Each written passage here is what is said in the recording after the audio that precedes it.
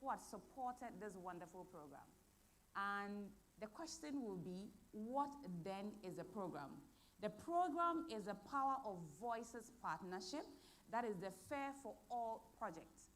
And when we hear Fair for All, then we really indeed know that everything must be equitable. It must be fair for all gender, for all humans, and for all who are expected to benefit from this country. After years of impact, after 4 years of walking the journey and ensuring that communities are able to fight and use their voices for what rightfully belongs to them, today we celebrate the hard work of the people involved. We are here to reflect on the lessons that we have learned throughout these 4 years and what it will mean for us to continue after today. So once again, you are warmly welcome. What should we be expecting today? Today, we are all in an expectant mode, and I want you to expect stories of impact, testimonials from the right people who have been there, done it, and have seen what can be done. We also will be having panel discussion to look at what can we learn from this.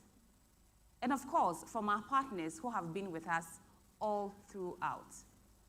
Currently, you have been hearing my voices, and I feel like there's a need for me to hear your voices as well, because today is about using the power of our voices. So, shall we all be upstanding?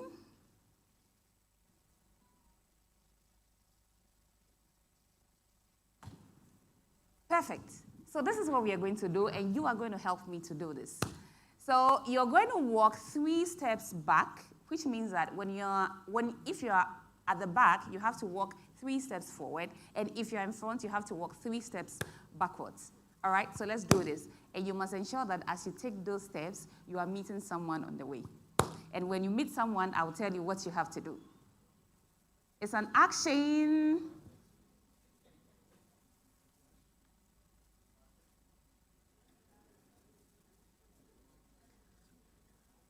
All right, so are we having the 3 steps backwards and the 3 steps forward? All right, have you met somebody? Okay, great. So as you've met someone, I will want you to ask them this question and you listen intently to the answer. If they were to meet the Minister of Finance right now, what will be the number 1 thing they will want to tell them about the Fair for All project? So go.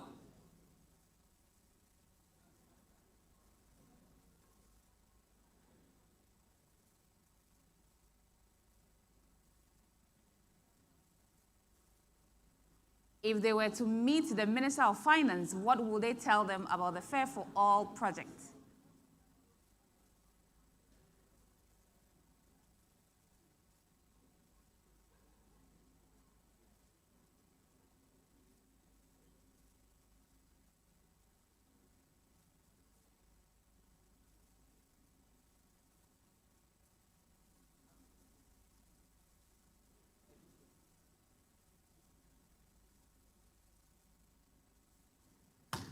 Okay, so we are going to change positions again. If you have been standing for the person for all this while you are changing, you are still going to take, so you're going backwards. Those who are in front will come forward. So pick someone from a different gender. So if you are a lady, pick a man. If you're a man, pick a lady. And ensure you are going backwards or forward or your sides. So I want to see you move. So I'm going to count 1 to 5. So 1, 2, 3, 4, 5, 6. I actually even went to 6. All right?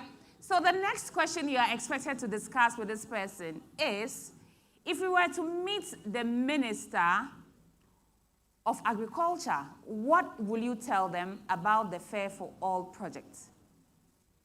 So now you have finished meeting the Minister of Finance, and now you are meeting the Minister of Agri.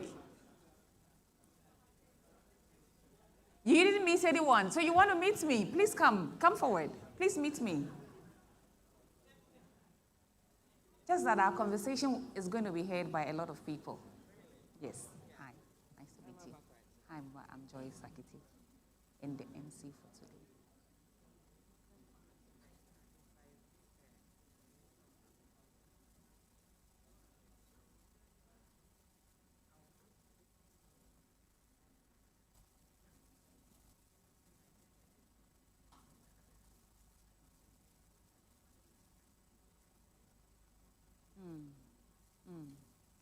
What is the advice you're giving?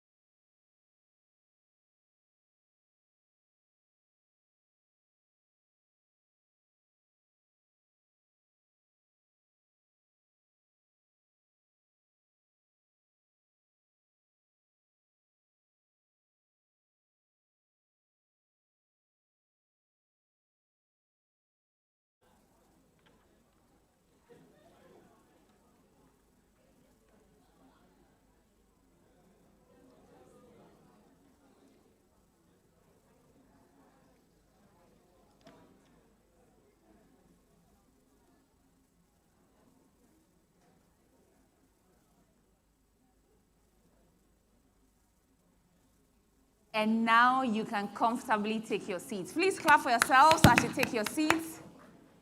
So let's give ourselves a big round of applause as we walk to our seats. And I'll be counting up to 10. Whoever is standing will not have lunch this afternoon. So 1, 2, 3, 4, 5, 6, 7, 8, 8.5, 9. Somebody is still standing. All right, great. And I hope that we are feeling all good. So shall we please give ourselves a big round of applause? Thank you so much for indulging me. My name is Joyce Sakite Ahiadome, and I shall be the driver for this event today, which is the 1st of December, and tomorrow, the 2nd of December. As indicated earlier, today we are closing out the Fair4All Project that has been running for over 4 years. Today is about learning, it's about success, and it's also about celebration, all right? Now we want to understand who is in our midst today. So please, when I mention your name, you kindly give us a wave so that we can welcome you appropriately.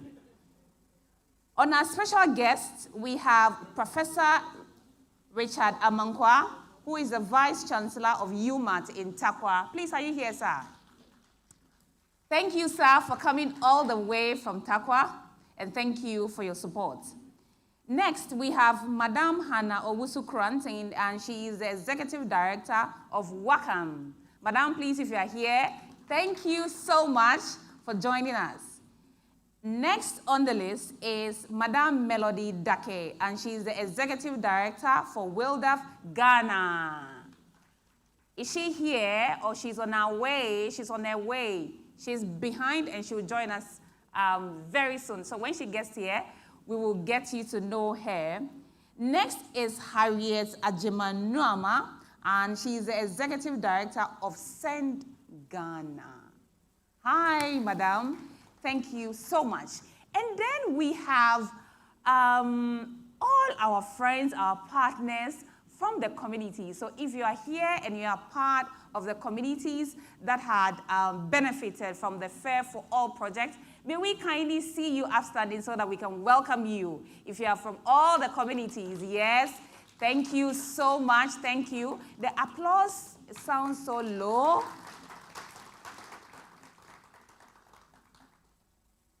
All right, imagine if we can all use our voices as we have been given to fight for equity. Imagine if we can all stand up to politicians and tell them that the revenue that are taken from the extractive sector is expected to be given back to the people. Imagine if the agriculture value chain is getting what is expected to get. Imagine if the woman who sells tomatoes in the market gets it from the farmer directly, and the farmer gets exactly what he is expected to get. What would this country be? Imagine if half of university students are able to use their voices to tell the government what it is expected to do. What will happen? Now you don't need to imagine anymore, because our project has, over the past 4 years, been able to do this. And today we shall be hearing of the stories, how they did it, what we would do after here, and how we can best celebrate them so that we can continue to use our voices to ensure that there is equity and there's fair for all. Now, this project is being implemented by a wonderful organization in Ghana, which is the Oxfam organization in Ghana. We want to hear and get you a very big welcome address from what I have already done. And so we'd like to hear from the country director of Oxfam in Ghana. Please help me to welcome him on stage. And when I mean help me to welcome him, I want your applause to be so loud, because he's the one who is championing and expecting us that we can use our voices for good. He's the one who has been signing the check. So please, when I call him, please give him a big round of applause. So his name is Mohammed Anwar Sadat Adam, the country director of Oxfam in Ghana. Thank you very much, sir. And until he gets here, please do not stop clapping.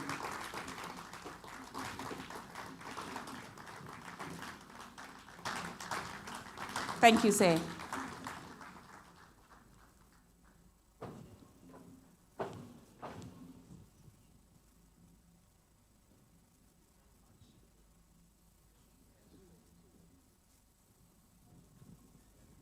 The MC has succeeded in putting a lot of pressure on me.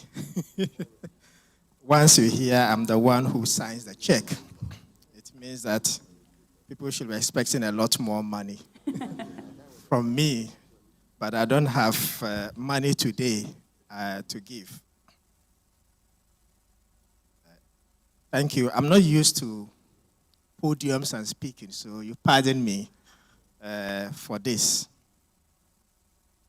The representative of His Excellency, the Ambassador of the Netherlands to Ghana, representatives from ministries, departments, and agencies, the Vice Chancellor of the University of Mines and Technology, the Head of Department for Petroleum and Natural Gas Engineering of the University of Energy and Natural Resources, distinguished guests, traditional leaders, civil society colleagues, women's groups, community representatives, and youth leaders, and media, and friends of Oxfam in Ghana, I say good morning to all of you. Good morning to all of you. Good morning. Thank you.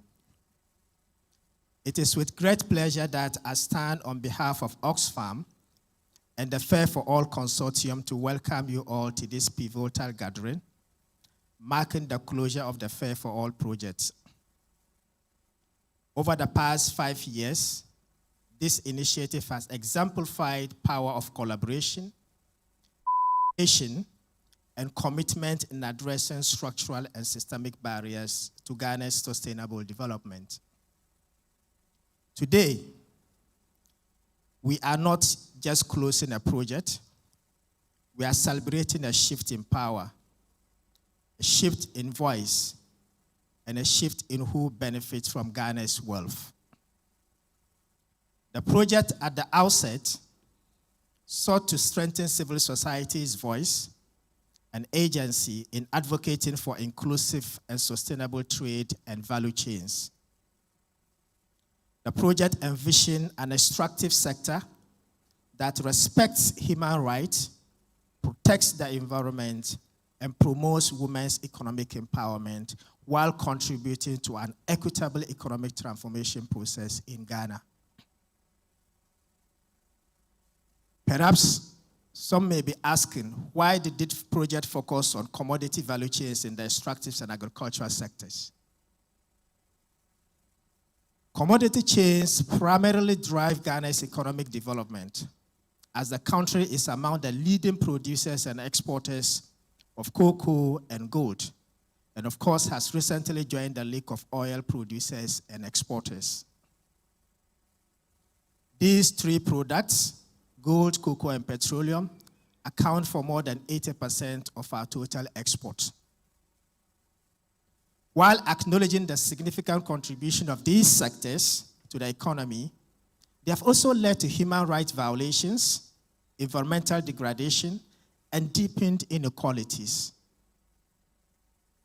Communities are often displaced for mining operations, resulting in loss of farmlands and reduced food production. Also, weak legal frameworks and inadequate enforcement of international standards exhibit the issues, particularly as they seek to extract or attract more foreign direct investment. We also know that women artisanal miners face discrimination. They have health risk, environmental hazard, and often silenced by fear of retaliation. Policy decisions in key sectors such as gold, petroleum, and cocoa remain inaccessible to farmers and civil society actors. At the same time, Ghana struggles with low tax revenue and over-reliance on foreign aid, partly due to excessive tax incentives or concessions granted to multinational corporations. Our community activists and journalists advocating for transparency and human rights are frequently harassed or branded as criminals, highlighting the need for stronger governance and inclusive development policies. It was in this light that Oxfam in Ghana, working together and in collaboration with 6 national civil society partners, proposed a 5-year Fair4All project to address the aforementioned systemic barriers in Ghana and beyond. The project, led by a consortium comprising the Third World Network Africa, Oxfam Novib, the Huaru Commission, and SOMO, was implemented from January 2021 to December 2025 as part of the Global Power of Voices Partnership, funded by the Dutch Ministry of Foreign Affairs. In Ghana, the project is jointly delivered by the Third World Network Africa and Oxfam in Ghana in collaboration with our 6 national partners. And these 6 national partners to Oxfam in Ghana, who are in this room, include the Africa Center for Energy Policy, Center for Public Interest Law, WACAM, Friends of the Nation, SEN Ghana, and WILDAF Ghana. The project adopted a rights-based and feminist approach to empower marginalized groups, especially women, youth, and artisanal producers, through advocacy, capacity strengthening, and multi-stakeholder engagement. It addressed Ghana's development challenges, including weak accountability in value chains and shrinking civic space. The project sought to strengthen civil society's influence on policies, corporate behavior, and governance of trade and value chains in the cocoa, gold, and petroleum sectors. Geographically, I understand the project was implemented in the Eastern, Western, Ahafu, Western North, Ashanti, Central, and Greater Accra regions. Today marks more than just a close out of a project. It marks the celebration of a vision that dared to believe fairness and dignity should not be privilege, but right for every Ghanaian. Fair4All was born from a bold idea that women, youth, and marginalized communities deserve a rightful voice in the cocoa, mining, and petroleum sectors that shape our nation's destiny. From the beginning, Fair4All was never just an initiative. It was a movement to shift power back to people, to ensure that decisions about land, labor, and livelihoods were not made in distant boardrooms, but in the heart of communities. And today, as we gather to reflect, we stand in the fullness of that ambition. Today, as we mark this closure, let us take a moment to share the achievements, experiences, promising practices, and lessons learned from the intervention, and reflect on how to scale up those approaches and models that have been implemented. This project is not only a platform for exchanging ideas, but was also a driving force for translating these ideas into action. Through your dedication and hard work, we have seen tangible results in the field and have built a foundation for long-lasting impact. By showcasing this today, the closeout event will catalyze change, And please permit me, not to preempt what will be discussed later today, to mention a few major milestones that the project has recorded.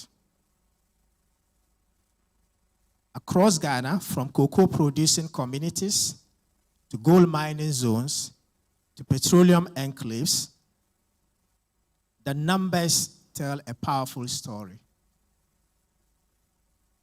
13,234 citizens were rich and empowered, and more than half of this number were women.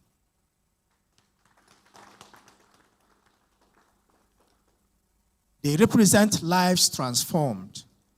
Women who once stood on the margins now understand their rights.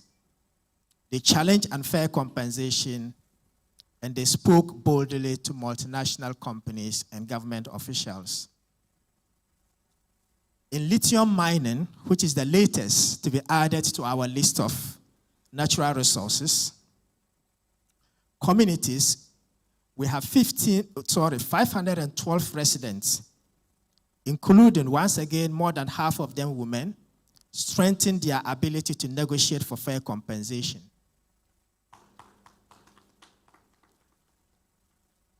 In Ayamfuri, 179 farmers, once again, more than half of them being women, organized and resisted land takeover and influenced the state to refuse mining licenses to one of the mining firms. That victory was more than just a legal decision. It was a declaration that when communities unite with evidence and voice, they are unstoppable. Fair4All also opened doors that had been closed for decades. For years, women in the extractive sector were observers, rarely just participants. Today, the reality has changed. In collaboration with the University of Mines and Technology, the project equipped 80 women small-scale miners with skills in sustainable mining technologies.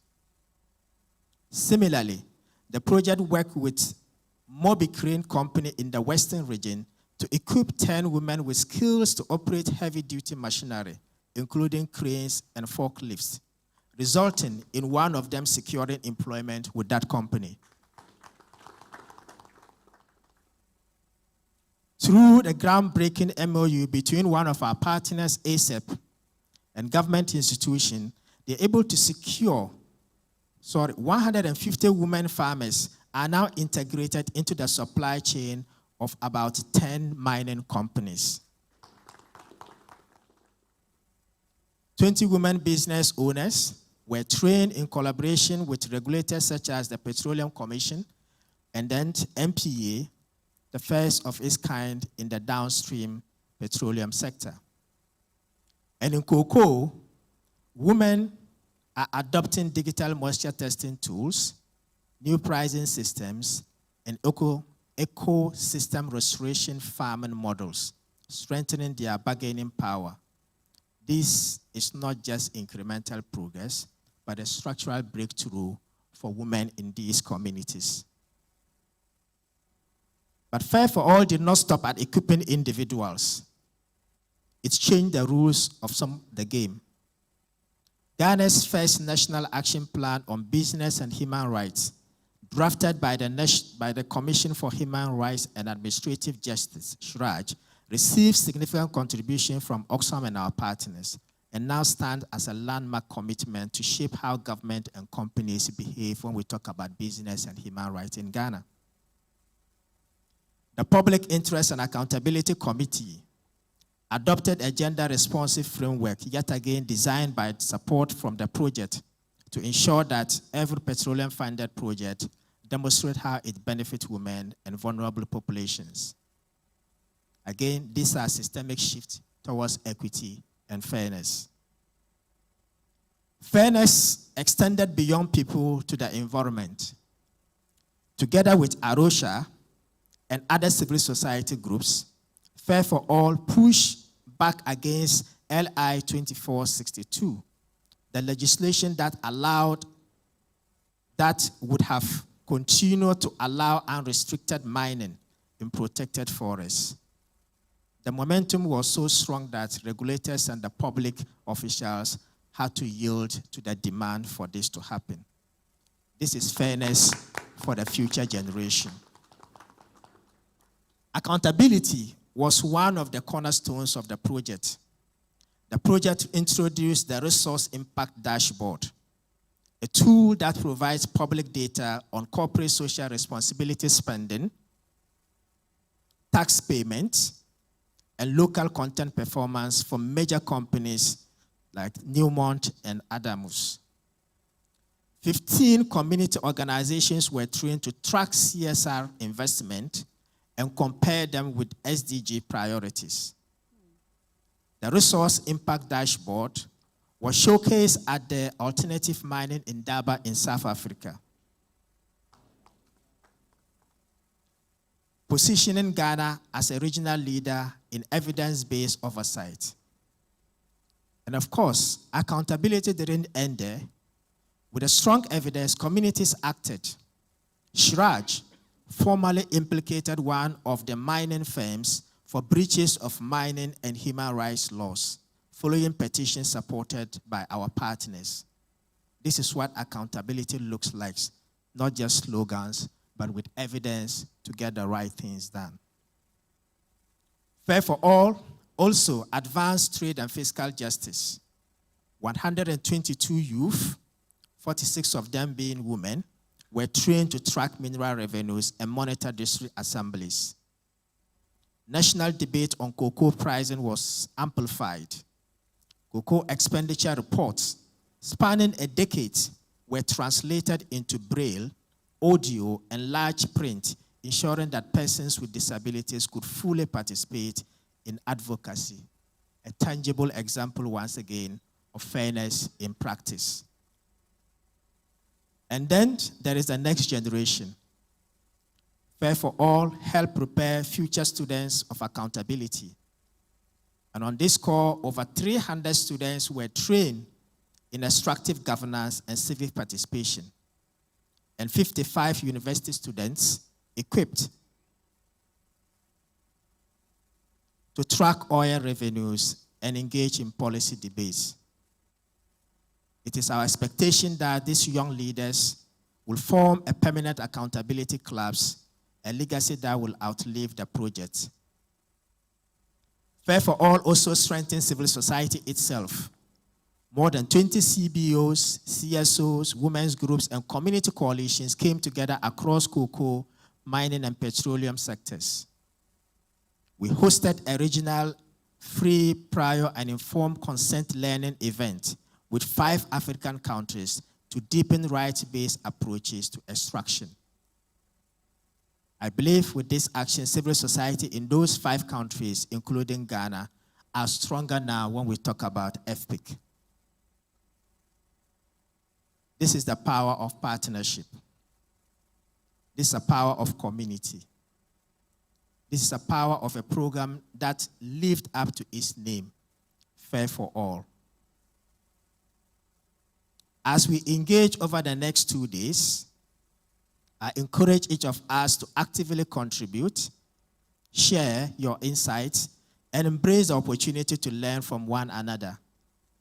Together, we can build an incredible momentum of this initiative and ensure its relevance and value for communities we serve.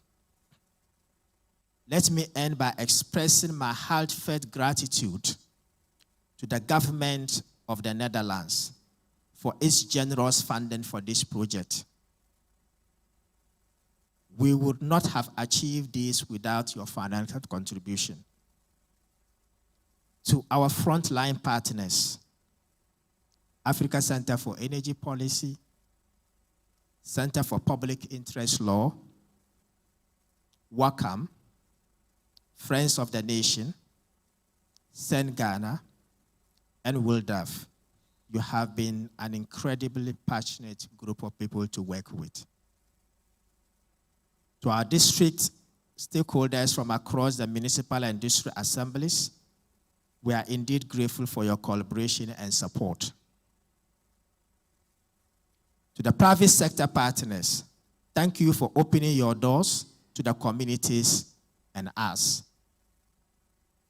To our academic institutions, here, specifically UMAT and UNER, thank you for your collaboration. You have demonstrated that government, civil society, the private sector, academia, and community leaders can work together to address challenges to sustainable and equitable development in our country. To our chiefs and queen mothers, as well as community leaders who are here today, thank you for accepting the project and nurturing it to this day. To our gallant women and men from across the project communities, we cannot thank you enough for accepting the project. To my colleagues, or our colleagues at Oxfam Novib, based in The Hague, Netherlands, including the likes of Eric, Bath, Federico, Federica, Alice, Sami, and others who are joining us virtually today, we say thank you for your commitment and partnership over the last 5 years. To everyone who has contributed to this project's success but is not here with us today, thank you. Finally, to my team members from Oxfam in Ghana, thank you, everyone. If I want to mention the list, it will go on and on. But permit me to say thank you to Irene, who is the project coordinator, for coordinating all of us for the last 5 years. Thank you. And to all the Oxfam in Ghana colleagues who have contributed in one way or the other towards the success of this project. Your unwavering commitment and leadership has been the bedrock for our achievement thus far. Thank you for being part of this journey, and welcome to all of us to this celebration of impact, of courage, and of collective victory. Thank you and welcome.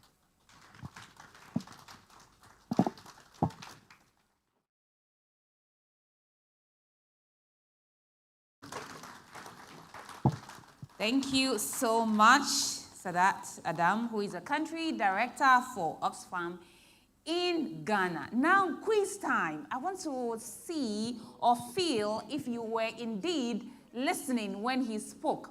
So he said that the project was implemented in some regions. How many regions? How many regions? All right, if you don't know the regions, that's your homework for today. It's your homework, and I'll come back and ask you before we go for lunch. Are we okay? All right. But can I hear just about 3 of the regions where the Fair4All project was implemented? So, one, which region? Just shout it. Central, okay. Western, all right. Eastern, Western, North, Some people are checking their phones to be sure. All right. Please clap for yourselves. And as you clap for yourselves, I want you to turn to someone seated by you and shake them and say, Ayiko. Ayiko. So Ayiko to all of us, because it is through our support and individually what we have been able to do that today we can celebrate these milestones. I am particularly happy about the 10 women who have been supported and equipped to be able to work within the mining value chain. And it's not just the small scale, but however, they are working on heavy machinery, meaning that economically they have been empowered. And we all know that once you empower a woman economically, that is generations untold that have been empowered. So thank you so much, Oxfam, for allowing the Lord to use you to implement the Fair4All project. So if you are here and you just joined us and you're wondering, where am I? Then you are at the Voices of Change Partnership. You are at the Power of Voices of Change Partnership. It is a Fair4All closeout project. We are discussing the theme, showcasing achievement, lessons, and the voices of change. At this point, we have been told about all our partners that have been supportive of us. We want to listen to a short remarks from 4 of them. Please, the key word here is short. So we shall call on the first partner, which is Professor Richard Amankwa, and he's a Vice Chancellor of UMAT in Takwa. And again, the key word here is short. All right, so let's, with a big applause, welcome him on stage as he gives us his short remarks.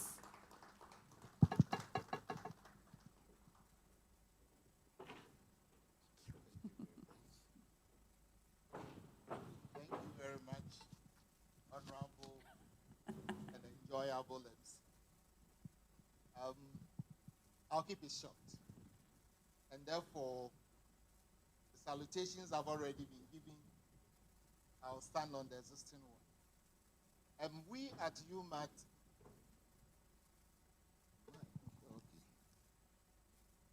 thank you very much.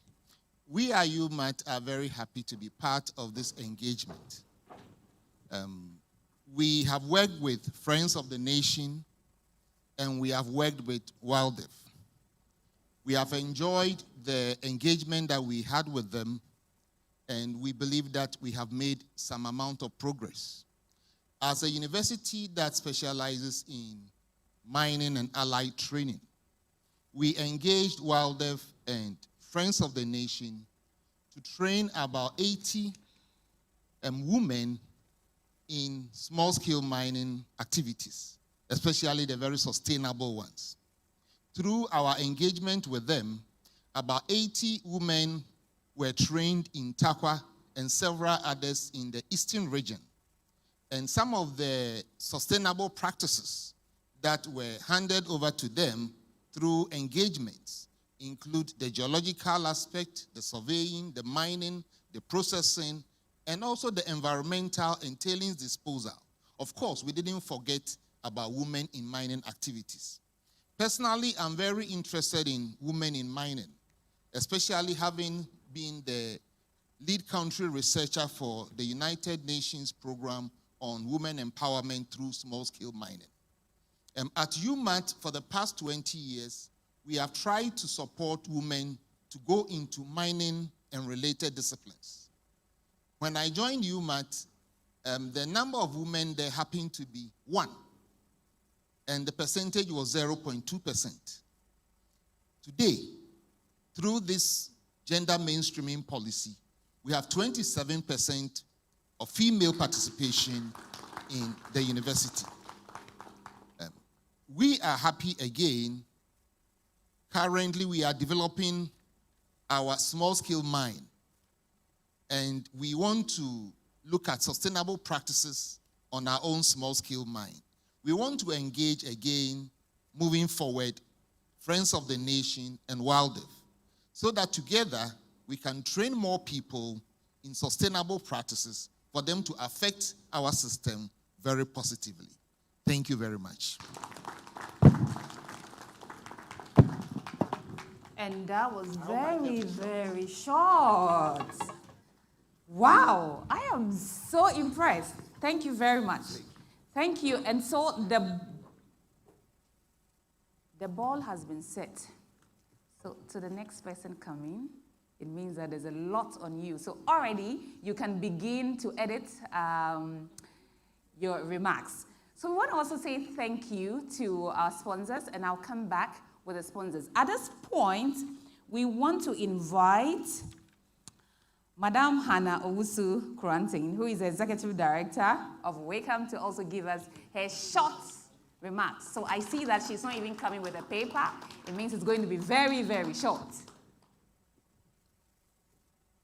Thank you.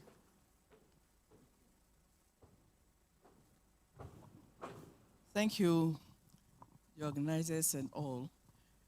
I came with nothing because I wasn't supposed to be speaking. But then I can't be here and not mention the fact that our major sponsorship came from Oxfam in 2003. And the focus was on gender mainstreaming in the mining sector. Over the years, we've worked with Oxfam, and as I said, apart from empowering women and youth, it was also to ensure that community people have a say in what happens in the extractive sector. If you talk about the value chain of mining, we at times leave out some of the important aspects, the decision to mine or not to mine, then through to mine closure and decommissioning. We have been so focused on revenue sharing and how to destroy our environment. And we have come to this far where today Ghana, I don't know whether we are going to import water or we are going to manufacture water, because community people were excluded in the value chain decisions. I want to state that today, though we have not reached our goal when it comes to community participation, at least the report given by Sadat indicates that some people, especially women, are in decision-making processes. And I want to say that if mining is to succeed, if agriculture is to succeed, we cannot leave out community participation. And on this note, I want to congratulate all of us for the achievement and to ensure that in future we'll do it right and better for the betterment of this country. Thank you very much. Thank you. If mining will succeed, if agric will succeed, we cannot take out the women in the discussion. Let's give it one more time to her. Thank you so much. And Madam Melody Dake, the Executive Director of WILDAF, please also be on standby for me. At this point, I want to acknowledge the support of our wonderful sponsors. And here they are. So we have WILDAF Ghana, we have Send Ghana, we have Wacom, we have Friends of the Nation, we have the African Center for Energy Policy, we have Center of Public Interest Law. Also, a quick announcement. We are being streamed live on Facebook and also on YouTube via the Oxfam in Ghana channel. If you want a lot of people to understand and see and celebrate the impact of this project, kindly share the link with them, and so they will know what is going on, so we can continue to be the voices that will help to see change. At this point, I would like to invite Madame Melody Dake, who is the Executive Director of WILDAF Ghana, to please join me here for a very short remarks. Thank you, everybody, and please let's clap for her as she comes on stage. The claps are going down. Is there anything going on?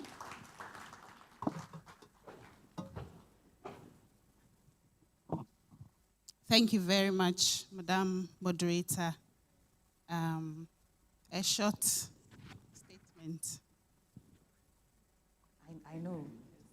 Distinguished guests, our traditional leaders present, the Vice Chancellor of UMAT, colleagues, partners, and friends, on behalf of WILDAF Ghana, I bring you greetings, and as the network that worked or implemented the women-centered business practices at scale, permit me to say a few words.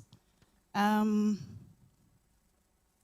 very delighted to be here this morning. When we started this project, we were clear. One thing was clear to us, which is that it is not enough for the 3 value chains that the project coalesced around to grow, but also for these value chains to be fair to women and other socially excluded groups, to ensure that they meaningfully participate and are represented, and also to be fair to future generations. So under our component of the project, our ambition was to move beyond women as beneficiaries to women as meaningful participants and as decision makers, right holders, and business leaders across the 3 value chains. Together with the communities and partners that we worked with, we can proudly say that we have made some concrete strides, and as was shared by Sadat earlier on. And so to not sound as a broken record, and also to not take the wind out of the sail of my colleagues who will speak to our specific achievements, I will skip that. But to continue to say that, of course, the context within which we implemented our components of the project remains a challenging one. We still have persistent and entrenched gender norms. The legal and policy environment for the 3 sectors is still not too conducive for meaningful participation and representation of women.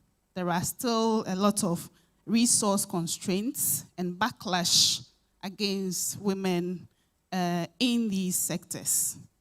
But let me also say that the collective power of women that we catalyzed under the project, the policies and the laws that we influenced, and the institutional relationships that we nurtured, these are system-level anchors that will continue to advance women-centered business practices long after the Fair4All Project ends.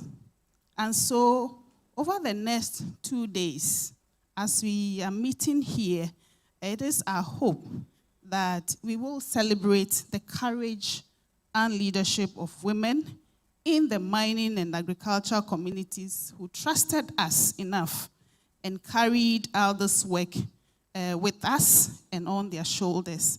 It is also our hope that we will reflect honestly on what worked and what did not, so that if there is a next phase, it will make our programming more sharper and more sustainable. And it is also our hope that if there are state actors here, if they are not, but still state actors, and the private sector, civil society, and communities to protect and grow what we have started. It is our hope that whatever we have achieved under this project, we will protect it, we'll deepen it, and then we'll water it and let it grow.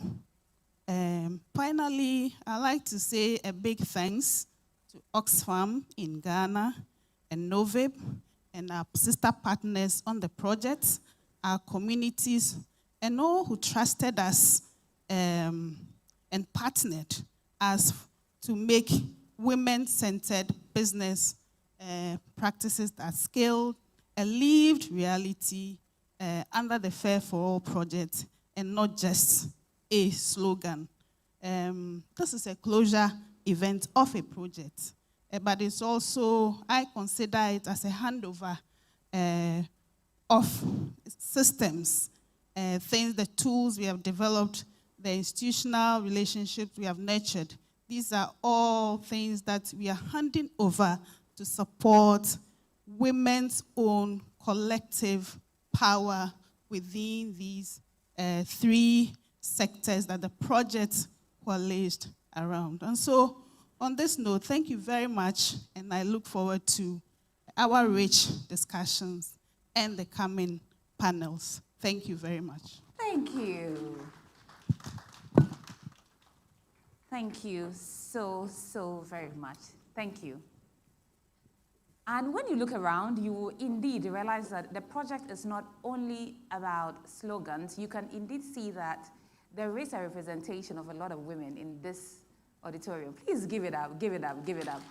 Oxfam in Ghana, thank you very much for this project. My name is Joy Sakite Ahiadome, and you can call me Joy, and that will simply be fine. Where are we today? We are at the Fair for All Project closeout. So today is a closeout. It's going to be a 2-day event, so we have today and tomorrow as well. Very shortly, you would hear and see about the project journey, where we started from and where we are currently and how we are moving on. Again, later, you will begin to hear of testimonials of the work that we have done and the impact on the real people. But as we speak, I would like to invite on stage Madam Harriet Ajiman Nyama, who is the Executive Director of Send Ghana, for her very short remarks. Please, let's clap for her until she takes the stage. Thank you. Good morning, everyone. And standing on existing protocols to make a brief remark. Indeed, we have been on a journey. And as the saying goes, a journey of 1,000 miles starts with a step. We took the step 5 years ago into a seemingly unknown environment. And we guided ourselves with a strategy of partnerships, knowing that we need every capacity to be on board to be successful. And the strategy of partnerships has indeed helped us. Partnership with government, partnership with the private sector, partnership with civil society, and partnership with cocoa farmers. Send Ghana focused on cocoa under the Fair4All Project. On this journey, we have had good times and we have had bad times. Sometimes, very bad, you don't know whether you want to proceed or how you should proceed. But in all, we have come this far. Through it, we have created awareness. We have enlightened. We have built capacity. We have created opportunities for each and every one of us as Ghanaians living in the districts of operations to have an opportunity to speak about their needs, their felt needs, and to call for change. We have not just spoken, we spoke with evidence to influence. And that is what has brought us this far with the successes that will be shared from all partners today and tomorrow. It has been an amazing journey, but there is still more to talk about, especially taking into consideration the cocoa sector and the mining sector as two big areas of revenue generation for the country. And the situation at stake as of now in terms of Galamsey. Where do we go from here? Maintaining cocoa and maintaining the extractives, with one not destroying the other. That conversation is what we have to put on the table going forward, so that those in mining and those in cocoa can continue to have a livelihood and contribute towards the development of this country. I want to thank Oxfam for the lead in providing the resources, but most importantly, providing the friendship, the partnership to walk this talk together, not leaving us alone. We are most grateful. And to thank all our partners on the project and our beneficiaries, our project principals, we call them, for being available to work with us and for the success we have attained. Thank you all very much. Thank you for thanking us. We have changed, we have equipped, we have spoken with evidence to influence. Please, let's give it up. Let's give it up until she sits. We are not stopping. I do not feel your excitement about all that has been done over the years. Okay, so we have spoken a lot, yeah, isn't it? And sometimes there's a need for you to actually see what you are being told, because the stories are better told when you see it. So at this point, we want to invite here with me the acting head of program in Oxfam in Ghana, Mr. Mohammed Mahmoud, to give us a visual representation of what we really have done. What has been the journey? How does it look like in a film? Mohammed, are you here? Is Mohammed here? All right. And so we'd like to cue in from the media team. We'd like to cue in the presentation so we can have him talk to us. Are we ready?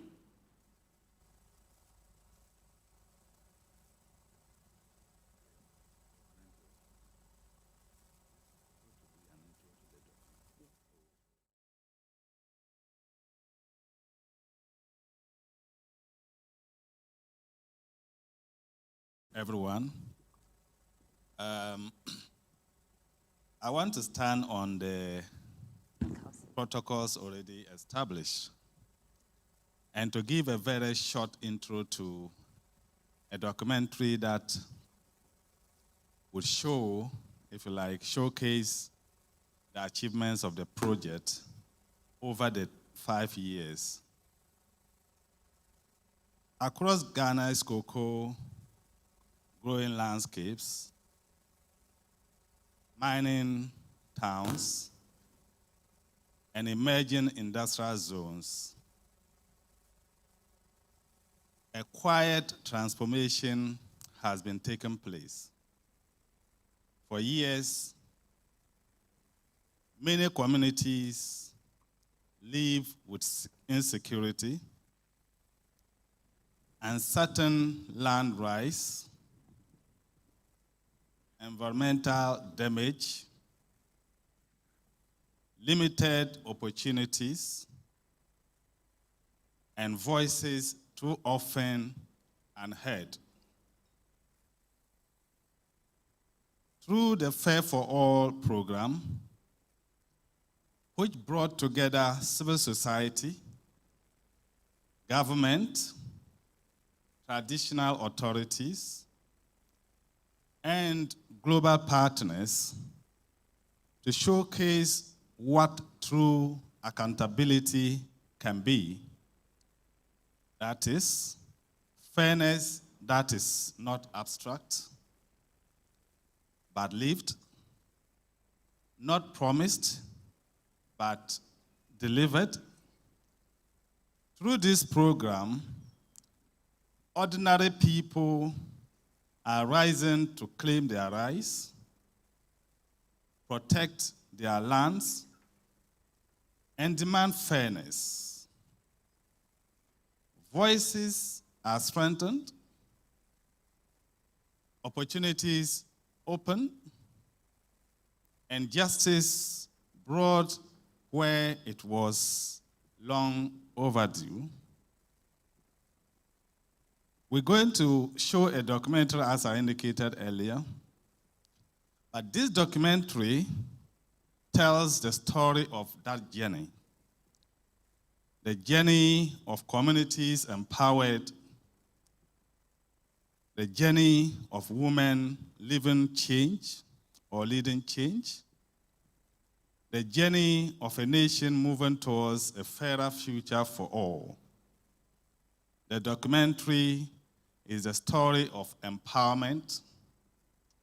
It is the story of courage. It is the story of collective action. And indeed, it is the story of how fairness became possible. Ladies and gentlemen, I invite you to watch the documentary with the fairness lens. I believe at the end of the documentary, we would see that it is possible to have a fairer society. I thank you.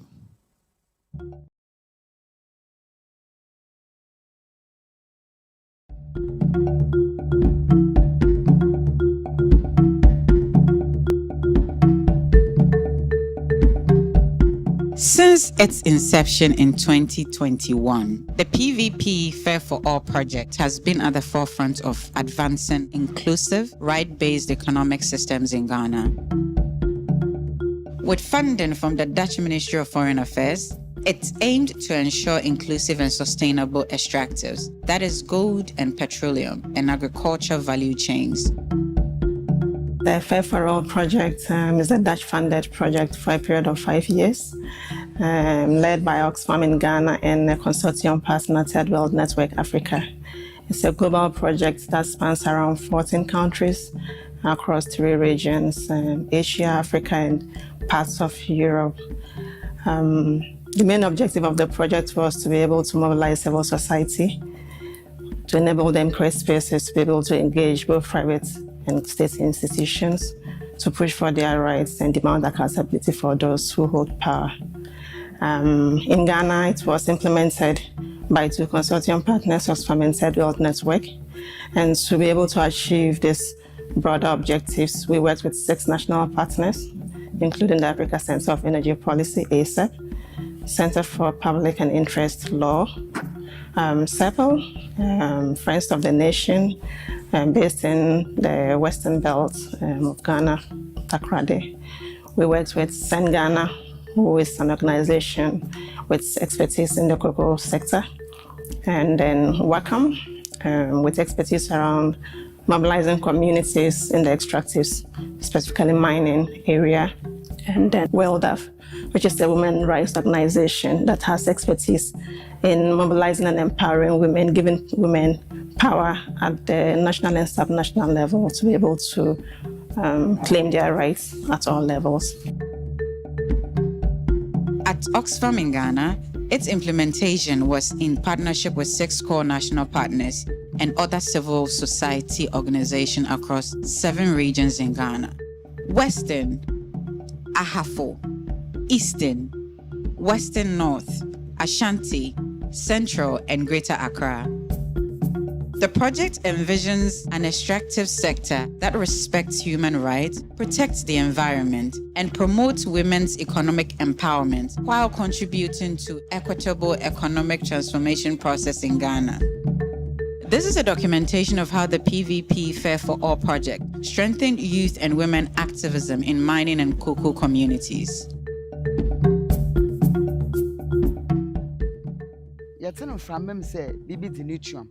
We started hearing information about something called lithium. Many people were talking about it, but we didn't know what lithium was. We heard on the radio that there was lithium in Central region, but we still didn't understand what it was. Then we started seeing helicopters. Since we didn't know what they were doing or why they were here, some of us used to run from our farms when we saw them. They were flying all around for about 2 weeks, and we still didn't know why they were here. 2022. In December 2022, I was at home when 2 men approached me. Honestly, I don't even know how they found out who I was or where I lived. They wanted to have a conversation with me. I soon learned that they represented an NGO that primarily works with communities affected by mining activities. Initially, when they began speaking, I had no idea what they were talking about. We had only heard of lithium, but we didn't know what it was or why they were discussing it with us. They spoke a lot, but I was mainly just watching them. They left, but returned in a week, and that was when I started to grasp the understanding of their message.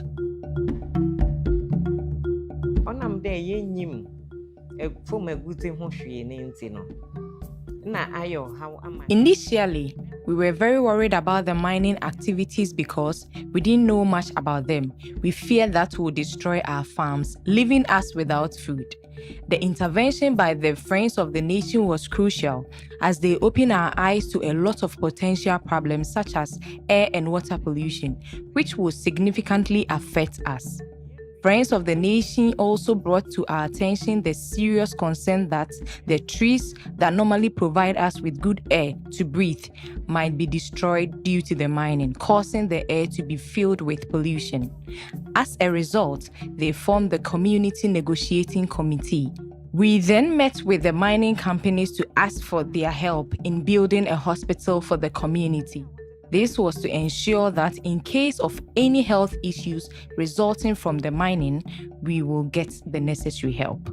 Most of the important things we learned were taught by Friends of the Nation. We now understand that this project is supported by Oxfam and is called Fair4All, which means there's a push for fairness for everyone. We want to say a big thank you for initiating this project.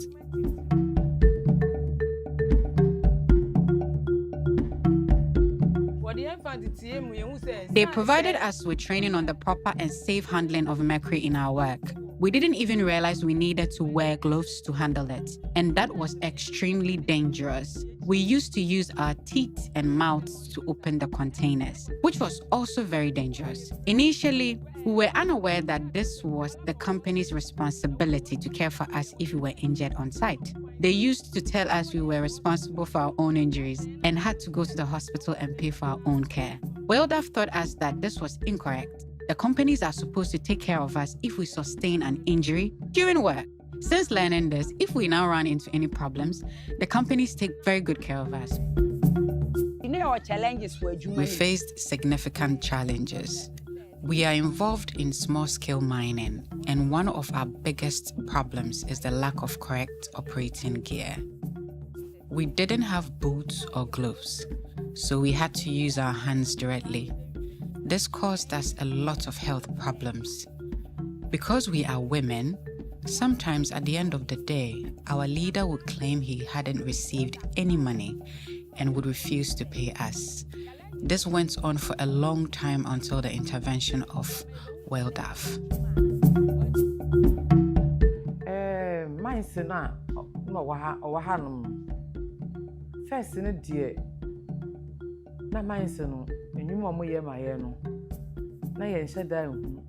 Previously, we did not receive the support we needed from the mining companies here.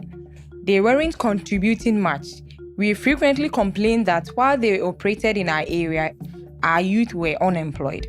Thankfully, Friends of the Nation intervened. They provided valuable insight into many things we didn't know. We used to believe that mining was only for men. They taught and trained us, showing us that women can also pursue careers in mining. Today, if we go to Yuma, you will see many young women learning about mining. And we now have ladies who are already working in the industry. It was previously just the men, but now, by the grace of God, our women have become involved. We want to say a big thank you to Friends of the Nation and Oxfam. We believed mining was only for men, but this training has empowered our community. Fair4All Project now. The Women's Association of Elembele has benefited immensely from the Fair4All project that was introduced to us. Now, we are invited to and involved in every meeting held by Ghana Gas, and our opinions and views are truly sought and heard, which was not the case before the Fair4All project was initiated. Before the project, we couldn't have direct access to their factories or offices to see things for ourselves. But since the project was introduced, we are now able to visit their factories. We are especially able to visit the soap factory to see their processes. I want to express our sincere appreciation to Ghana Gas and Friends of the Nation for giving our Women's Association this opportunity. They are truly helping a lot of women in the communities. Ghana Gas The Ghana Gas soap factory that was commissioned in the community has greatly assisted the young women, especially the unemployed ones. It has served as a source of employment. Now, without necessarily having to go to the company, they can work independently and make a living. I truly urge Oxfam and the Fair4All projects to partner to continue helping us. as they've been doing already. We would appreciate it very much. Thank you. We, the women of Nyankumasi, were being cheated a lot, despite the laws that are supposed to protect women cocoa farmers. Before, the men were cheating us because we were women, but the training they gave us has truly enlightened us. They took us through various training programs, both inside and outside our community, which greatly helped us understand what we are doing. This project opened our eyes to the laws that protect women and showed us that if the men are cheating us, there's something we can do about it. I would also like to say a big thank you to Oxfam for bringing the Fair4All Project here in Achim Nyankumasi.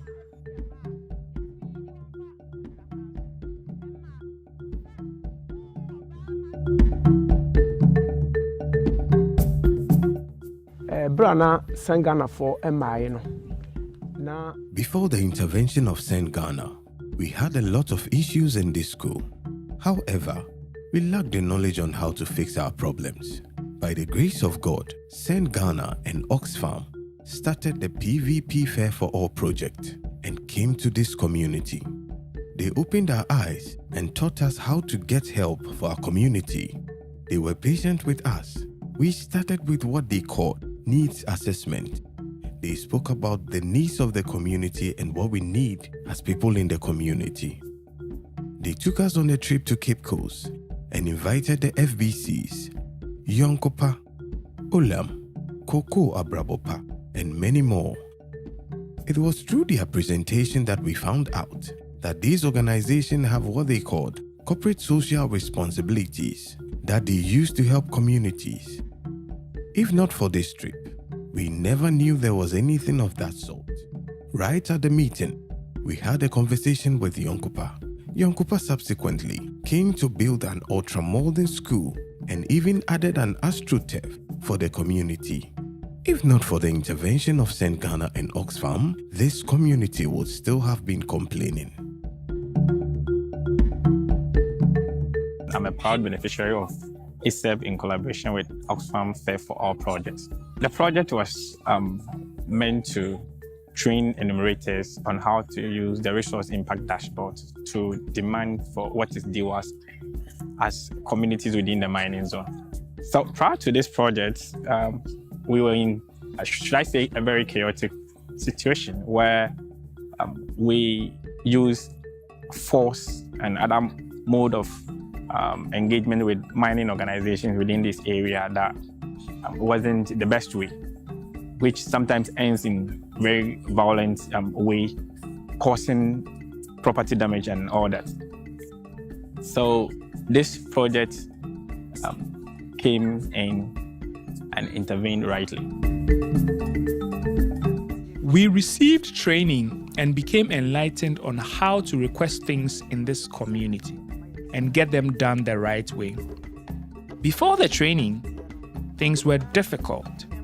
We used to team up with the youth from neighboring communities to fight with our leaders just so we could get their attention. This was because we didn't know the right approach or how to properly ask for help for the community's needs. Fighting was the only way we knew how to handle the situation.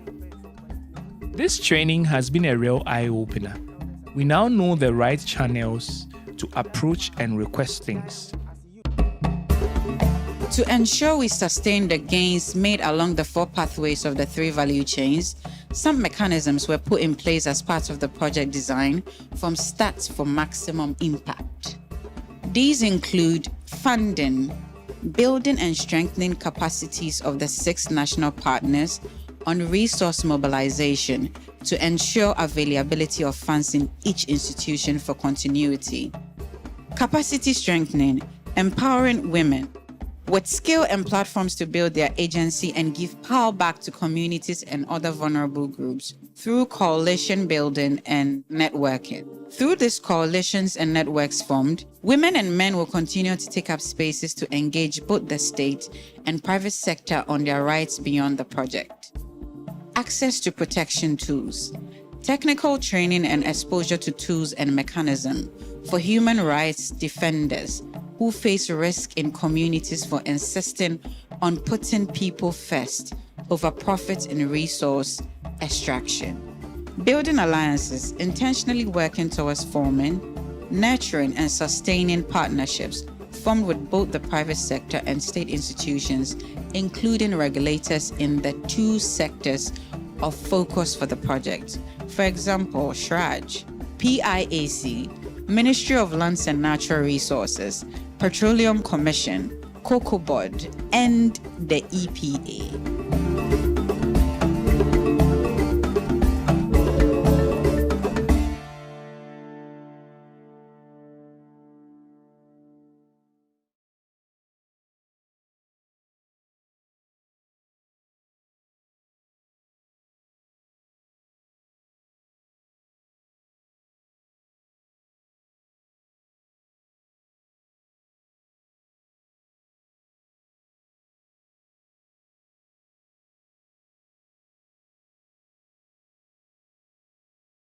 I am sitting here and I am so proud. And Oxfam, I'm just asking, why are you leaving after all this, Can we, all right. So at the end of the day, what we are going to do is to see how do we sustain all the successes and the impact that has been made. And if you think that this is all, no, there is more to come. You're going to hear from the people who had been part of this process directly, and you're going to hear about the successes. And then again, when we come back from a short break, we would also let you see how we have been able to implement this project. So you saw Irene back there, and you will see her live and colored. But before that, I give you an assignment. Did you find it? You did. Okay, great. So now tell me, what are the regions? Which regions? Could you mention them? And there were how many? How many regions? It was shown in the 7. Please give her a big clap. So once we are going out, you'll be the first to go out so that you can eat anything you want to eat, all right? Okay, so tell me the regions where the Fair4All Project was implemented. Eastern region, please, is someone checking? Irene, are you checking for me if she's right? All right, so if it is checked, you say check. Eastern region, oh, so please, so we respond, check. Eastern region, all right. Western, oh, you don't want to eat? You don't want to eat? So we'll start again. So Eastern, check, thank you. I can't. Western region, then you say, great. And so that's 2. Western North, then you say, the next one, keep going. Greater Accra. Oh, calm down. Check. So we are where? 4? 4. So 3 more to go, all right? Let's go. I have 4. Checked, all right? And then Ashanti, checked. And one more. And Central. Did she say Central already? And Central, checked. Please, let's give a big round of applause. And as we do that, we also want to thank our partners. Through their support and their help, we have been able to carry on and then ensure that there's fairness for all. And we want to say thank you to WildAF Ghana, Send Ghana, WACAM, Friends of the Nation, African Center for Energy Policy, Center for Public Interest Law. Again, I want to remind us that we are being streamed live on Facebook as well as on YouTube through the Oxfam in Ghana platform. So at this point, we shall be taking a short break. But before we do that, we'll take a beautiful, memorable picture right here. Now, we also want you to see through an exhibition what we have been able to do so that you can take pictures and you can share with your friends. And also, now we know that social media is very powerful in how we disseminate information. So please do take the pictures. Take it and share when you go on the exhibition. So we are going to go out of here. The exhibition will be on my right here. So you walk through it, and then our coffee is served behind. There is a room or a road that takes you right into the space for the coffee. When you come back, I'm going to ask you how many people you were able to network with before we go on the proper break. And believe you me, you know I will ask, right? So when you go out, please ensure that you exhibit, you walk through the exhibition, you network as well as take your coffee break. So at this point, may I please invite our partners to come forward, and then we'll get all of us to be beside them as we take a very beautiful picture. If you do not want to stand up, however, I do have an activity here for you to do. Do you want to stand up or not? Because I have a lot of activities here for you to do. So are you signing up for me? Are you coming in front? All right. So as you come in front, please give yourselves a big round of applause and say thank you and an equal to someone beside you.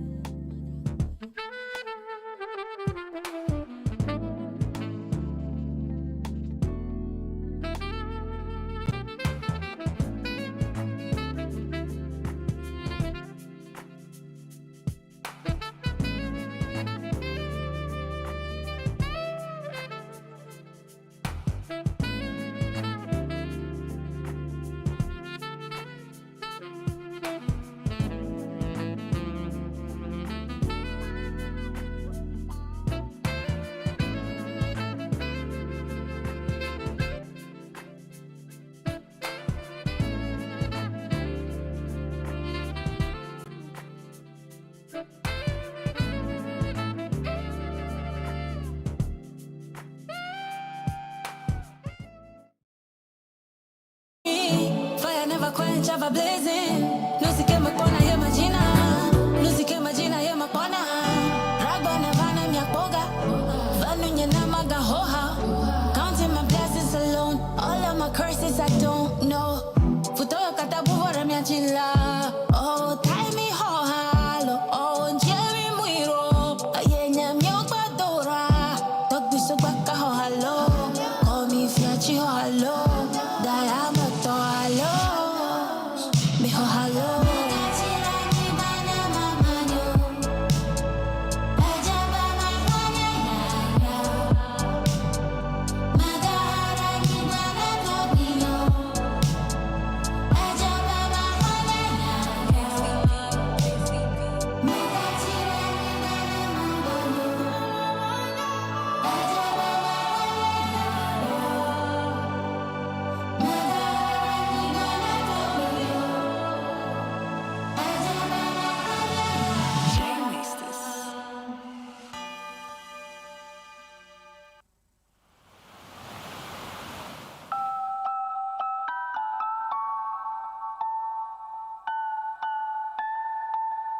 Nama fon, malade, madakbe, malinye. Madakbe, alabe, malinye. Nama fon, malade, madakbe, malinye. Madakbe, alabe, malinye. Magachira gibana mamanyo. Ejaba mahanya ya ya. Magahara gibana tagbinyo. Ejaba mahanya ya ya. Magachira gibana mamanyo. Ejaba mahanya ya ya. Magahara gibana tagbinyo. Ejaba mahanya ya ya.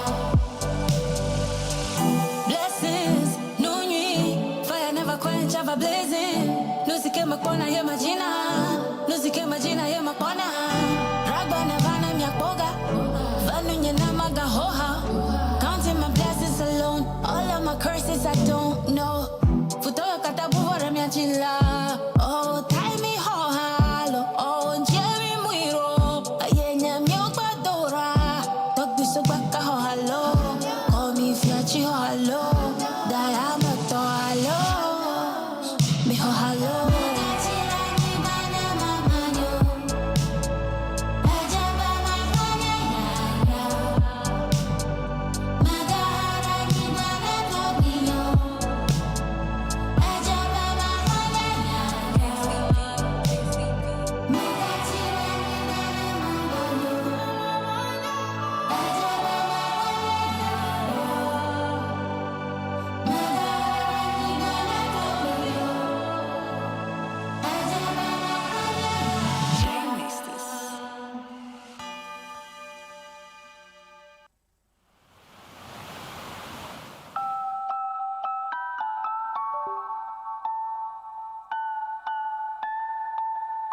Nama fon, malade, madakbe, malinye. Madakbe, alabe, malinye. Nama fon, malakbe, madakbe, malinye. Madakbe, alabe, malinye. Magachira gibana mamanyo. Ejaba mahanya ya ya. Magahara gibana tagbinyo. Ejaba mahanya ya ya. Magachira gibana mamanyo. Ejaba mahanya ya ya. Magahara gibana tagbinyo. Ejaba mahanya ya ya. Blessings, no nuit, fire never quench, ever blazing. Music in my corner, yeah, Magina. Music in Magina, yeah, my corner. Ragba Navana, Yakoga. Vanunya Namaga Hoha. Counting my blessings alone. All of my curses I don't know. Futoyo Katabu, Ramiachilla. Oh, tie me Hoha. Oh, Jerry Muiro. Ayenya Myoba Dora. Talk to Subaka Hohalo. Call me Fiachi Hohalo. halo, dayama to halo, miho halo.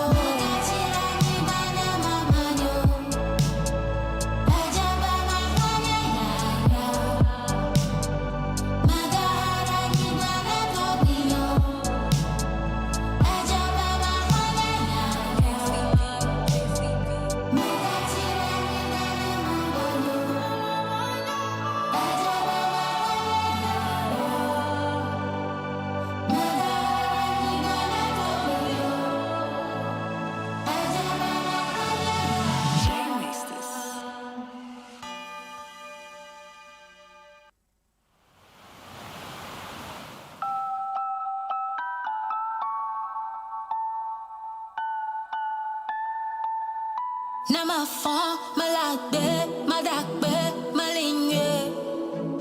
Madakbe, alabe, malinye. Nama fon, malakbe, madakbe, malinye. Madakbe, alabe, malinye. Magachira ni bana mamanyo. Ajaba mahanya ya yao.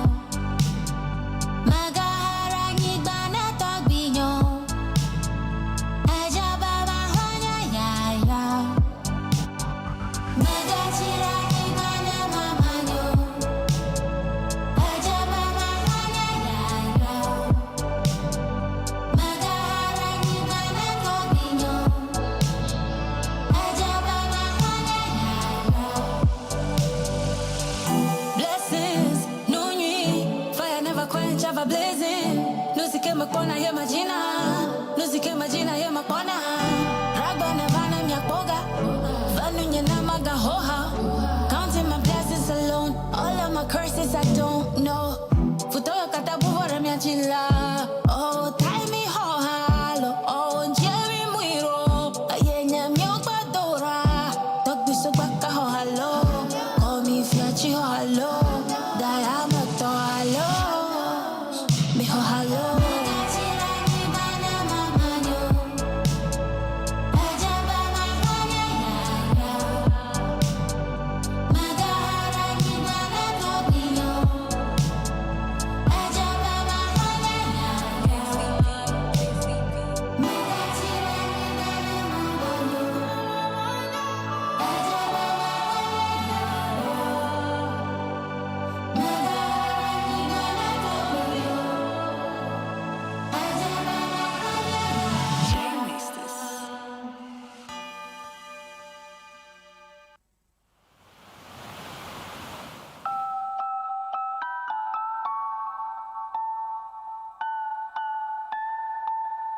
Nama fon, malade, madakbe, malinye.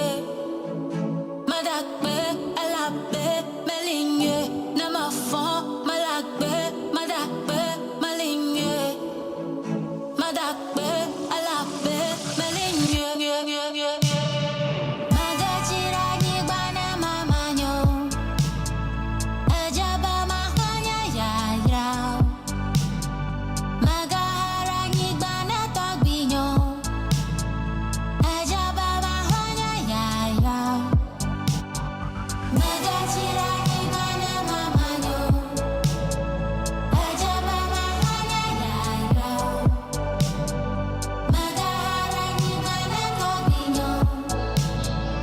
Ajaba mahanya ya yao. Blessings, no nuit, fire never quench, ever blazing. Nusike makona ye majina, nusike majina ye makona. Ragba nevana miakboga, vanu nyena maga hoha. Counting my blessings alone, all of my curses I don't know. Futoyo katabu vore miachila, oh tie me hohalo, oh Jerry muiro, ayenya miokba dora, tok biso baka hohalo, call me fiachi hohalo, dayama to halo, mi hohalo.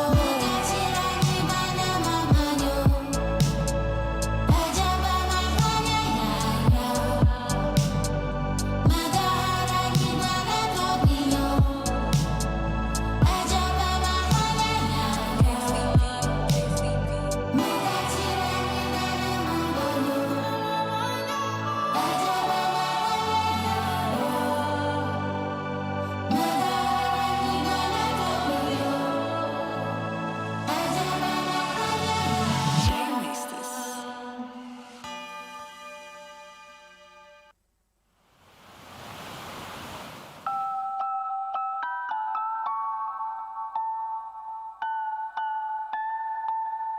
Nama fon, malakbe, madakbe, malinye. Madakbe, alabe, malinye. Nama fon, malakbe, madakbe, malinye. Madakbe, alabe, malinye. Magachira nyibana mamanyo. Ajaba mahanya ya. Magahara nyibana tagbinyo. Ajaba mahanya ya. Magachira nyibana mamanyo. Ajaba mahanya ya. Magahara nyibana tagbinyo. Ajaba mahanya ya. Blessings, no nuit, fire never quench, ever blazing. Nusike makona ye majina, nusike majina ye makona. Ragba nevana myakoga, vanu nyena maga hoha. Counting my blessings alone, all of my curses I don't know. Futoyo katabu vore myachila, oh tie me hohalo, oh njeri mwiro, ayenya myokba dora, tokbiso baka hohalo. Call me Fiachi Halo, Diamato Halo.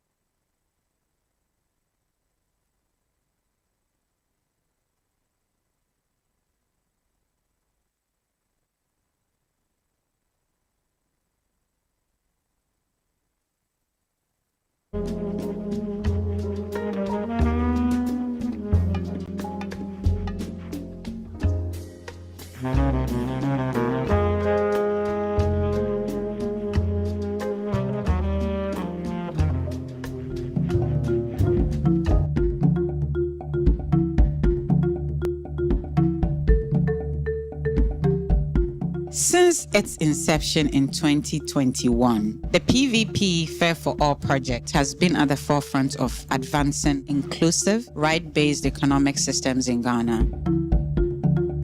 With funding from the Dutch Ministry of Foreign Affairs, it's aimed to ensure inclusive and sustainable extractives, that is gold and petroleum and agriculture value chains. The Fair4All Project is a Dutch-funded project for a period of 5 years, led by Oxfam in Ghana and a consortium partner, Third World Network Africa. It's a global project that spans around 14 countries across 3 regions, Asia, Africa, and parts of Europe.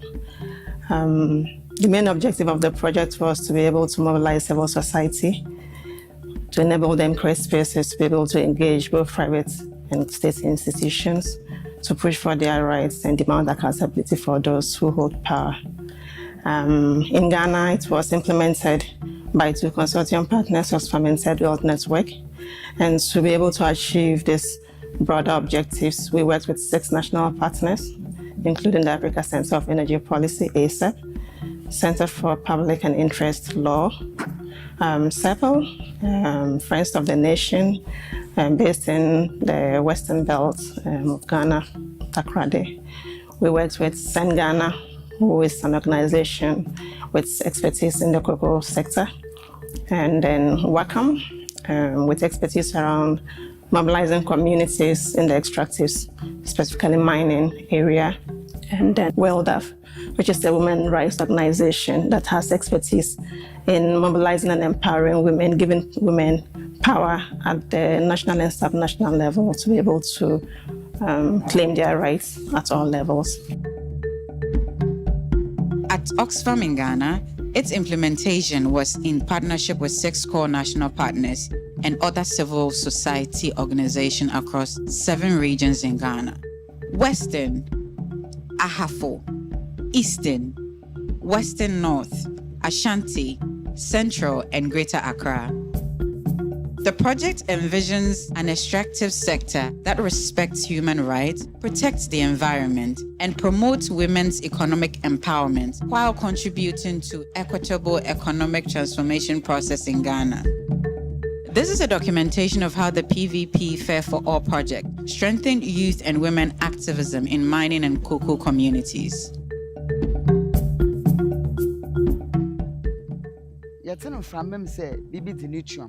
We started hearing information about something called lithium. Many people were talking about it, but we didn't know what lithium was.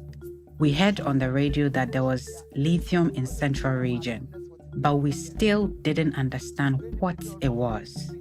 Then we started seeing helicopters. Since we didn't know what they were doing or why they were here, some of us used to run from our farms when we saw them. They were flying all around for about 2 weeks, and we still didn't know why they were here. 2022. In December 2022, I was at home when 2 men approached me. Honestly, I don't even know how they found out who I was or where I lived. They wanted to have a conversation with me. I soon learned that they represented an NGO that primarily works with communities affected by mining activities. Initially, when they began speaking, I had no idea what they were talking about. We had only heard of lithium, but we didn't know what it was or why they were discussing it with us. They spoke a lot, but I was mainly just watching them. They left, but returned in a week, and that was when I started to grasp the understanding of their message.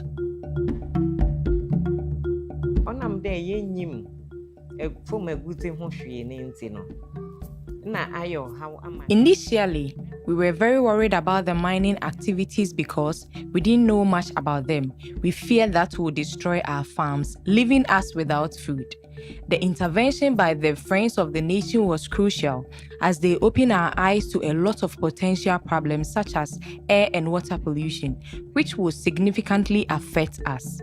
Friends of the Nation also brought to our attention the serious concern that the trees that normally provide us with good air to breathe might be destroyed due to the mining, causing the air to be filled with pollution. As a result, they formed the Community Negotiating Committee. We then met with the mining companies to ask for their help in building a hospital for the community.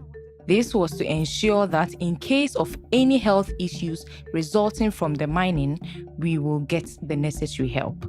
Most of the important things we learned were taught by Friends of the Nation. We now understand that this project is supported by Oxfam and is called Fair4All, which means there's a push for fairness for everyone. We want to say a big thank you for initiating this project.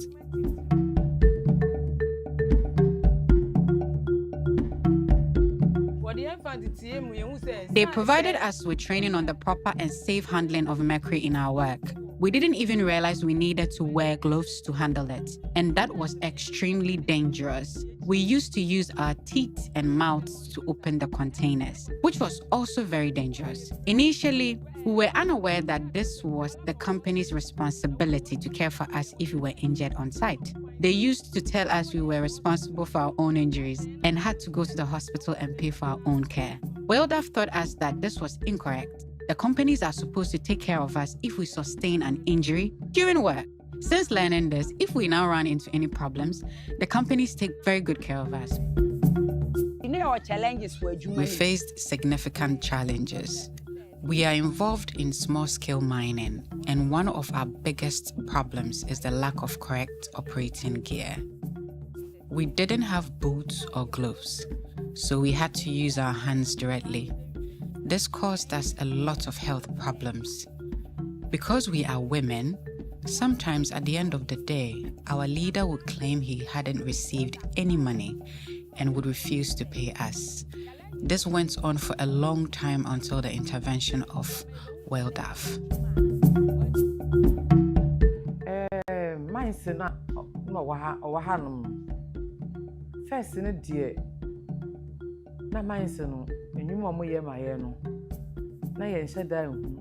Previously, we did not receive the support we needed from the mining companies here. They weren't contributing much. We frequently complained that while they operated in our area, our youth were unemployed. Thankfully, Friends of the Nation intervened. They provided valuable insight into many things we didn't know. We used to believe that mining was only for men. They taught and trained us, showing us that women can also pursue careers in mining. Today, if we go to Yuma, you will see many young women learning about mining. And we now have ladies who are already working in the industry. It was previously just the men, but now, by the grace of God, our women have become involved. We want to say a big thank you to Friends of the Nation and Oxfam. We believed mining was only for men, but this training has empowered our community. Fair4All Project. The Women's Association of Elembele has benefited immensely from the Fair4All Project that was introduced to us. Now, we are invited to and involved in every meeting held by Ghana Gas, and our opinions and views are truly sought and heard, which was not the case before the Fair4All Project was initiated. Before the project, we couldn't have direct access to their factories or offices to see things for ourselves. But since the project was introduced, we are now able to visit their factories. We are especially able to visit the soap factory to see their processes. I want to express our sincere appreciation to Ghana Gas and Friends of the Nation for giving our Women's Association this opportunity. They are truly helping a lot of women in the communities. Ghana Gas The Ghana Gas soap factory that was commissioned in the community has greatly assisted the young women, especially the unemployed ones. It has served as a source of employment. Now, without necessarily having to go to the company, they can work independently and make a living. I truly urge Oxfam and the Fair4All projects to partner to continue helping us, as they've been doing already. We would appreciate it very much. Thank you. We, the women of Nyankomase, were being cheated a lot, despite the laws that are supposed to protect women cocoa farmers. Before, the men were cheating us because we were women, but the training they gave us has truly enlightened us. They took us through various training programs, both inside and outside our community, which greatly helped us understand what we are doing. This project opened our eyes to the laws that protect women and showed us that if the men are cheating us, there's something we can do about it. I would also like to say a big thank you to Oxfam for bringing the Fair4All project here in Achim Nyankomase.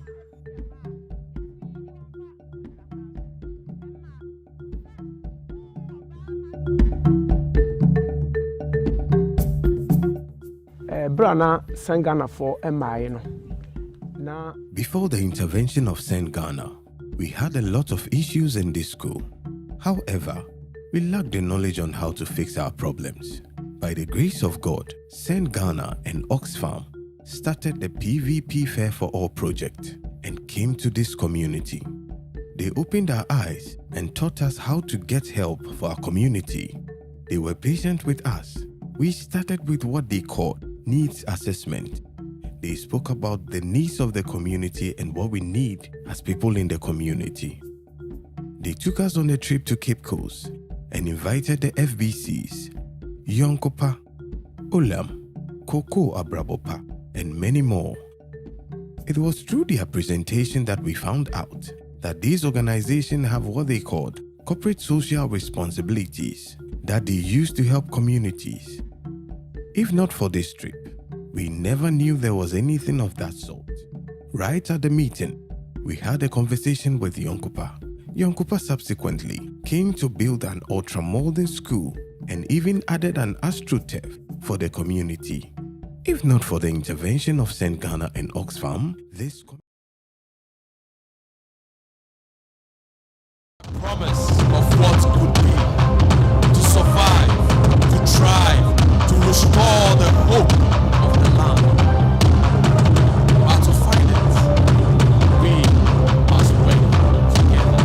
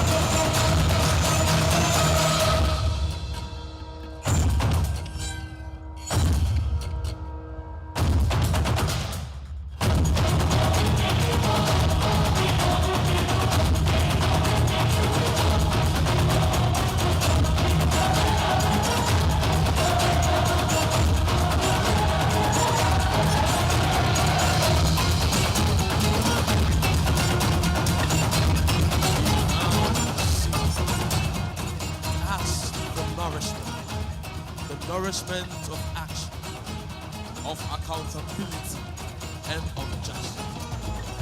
We have cleared the barren ground of inaction. Now, witness the vital water that brings hope, tree back to life. We are taking action.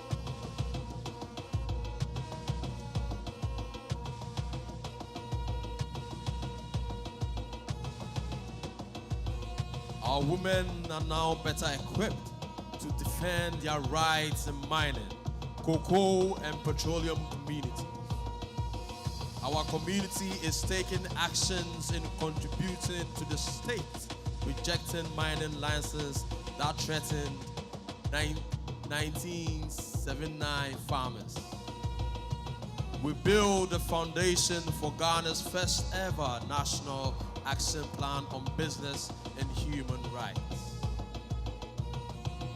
Women, youth, and persons with disabilities are now part of Ghana's national conversation on fairer trade, rights, and environmental justice. The seed is planted. The flame of ambition now unites to illuminate the path forward. For it is written in the wisdom of our ancestors, if you want to go fast, go alone. But if you want to go far, let's go together. We are going far. We are growing the future. We are building a land that is finally, truly fair for all.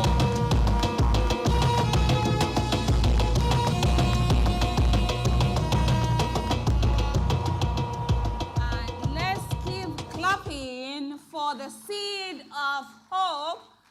And this was presented to you by the Noyam Dance Institute, and they are in Dodoa. So in case you need them for your performances, please reach out to them. And this was directed by Ni Tete Yate. Please let's give it up one more time for the Noyam Dance Institute. Thank you so much for invigorating our conversation.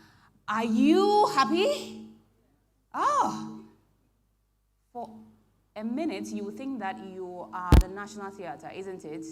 But I want to remind you that you are not at the National Theatre. You are at the Fair4All Closeout Project. And today is a day of celebration. It's also a day where we take stock of all that we have done and also to move forward, what do we do? So thank you. And now we are back to the business of the day. In my hand here is a product that has been made from cocoa. And the lady who is doing this is right here. She's actually at the fair stand, so please go down there. She doesn't just do this, but in fact, she's also a jeweler. So if you want the best of jewelry, please reach out to her. And she is a beneficiary of the Wildaf Women Economic Empowerment Program, which is part of the Fair4All Project.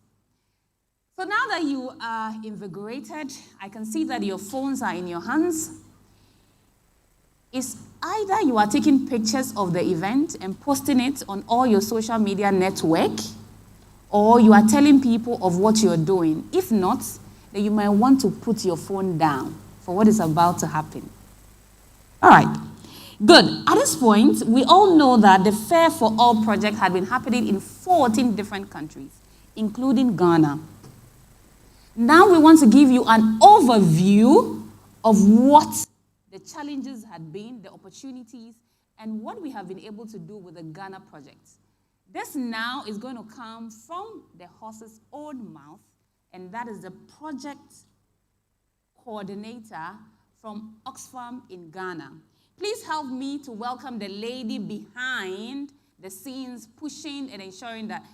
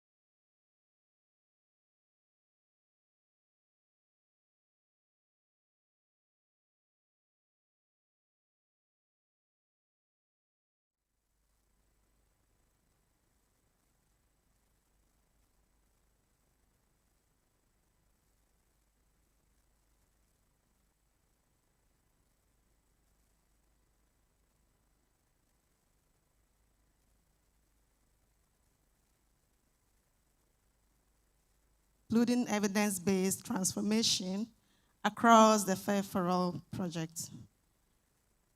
As already mentioned in previous presentations, the Fair4All project sought to strengthen civil society, to create spaces and mobilize for collective actions against achieving inclusive, just, and sustainable value chains.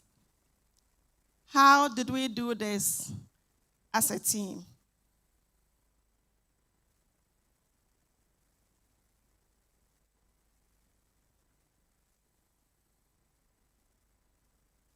Next slide, please.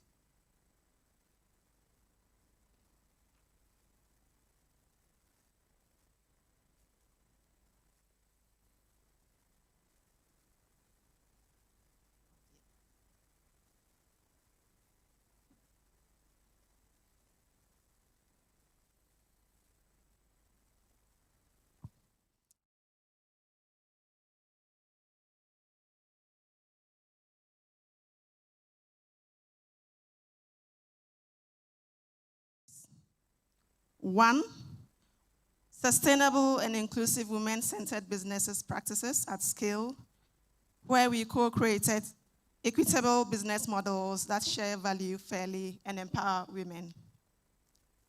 Under Pathway 2, we worked around ensuring a more responsible private and financial sector, where we worked to ensure businesses and investors uphold their land rights, environmental and sustainability, and civic engagement. Under Pathway 3, we mobilize and strengthen regulatory frameworks for public sector accountability. Lastly, under Pathway 4, we worked to ensure that corporate actors promote fair, right-based governance.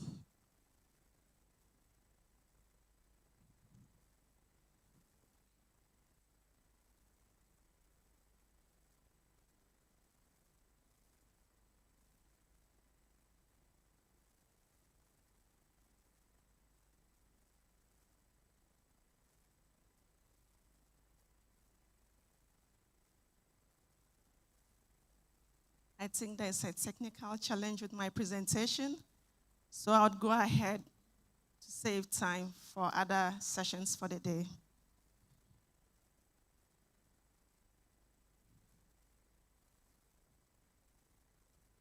To share a bit more of what we were able to achieve under Pathway 1, we worked to ensure inclusive and women opportunities. For example, in trying to break barriers for women in the extractive sector, we worked with our partner ASEP to integrate women into the value chain at the mining sector.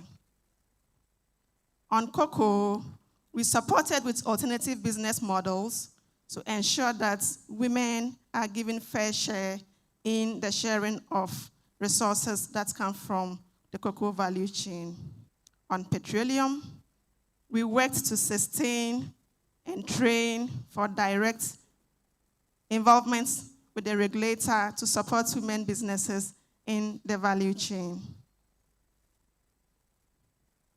Under the second pathway, where we sought to seek for the responsibility of private sector and the financial sector, we mobilized and strengthened communities to take back power and demand the private sector to account. In doing so, we successfully deployed what we call the Resource Impact Dashboard in mining communities, where we deployed a system that allows for the host of data to be used as part of evidence and advocacy for business in the mining value chain that respects human rights and environmental rights. Still under the pathway, we traveled across borders to learn and share about concepts such as the FPIC that gives power back to communities in resource extraction. We have imparted knowledge in communities on the laws and principles, leading to them championing responsible mining in our communities. The team formed alliances to ensure that the frame and structure that defines acceptable conduct in all sectors is ensured. This was our agenda under the Pathway 3, where our wins included, already mentioned, our contribution to the first National Action Plan on Business Human Rights in collaboration with SHRAJ and the Ministry of Justice. Under that same pathway, we collaborated with like-minded organizations against laws that are retrogressive, like the LI, the famous LI 2462, which has been laid for repeal in Parliament as we speak.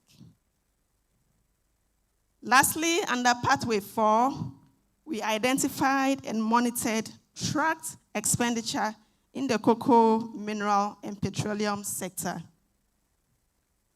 We empowered communities to monitor and demand accountability from minerals and cocoa investments.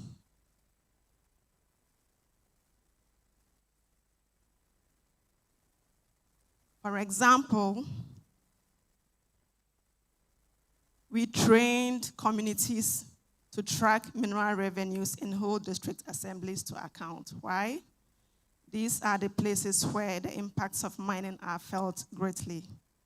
We deepened debates in cocoa communities to push the agenda around pricing and taxation across major media outlets, which contributed to what we saw at the National Farm Gate price increase for cocoa farmers in the last farming season. On cocoa revenue, we monitored and tracked the performance of districts who receive cocoa revenue into accessible formats to bring inclusivity into the tracking and monitoring of these revenues.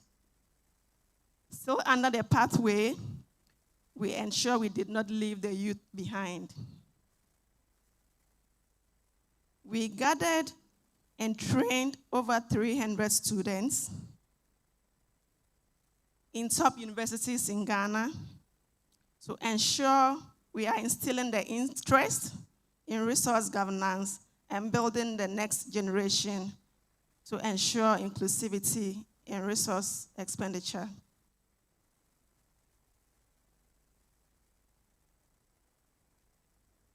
Finally, to make sure we were on track and keeping everyone involved, empowering citizens and youth, we worked around community empowerment, which again has already been stated, making sure we reached over 13,000 citizens on human rights, compensation processes, and environmental protection in the mining areas. Finally,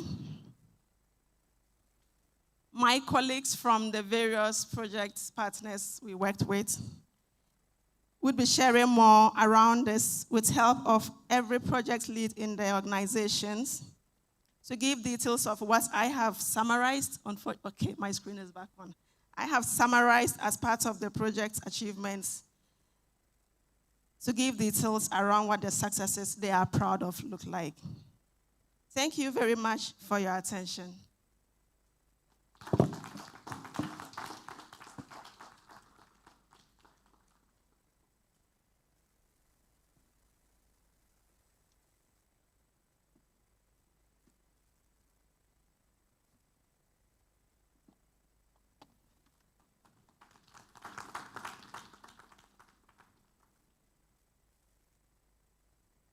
So shall we now have the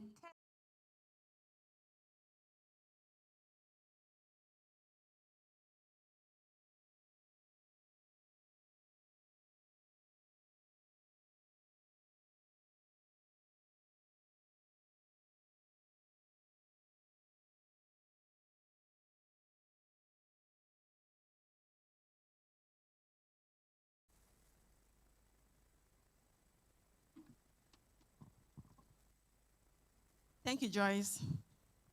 May we have friends of the nation come to share their success story, where they have worked with communities, state institutions, both at the national and subnational level, and empowered communities to fight and ensure there is accountability.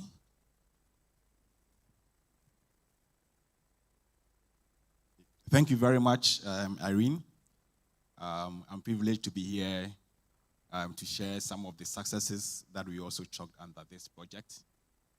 So the technical team will be rolling the slides on the big screen for us to know. So we at Friends of the Nation, we've been working and empowering women and youth for sustainable lithium mining. Next slide. So in summary, these are some of the community concerns around the Ewoya lithium project. Communities are concerned about the deprivation of their livelihoods, like destruction of their farmlands to give way for mining. 2 communities will be resettled under the Ewoya lithium project, which is Ewoya and also Krampakrum. This will result in loss of their farmlands, livelihoods, loss of their cultural heritage, then also loss of social infrastructure. There will also be influx of a lot of people into the areas, resulting to high cost of living, health issues, and also pressures on social amenities which are limited. So under the Fair4All Project, these are some of our interventions in pictures. So we've been working in mobilizing the communities to give them the voice. We've been providing a lot of capacity for them to be able to understand the Minerals and Mining Act. Then also the regulations on compensation and also resettlement. We've also been supporting them in terms of learning exchange to other gold mining communities to learn from the best practice, the challenges, and also the lessons from mining, so that as they are also beginning to go through the journey of mining, they will be equipped to be able to address the challenges within the mining sector. And we have also been focused on empowering women within these communities to stand for their rights. Next.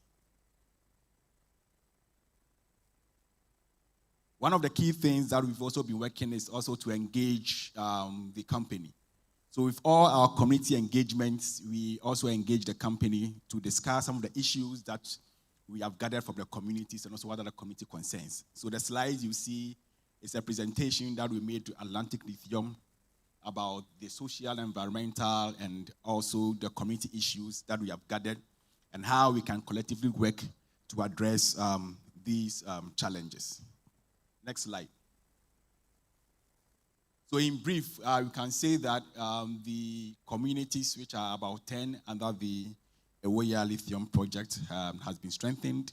So far, about 502 communities have been directly engaged, about which 50% of them are women.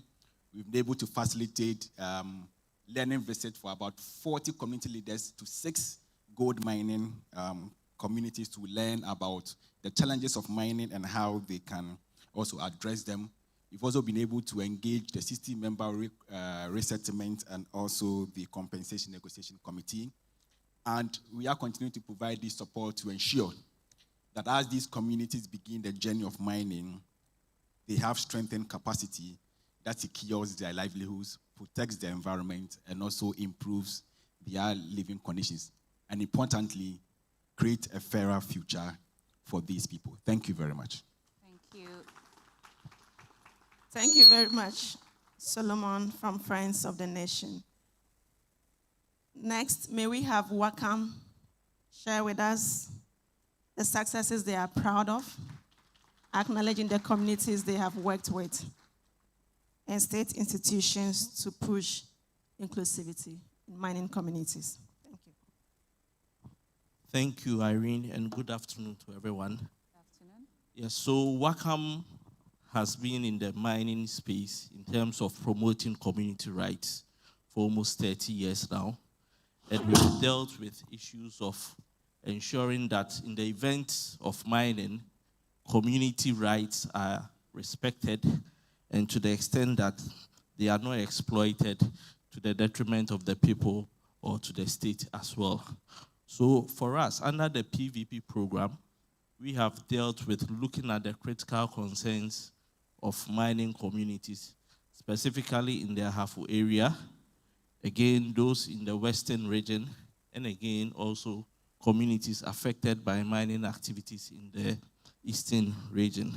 Specifically, we are talking about communities such as Kenyase, Bremine, Takwa, and also those in the Fantiakwa area. So with regards to this slide, these are the critical contents of the communities which prompted the need for us to work within these areas.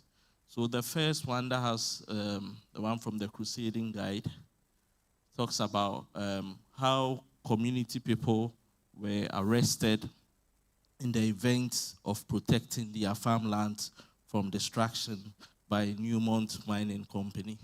So in the event of protecting their farms, they were arrested and they were detained, and they've been arraigned before the court for obstructing the company in its work.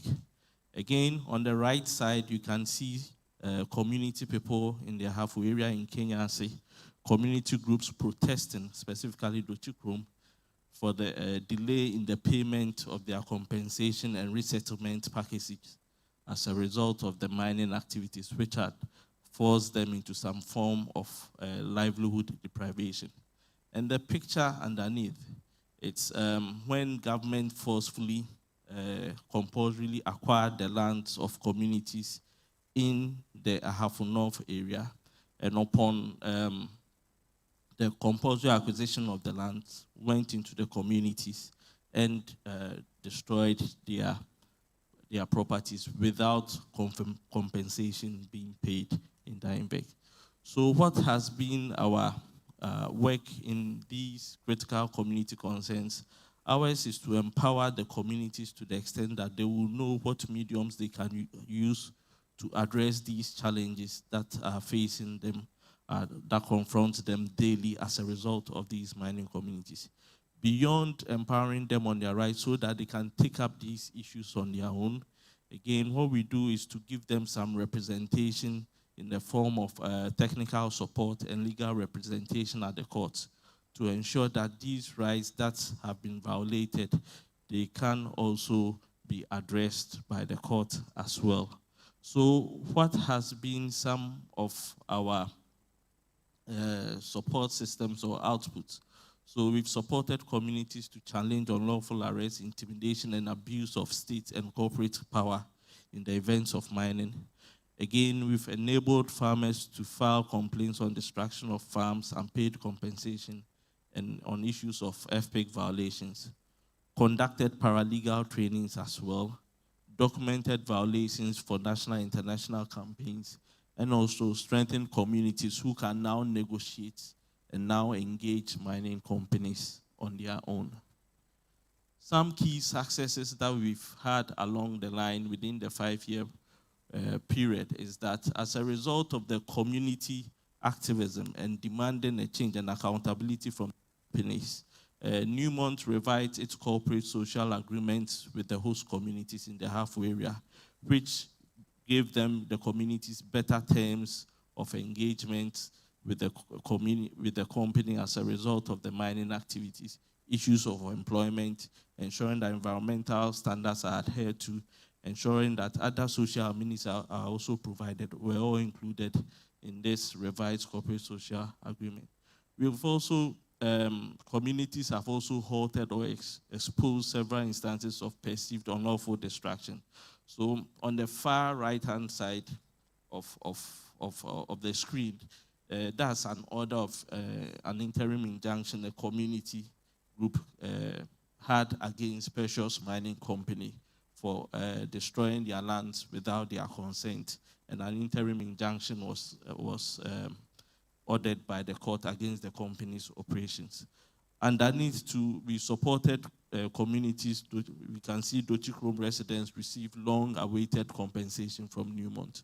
We supported these communities in getting compensations that had delayed for almost 9 years. So these are all impacts that we've had on the project through which people can now have some form of livelihood that was lost within that area. And other contribution to fairer compensation and other issues as well. At the national level, what we've done is that we've also joined the campaign against mining in forest reserve and spoke extensively against the LI 2462. And as such, we have been on major media spaces to campaign against the destruction of our forest reserves. And also we have aligned with other CSOs to condemn the unlawful destruction of farmlands by corporate impunity. So what has been some of our key challenges?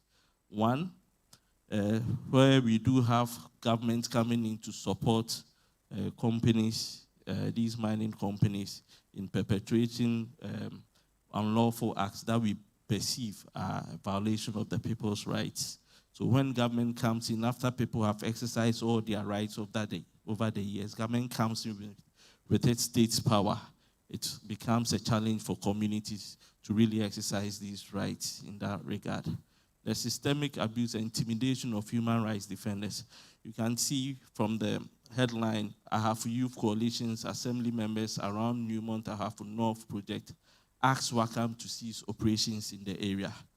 These are but a few of the several threats that as organizations and as staff working within these communities we face from people who are aligned with the objects of the companies. And also weak protection of community rights in mining governance is really hindering the work that we are doing. We believe that if government is to come to the support and respond to the needs of mining affected people, we wouldn't have this discussion that we've had within our media space for the past 10 years or so. Thank you very much.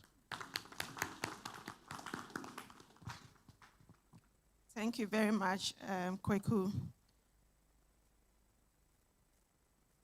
May we have now of Sepel.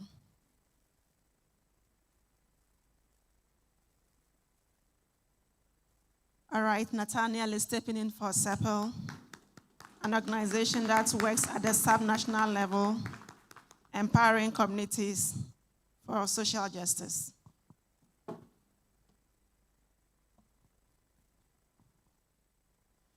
Thank you very much, Irene, and thank you very much, Oxfam Ghana. It was an honor for us to be part of the PVP project. All right, so we are the Center for Public Interest Law. We are a rights non-based organization. So simply, you can call us pro bono lawyers. That's what we were in the project. Next slide, please. All right, so I believe Irene did mention the thematic areas under the Fair for All. And what we looked at mostly was looking at the strengthening of the human rights within these value chains of these communities, and also educating them on how to go about making their claims for the various things that we did mention that are dutifully theirs. Next slide, please. So one of the things that we identified whilst we were strengthening our communities on the human rights and also the legal information, what we did find out was that the people with disabilities were ignored. And so one of the interventions that we made was to have some conversations and also bring them on board, because this project is fair for all.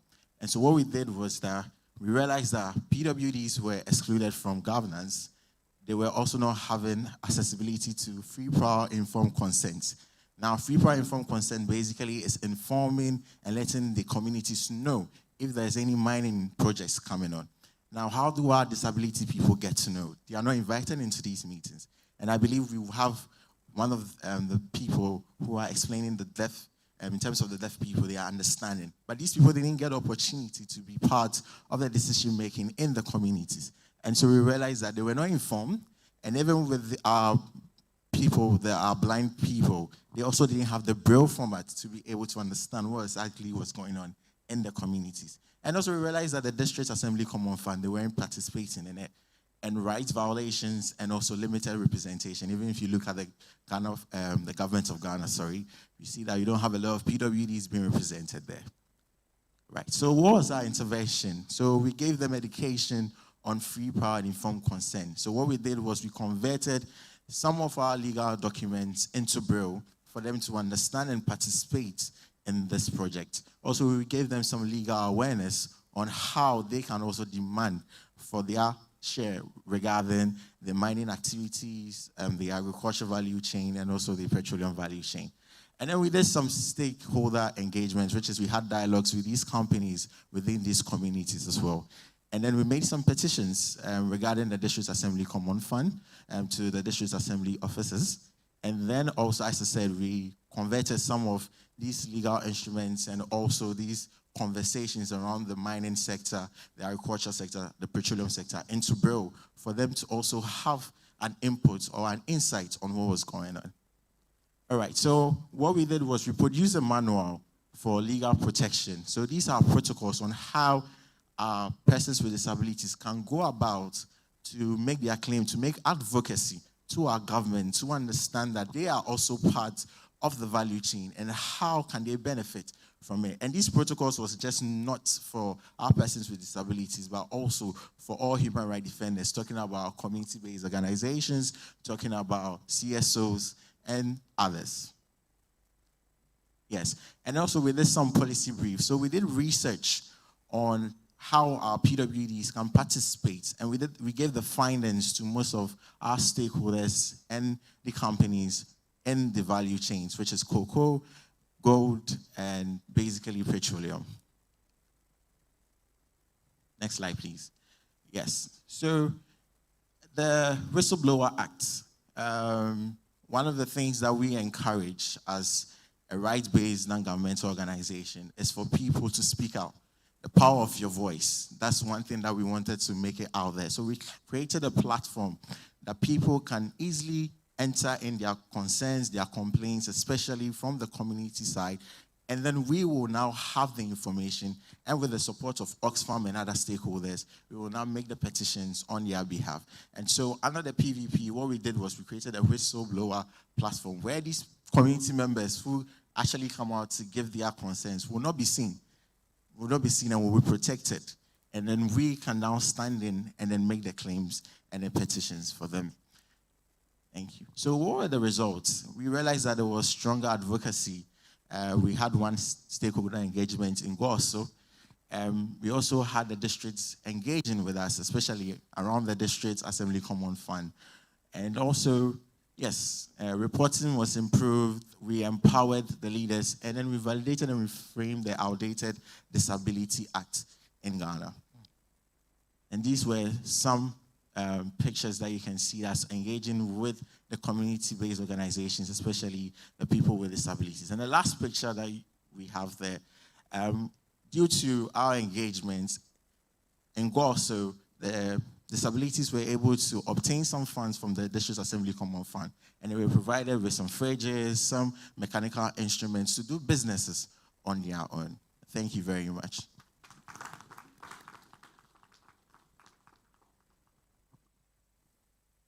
Thank you very much, Nathaniel. Working to ensure we leave no one behind.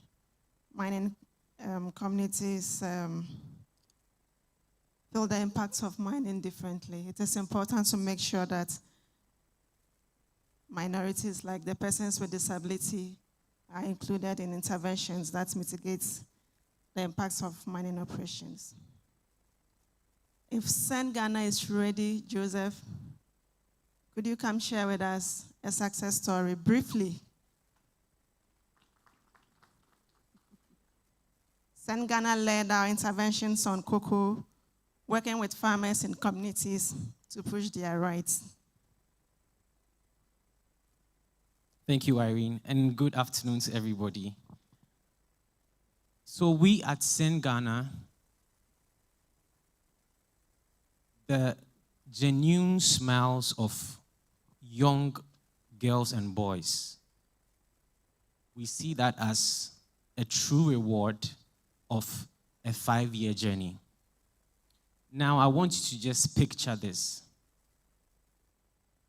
Cocoa farmers contribute significantly to the economy. About 2 to 3% of GDP, translating to about 42 billion Ghana cedis. And yet, for so long, their children's educational future remained uncertain. Kindly go to the next slide for me, please.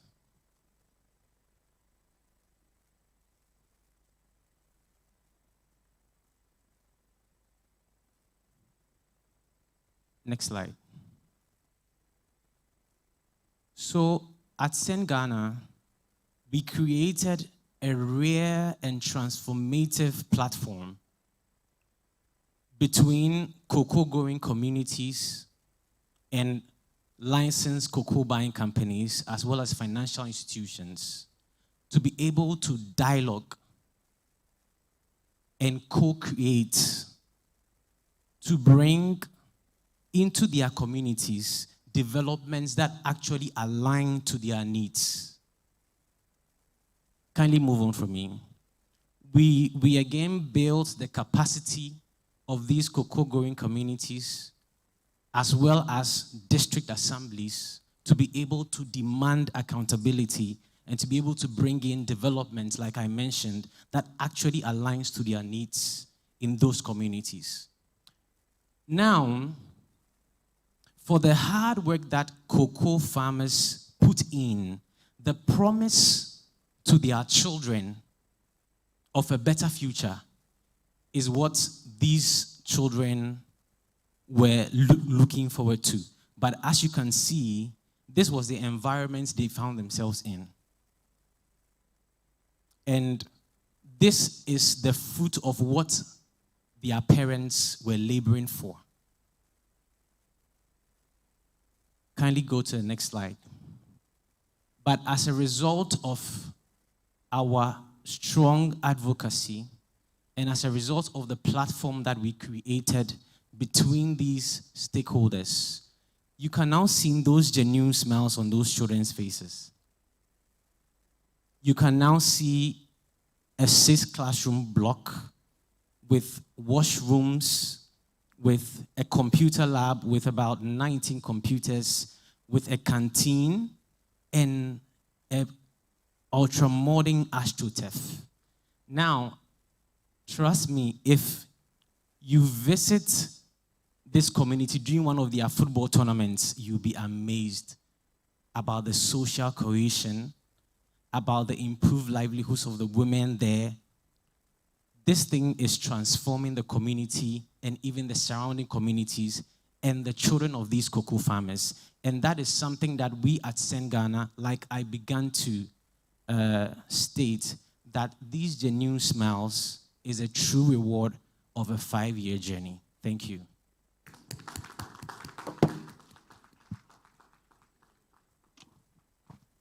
Thank you very much, Joseph. Send Ghana working to empower communities to demand accountability from licensed buying companies. Thank you.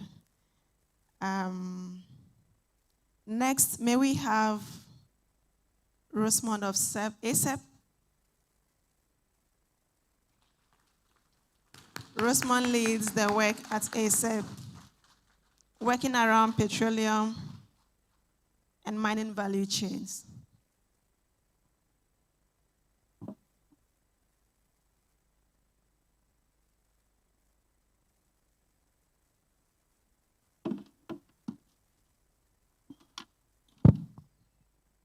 Okay. Good afternoon, everybody. Good afternoon. Irene just said I should make it swift. My name is Rosemond Sofa. I'm a policy analyst with Africa Center for Energy Policy. So today, just like in previous presentations, they've highlighted a lot of our works. But today, the one that I want to throw more light on, it's on our work that highlights gender and inclusivity in extractive revenue oversight. Next slide, please. Okay, so when I say inclusivity, I can't actually do this presentation without acknowledging PIAC. So when you say PIAC, PIAC is Public Interest and Accountability Committee, and they are here. If they are here, let them give us a wave. Okay. Thank you so much for coming. Right. I can't do this without talking a little about them. So they are Ghana's statutory oversight body on petroleum revenue management. And what they do is that they give us reports semi-annually and also annual report. And they monitor this, how this petroleum revenue is collected and also used, right? So that being said, how does all these things feed into this? So we realize that in PIAC, doing what they are supposed to, that is reporting, there was a major gap that had to do with their monitoring didn't fully capture on inclusivity dimension. When I say inclusivity dimension, we talk about the marginalized people in community. So we have women, children, youth, and also persons with disability. So after we have identified this gap, so you can see that in their 2022-2023 annual report, when you look at their activities, there was no section that focused on women, children, or persons with disability. Next slide, please. So fast forward, after identifying this gap, we did our research. As you are all aware, ASAP, we do our advocacy on evidence-based research. So we did a research that had to assess gender sensitivity of ABFA spending in Ghana. So how is this ABFA, this revenue we are gathering from petroleum, how is it being used? And is it even gender sensitive? Does it really meet the needs of the vulnerable in society, right? After doing that, we went ahead and then we developed a gender framework, okay? The gender framework was developed so as to guide our engagement with PIAC, because you can't just go to them and say, okay, so we realize this gap, so what, right? So we developed our gender sensitivity framework. And no, please, the previous slide. Okay, then you see the third picture.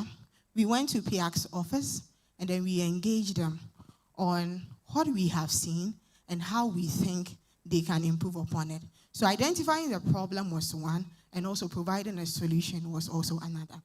So you can see our then lead on mining and extractors, Ali Iliasu, and then the PIAC team. Next slide, please. Fast forward, after making those presentations to PIAC, we realized that there had been a change. There had been a significant change. In 2024, somewhere around July, PIAC engaged the GF, the Ghana Federation of Persons with Disability. That shows that there has been a significant change. Can we have a clap for that? And it was reported in the 2024 annual report. Next slide, please. So in 2025, somewhere around August, we took, PIAC went ahead of us and then also developed their own gender sensitivity or gender mainstreaming framework, which they brought to ASAP to make our feed into it. So we took the framework and then we made our inputs into it, and we went to their office. So you see, I'm the one in the nose mask, so you can't see me. Yeah, so we went to their office and then we made our recommendations and everything. And we were able to secure commitment. When I say securing commitment is not easy, we were able to secure commitment with PIAC that henceforth they are going to make conscious efforts to actually include gender in their reporting. Can we have a clap for that too? So after that, that's what we see that yesterday, I don't know if anybody paid attention to the news. It was all over the news. PIAC had a public engagement with market women on petroleum revenue management. That is a step in the right direction, that whatever thing they committed to, they are willing and they are starting implementing them. Thank you so much.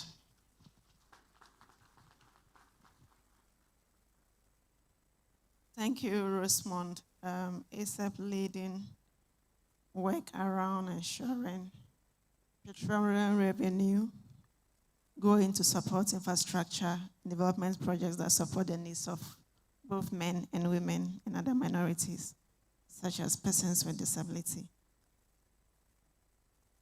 May we have the final presentation from Will Duff?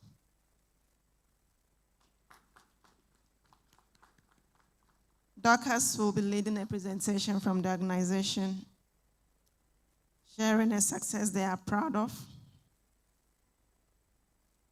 and hoping to move forward beyond the project's lifespan. Thank you very much. Let's give Oxfam a round of applause. Round of applause. Thank you. I'm representing Women in Law and Development in Africa. WILDAF is a women's rights organization that uses the law as a tool in advocacy and development. And on the PVP Fair4All project, our main role was to mainstream gender into all the activities of the project and into the work that the partners were doing. So before we started the project, we had a gender vulnerability analysis, and we realized that there were some gaps. And the first gap we realized was the access to mineral-rich land as concession owners for some of the women that we spoke with.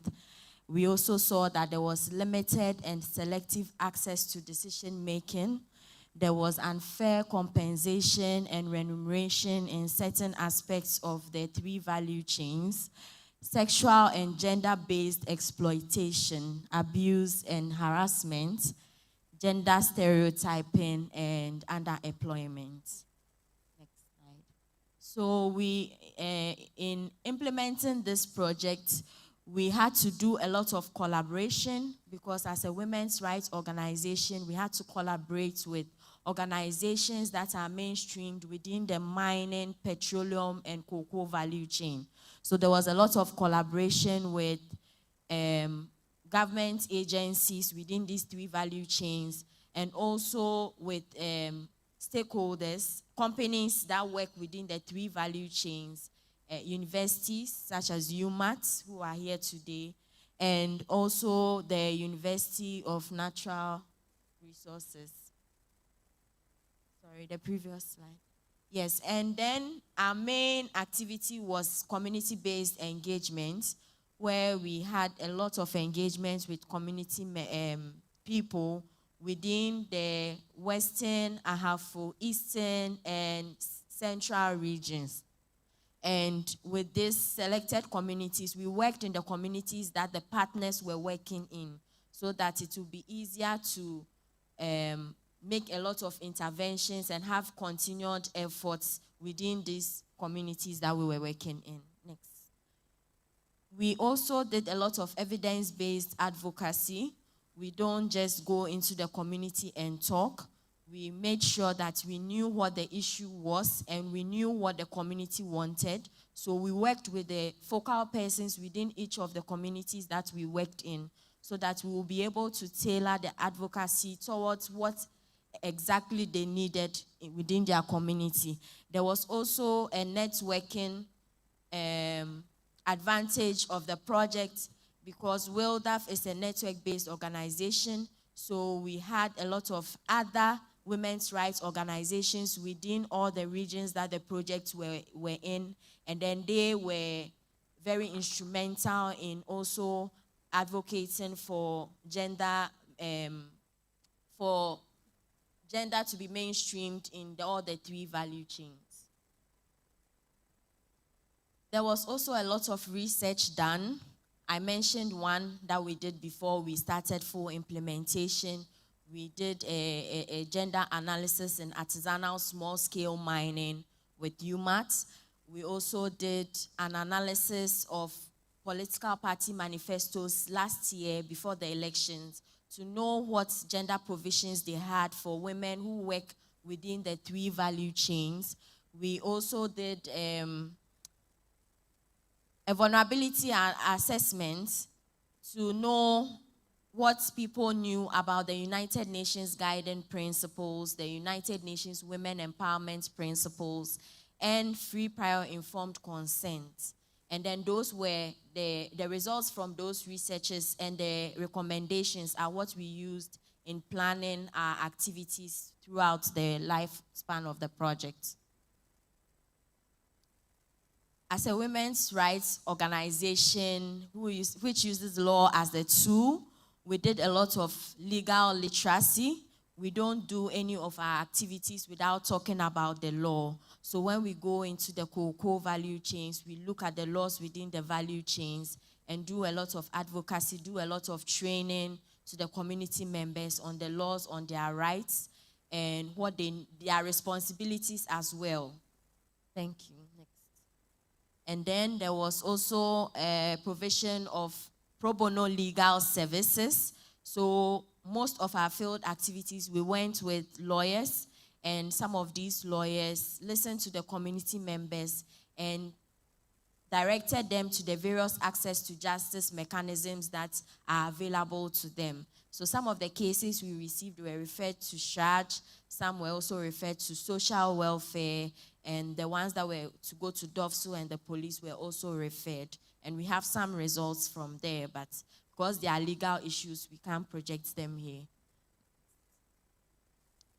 We also produced a lot of information, education, and communication materials, flyers, flip charts, and notebooks that we used in our trainings. Sometimes you go to a rural area and you can't do projection like this. So we did a flip chart, and that was what we used with a lot of pictures. And that was what we used to do our training. And we also trained the community leaders and the group leaders to be able to use the flip charts to do more of the trainings of their community members. So the outcomes we have on the project, we have increased awareness and understanding of the United Nations Guiding Principles, United Nations Women Empowerment Principles, and free, prior, informed consent. And these principles are international principles. So whereas we were doing the education on them, we were also looking at the national laws there. And now we have the affirmative action law, which we now do a lot of advocacy with. And I'm sure most of the people who have been in our training will have the basic of the law on their fingertips. We also have women economic empowerment. We did a lot of training, soft skills training. I was going around selling beads from one of the women. They were shy to sell. I'll come around again. I'll have a second round.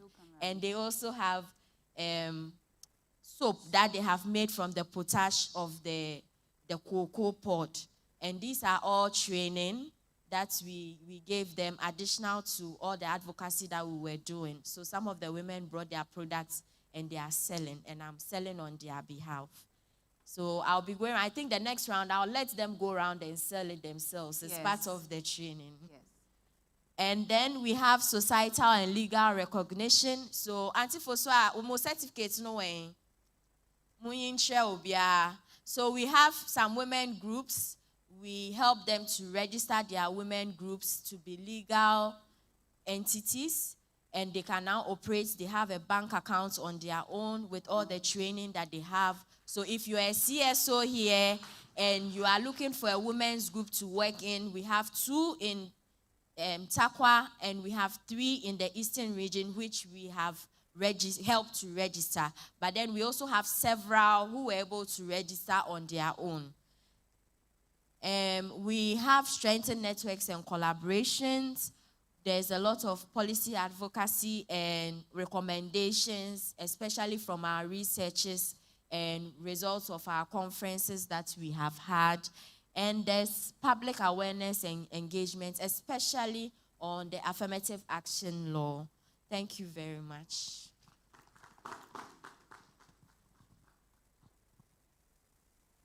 Thank you very much, Dorcas. That was our final presenter from the national partners. This is just the tip of the iceberg. There's so much to be told, there's so much to be seen. We encourage you to visit the booths and engage further with our partners. Thank you very much for your attention. Thank you. Thank you. Let's give it up to Irene. Irene, thank you. Thank you, thank you, thank you, thank you very much. And you have heard. So far, we've heard from our partners, right? And there's a need also to hear from the beneficiaries. So we have one video to show you. And are you hungry? Who is hungry? If you're hungry, please raise up your hand. All right, you are not hungry. You're not hungry. You didn't raise your hand, so you're not hungry. All right, are we ready with the video? Okay. So, take a...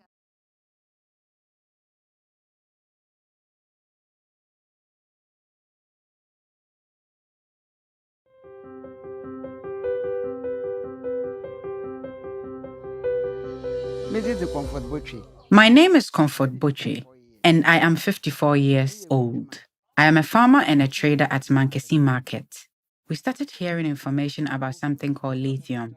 Many people were talking about it, but we didn't know what lithium was. We heard on the radio that there was lithium in Central Region, but we still didn't understand what it was. Then we started seeing helicopters. Since we didn't know what they were doing or why they were here, some of us used to run from our farms when we saw them. They were flying all around for about 2 weeks, and we still didn't know why they were here. One day, we went to our farms and saw strange men with tools digging holes as deep as a grave. All we were told was that there was something called lithium, and that was why they were doing all that. But we didn't know much about it. This is where the intervention of Friends of the Nation came in. They taught us a lot about lithium. They gave us insight into everything that was happening in our community. In fact, to help us understand it better, they took us on a trip to other communities where mining was happening. This was so we could learn from them as we lacked knowledge. They genuinely wanted us to understand, to know how to handle ourselves, and to know how to handle the situation. They wanted us to know our rights and how to deal with these companies mining for lithium.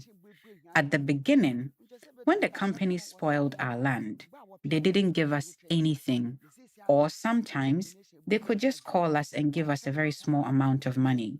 Because they had the support of the government, there was nothing we could actually do. Friends of the Nation has enlightened us on how to deal with the lithium companies. Now we know how to deal with them.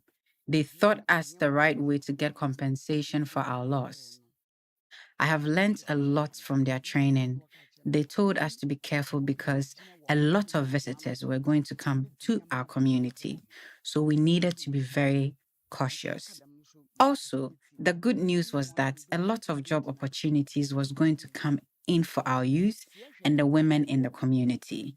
I was called to the chief's palace, and that was when it was declared to me that I was going to be the leader of the women's group. That is how I became the leader and part of CNC, Community Negotiation Committee or Council. Our trip to Takwa was very beneficial to me. Sometimes during our negotiation with the companies, I refer to the prices that have been given in Takwa and then compare that to what they are offering. This helps us get a fairer deal and what we are due. The mining of lithium happens on people's farmland, and so it is right that the people who own the land get very good compensation for their loss. Previously, because we didn't have any knowledge, they would come, spoil your land, take the whole land, and instead of giving you good compensation, they might give you as little as 500 Ghana cedis, which was not right at all. I would love to say a big thank you to Oxfam and Friends of the Nation for bringing the Fair4All Project to our community. You have brought us enlightenment and opened our eyes. We pray that God bless you and elevate you. If not for you, how would we have known this?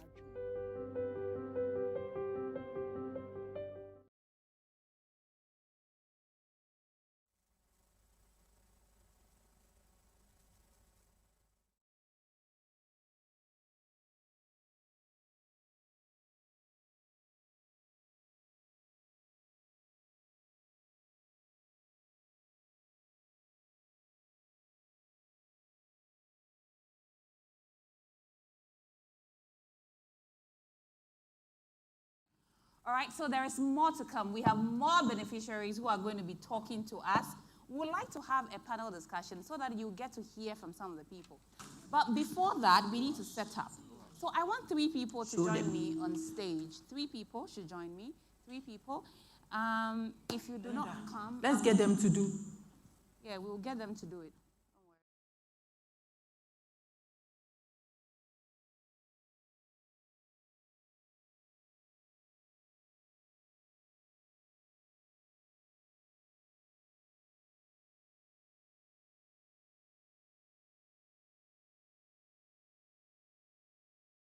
So you are one person. I'm choosing you because you were turning your face. Don't plug me, don't plug me.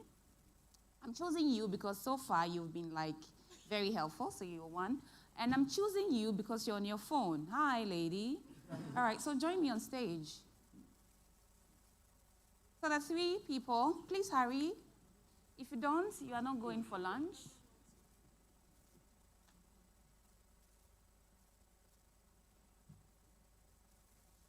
Oh, you're not coming. The 2 other ladies, like fair for all. So be fair to me. All right? Are you coming up? Are you coming up? All right. Are you here? What? Hey, the other lady, she said she still will not come. Okay, choose somebody for me. Choose somebody. Yeah. No, the lady. Okay, so here we are. I have these cards, so pick one that you like. Give him also to pick one. Who have you chosen to study? She's all right. No, don't look at it. Choose it. Just choose it. Choose it. Yeah, choose it.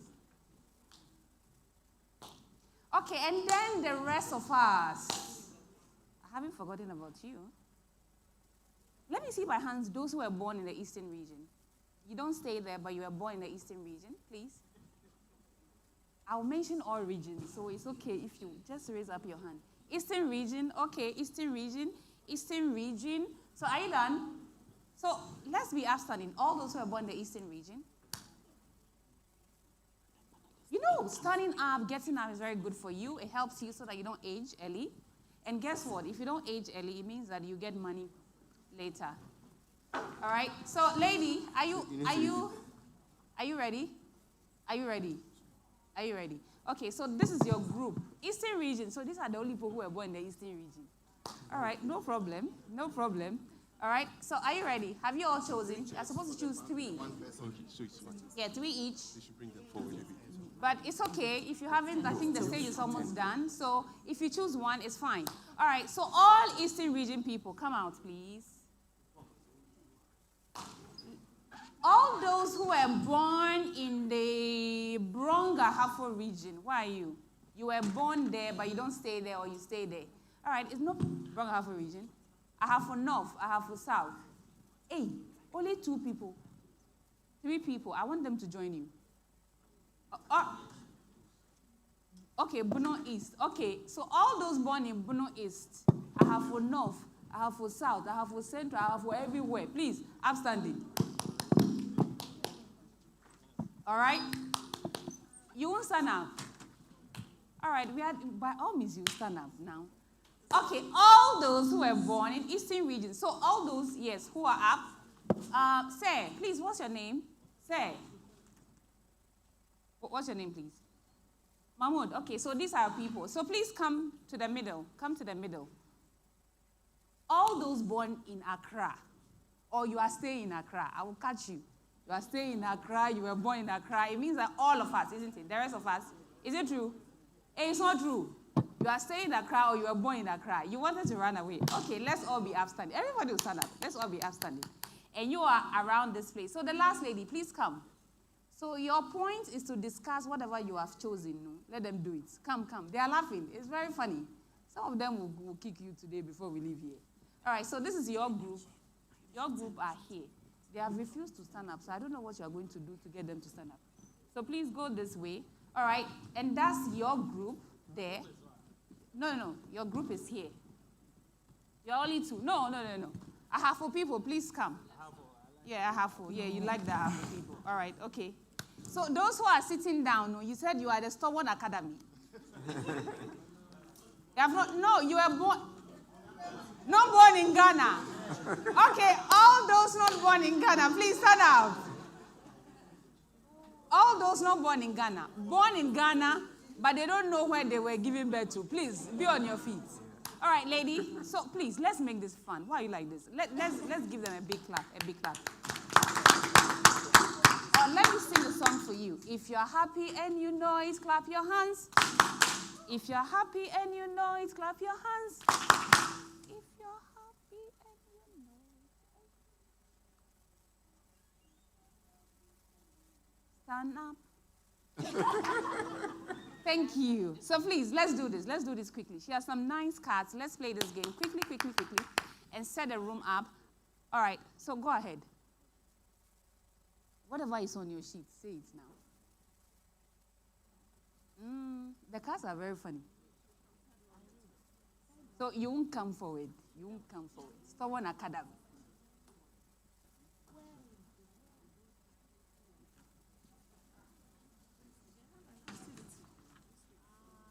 Yeah, there's an event.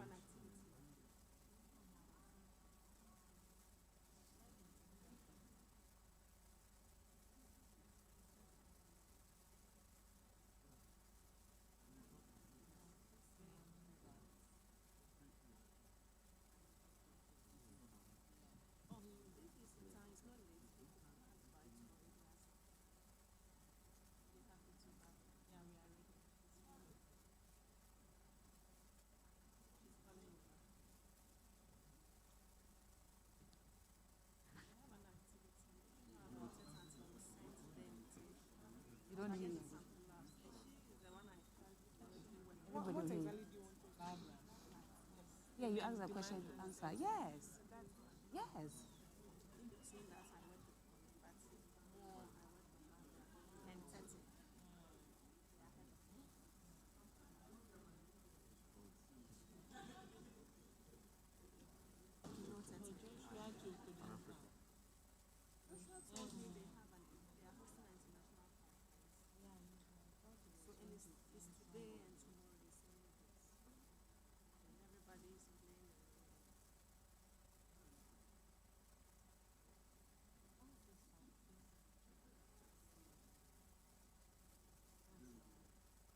All right, you have 2 minutes more. I've seen all those who didn't get up. No lunch for you.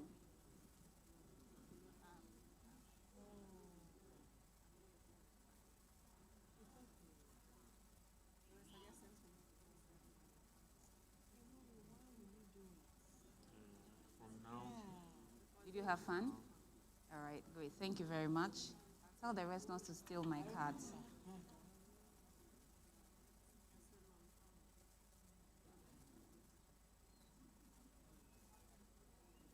All right. If you're happy and you know it, clap your hands. If you're happy and you know it, clap your hands. If you're happy and you know it, be wrapping up to go to your seat. If you're happy and you know it, stamp your feet. So we can kindly take our seats. Please clap for yourselves for playing the game with me. And all those who have my cards, don't steal them, or else I will get Piak, or send Ghana, rather. I will send them to come to you.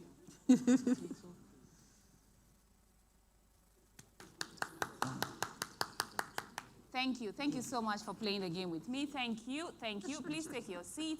Clap for yourselves as you take your seats. And say ayiko to each other. Yes. I am trying. Okay. Are you tired? You are not tired? You want more? All right. Okay. All right.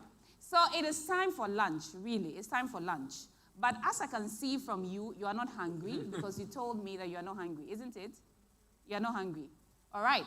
So just about now, we will be having a discussion. It's a panel discussion for you to get to understand building sustainable, inclusive, women-centered business practices at scale. How do we scale whatever we have done? So to join me, or to join or to moderate this session is Thelma Hayford, who is the gender advisor at Oxfam in Ghana.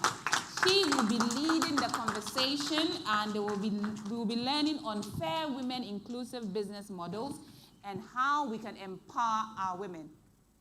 It's going to be an hour conversation. After that, we are heading right to lunch. When we come back, we have just one more thing, and we'll be ending for day one. Hi, Thelma. Hi, Joyce. How are you? I'm great. Excited? Yes, All very, right. very. So because what should we be expecting? a very candid, raw, energetic session. Takwa fuwa ha. Muhu no hefa. Ah, eh. Dema. Oda fwe. Oda. Nyankuma say, it's good. Yerbobon Komo. We are coming to have a conversation. And it's going to be on building sustainable, inclusive, women-centered business practices at scale. We're going to look at the ways in which our women have been able to embody the gender mainstreaming aspect of the PVP Fair for All project. And we're going to have very seasoned people on the panel. I am very honored to be leading this conversation, a very critical outcome of the project. So today, ladies and gentlemen, good afternoon. Indulge me a little. I won't let us wait too long to have our lunch. But then the conversation is very important. If for nothing at all, if the dance, everything we've done so far here, the statistics, the beneficiaries saying their story, nothing at all has resonated with you, this part, something has to drop in you to make you want to do something amazing for your community, the women in your community. So to join me to have this conversation, I'd like to call the gender powerhouse who helped anchor this project in terms of gender responsiveness, the partner that led on the women gender mainstreaming outcome, the National Program Coordinator, WILDAF Ghana, Madame Melody Dake Esquire. Please join me on the stage. Let me also call Madame Cecilia Azuma Zantiba, Administrator at Fair4All Bank PLC, whose work in women-focused financing has reshaped women's participation in the cocoa value chain. Ladies and gentlemen, a round of applause for Madame Cecilia Azuma Zantiba. I'm sure she's going to join us, yes. Madame Janet Fosua, Golden Ladies Association leader. Madam, are you in the house? We need you on the stage. She's a courageous, artisanal, small-scale miner, leading for safer, fairer, women-led mining practices. Madam, thank you so much for joining us today to have this conversation.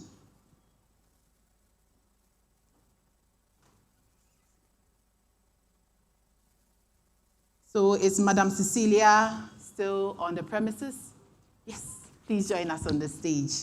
So let's give it up for Madam Cecilia, Administrator at Fair4All Bank PLC. She's worked a lot with our women, reshaping their participation in the cocoa value chain, and we're going to be hearing from her today. Yes, we have the women. It's a very wonderful panel we have today. So you sit at the last. Yes.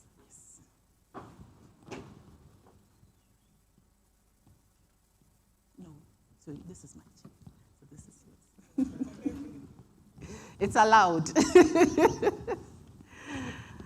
Okay. So sisters, you're welcome. Thank you so much for all the ways you have contributed to the Power to Choose project. And this is the time that we are going to have a very candid conversation about our role on the project, the lessons we've learned, and ways in which we are going to continue the conversation after the project has ended. So I'll start with you, Madam Melody. Melody, as the gender focal organization for Fair4All, what were the most significant gender gaps you identified across the petroleum, cocoa, and artisanal small-scale mining value chains? And how did these findings shape the alternative business or policy solutions that we'll have championed during this project? Thank you very much. Good afternoon. Good afternoon once again, and thank you very much for your question.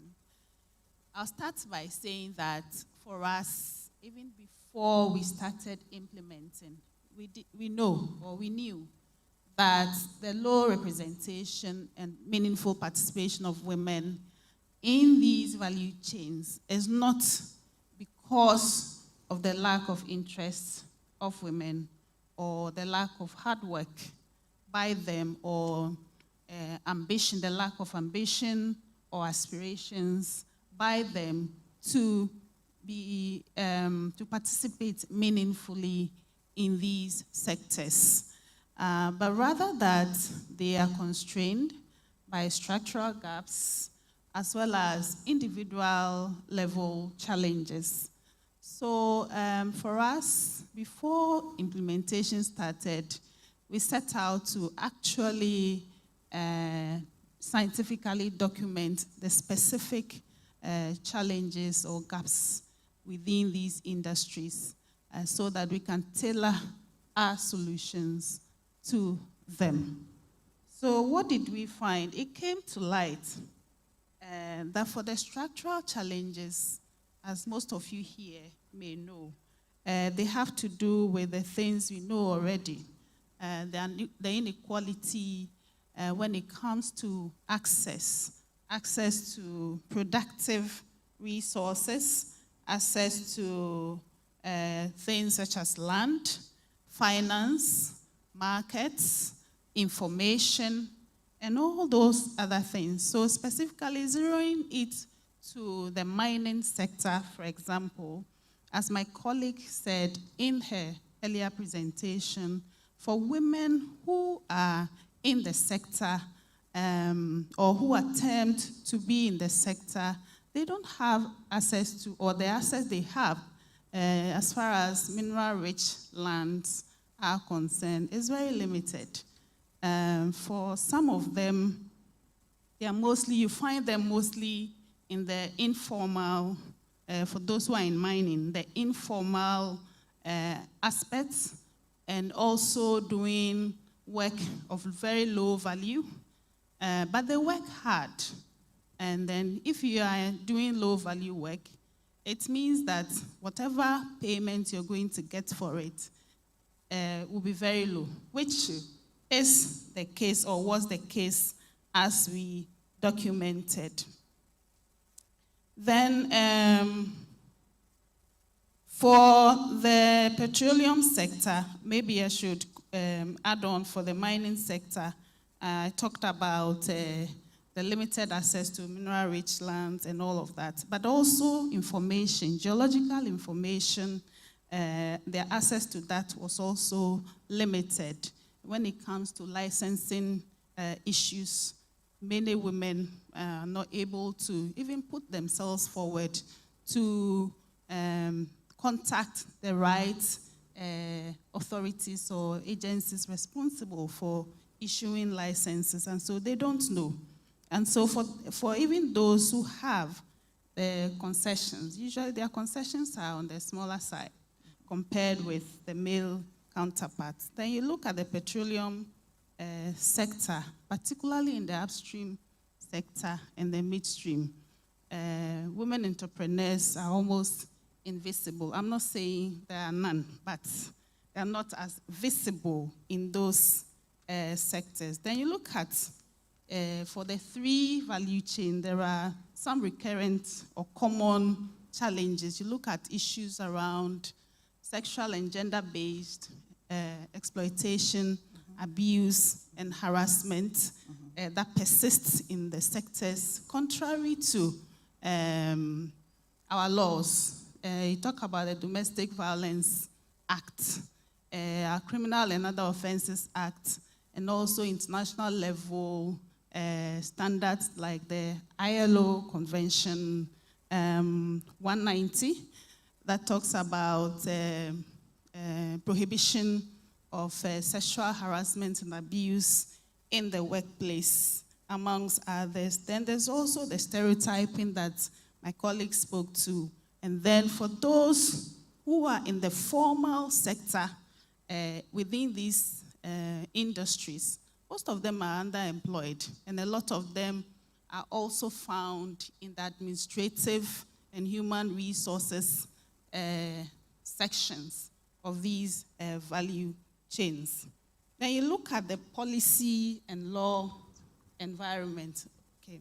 And I'll say that what we documented was that whereas at the policy level, you will see that there are some references to gender or women's consideration, doesn't really cascade or reflect in the actual laws. And I'll give the example of the mining sector.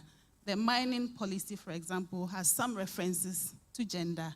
But when you look at the Minerals and Mining Act, the substantive law, and it has very little as far as gender and women's consideration is concerned. But that is not to say that we also were able to get to know that institutions such as the Minerals Commission are doing their bit, given the challenges around the legal environment of mining. They're doing things in their own way to mainstream gender or integrate gender into their structures and their operations. But obviously, more needs to be done. More needs to be done. So just before we go into the more that needs to be done, I'd like to hear from Madam Janet Fosua. Madam Janet, as the leader of the Golden Ladies, what is your caption? When you say Golden Ladies, what do we say? No, okay. Yeka Golden Ladies are abazin yeka ninja donya abaze. One team. One team. Please, let's say Golden Ladies. Golden Ladies. Team. Golden Ladies. One team. Yeah, that's it. Madam Janet, Madam Melody has started talking about some of the challenges that we're facing women in the various value chains. I was in your gold. But challenges, Nana, we're facing a major challenge. Because sipa or don't any mana. What do you want to be on ye? Say nedamnency or de mbuafi PVP Fair for all Bana or one. We want to hear. Medasi. Near challenges are war a jumemino. My woman in mining. Na mining no, yanumia dieno. Neyeswa, yeswa, load no. A member no mutu load, neyansu yeswa. Intimra neyeswa no. Yana did a foam. Ebi poya kona se load no, yenya yadiensa, and yadititi in tetiano. Inti woda foba na obeshia heno. No me who say, Sani omanina, in case obami infects. Inti wa yawadun so beba babuayen. Yebetumi yenya safety. Yedi aye jumano. Ampaso obai obabuayen. Owie ne so. Ne o challenges ba ko so say mfa say oba na wa adwuma ma be mapo instead of so obeso pansana wa fix so say wa nyo liar ebi wa more liar kani nyina ebi wa na adwuma no krapo onfa na ontu oka nti na ebi o wie po se a gold na kramamia nti mi ntu oka ne esika akam. Into what that for by no me who say challenges are there. You two say a report. Either say you know so I hear to report my police. My police for were too wedi. Yana nim my ansaka ebibia. Na ba kono so ye challenges say mfanse bua ye tu akola. Ni baby a one fact one ye bibi say bi we betum edo ba no e de besi ho anai se nti akwala ni po betum e betum to sa my whole name nti wo ba no no obem ye hu say sa ne o mani no say mpanifo no wo hye wasi wo na afom na wo siesie e ho ma ya ama ya ba ne so ye kwala na wonya babi wa atena na ya ye adwuma no na nyamena adom wo da ba wa ababoa yen papa what the uncle training were UMAT. Now UMAT na what the uncle no or boy and papa. A Juma professional, you say a Juma, a pra. Near him saw a say Juma ran partial. So Yamanadum, what by no me who say prayer Juma nima or say Juman Rosh or walk up my brevet yapo. And so first, no say a prayer, one can say, who always can pour come to a bed upon our show. Always no me who say a Begelanda, Echo National Commission for a while, betu Amolanda, a betu me the aye Juma. Ebium so, or my who say, challenges are near fix, well, a Jumanim, Ebi wo ho mining, yes say ebi wa mining ko a etum ton ade was mining ho. Mine eton so a or dey make sure say ade na eton no. Ehu say me kofa ade say. Sika say no eseminya. Ni hina wo kyerɛ yen ho. O wie ne so. O me be hu say ma no o na ye ho kyerɛ papa. Nti o ma yen boss. Sa boss no ya to susu ayi bia ya kyesika no. Ayi bia ma no ya kyesika. Nti obedwu ayi ano na ye hu say yes, ye no so ye wo ho. Sisi ano ye tumi ye boa ye nkunu no papa. First ni ye ntumi moa. Instead of saying sika no ye say no papa. Yes, the oil say okwa abonte na odo so chen so obefie. Na nyame na adom wa ba cheche wa mu say sika no okwa abonte yes odo so efie die no oil so no mom na odo so ama ye no so ye tumi ahwe ye moframa madaachi ye nya ho mfa so nti wa aboa ye no papa o wie so ye yekuo wa register hen LBG wa ya de nyame hira ho say wa register yen so ya ba ye mama a ye wo mining center nti ye be hia wo mwa say training won koso ala enji ofo wa yina won koso amaye na omo e ba bi ye be ye meetings ena sika fem nti ye be sre ho sisi ye we back account ye we ye bibia nti sisi anu ya me na do golden ladies ye nso ye wo krom ye da won ase ya me hira ho ojumaji yeah, that's the golden ladies who will come and pa. If I were to be very brief, she shared that now golden ladies, we will call it registered. We wouldn't say it just like that. Golden ladies registered because through the project, World have supported them to register their organization. They have a bank account now.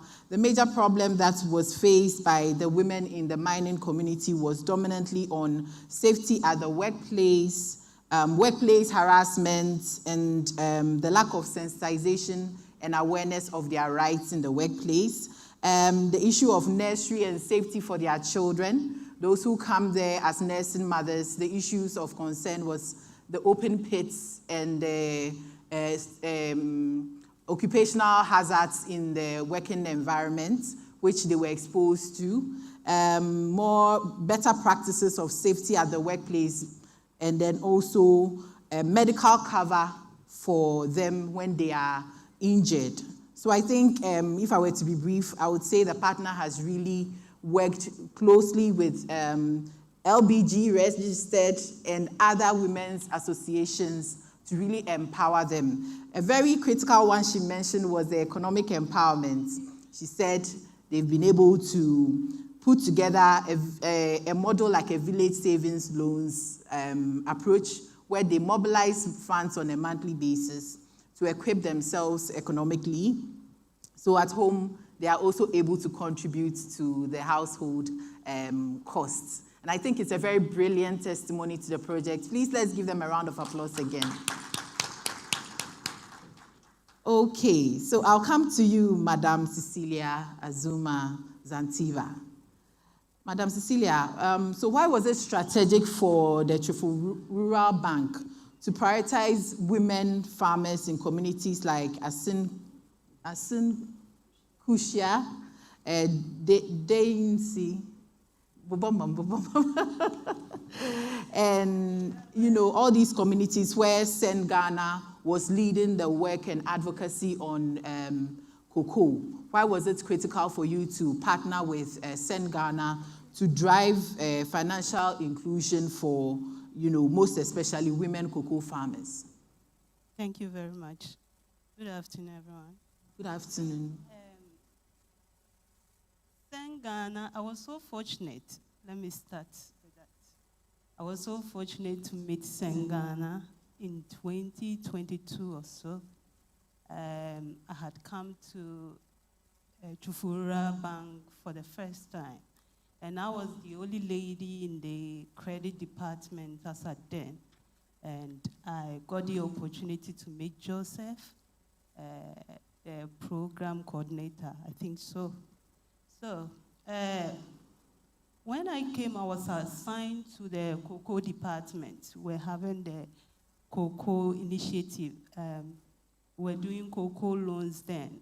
But I realized that within that moment, we didn't have many women in that space. Men were dominating. And we have 5 branches. I started with the Dunkwa branch. We used to go to Eje Kwame, other places I can't mention, Denchira Fosu, Denchira Boise, and the environs. And I realized that most of them were men. So I had that initiative. Unfortunately, Send Ghana came through, and I was fortunate to be nominated to join them in their advocacy.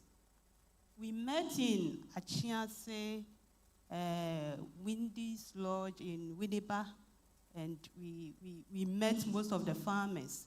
And I was happy that they wanted to advocate for women in farming as well, and I was happy about that. Now, I had some figures from 2024. 2024, we had 205 women in the cocoa groups. 205 women, and 356 men in the cocoa group.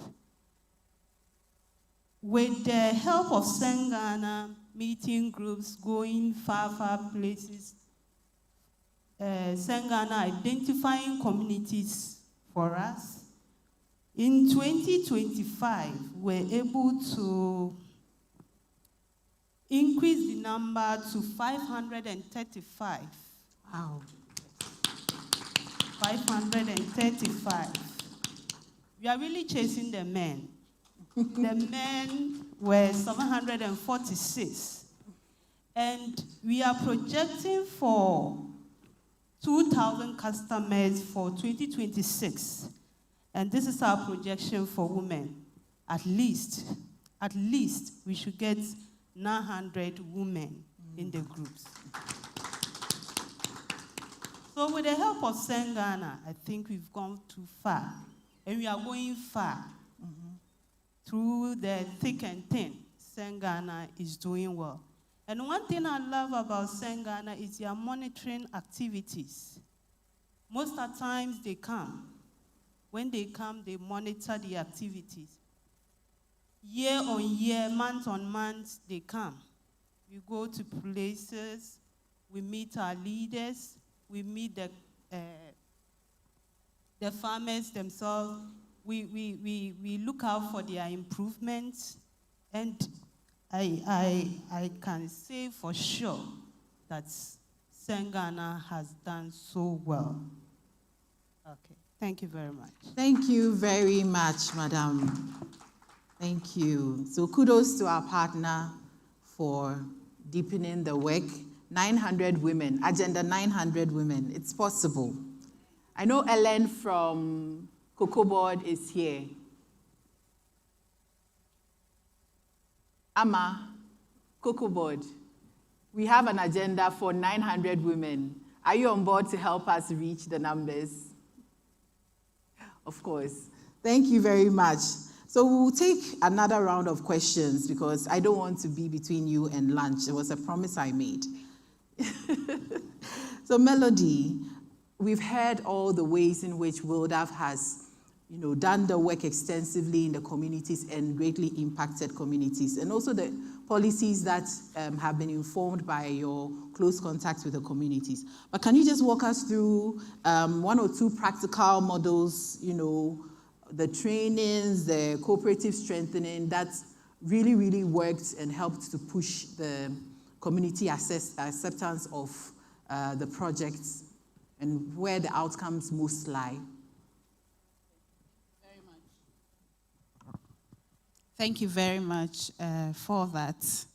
So, given the challenges that we identified, our solutions combined capacity strengthening with catalyzing women's collective power and also policy work and then accountability mechanisms. So I'll speak to the capacity strengthening bit.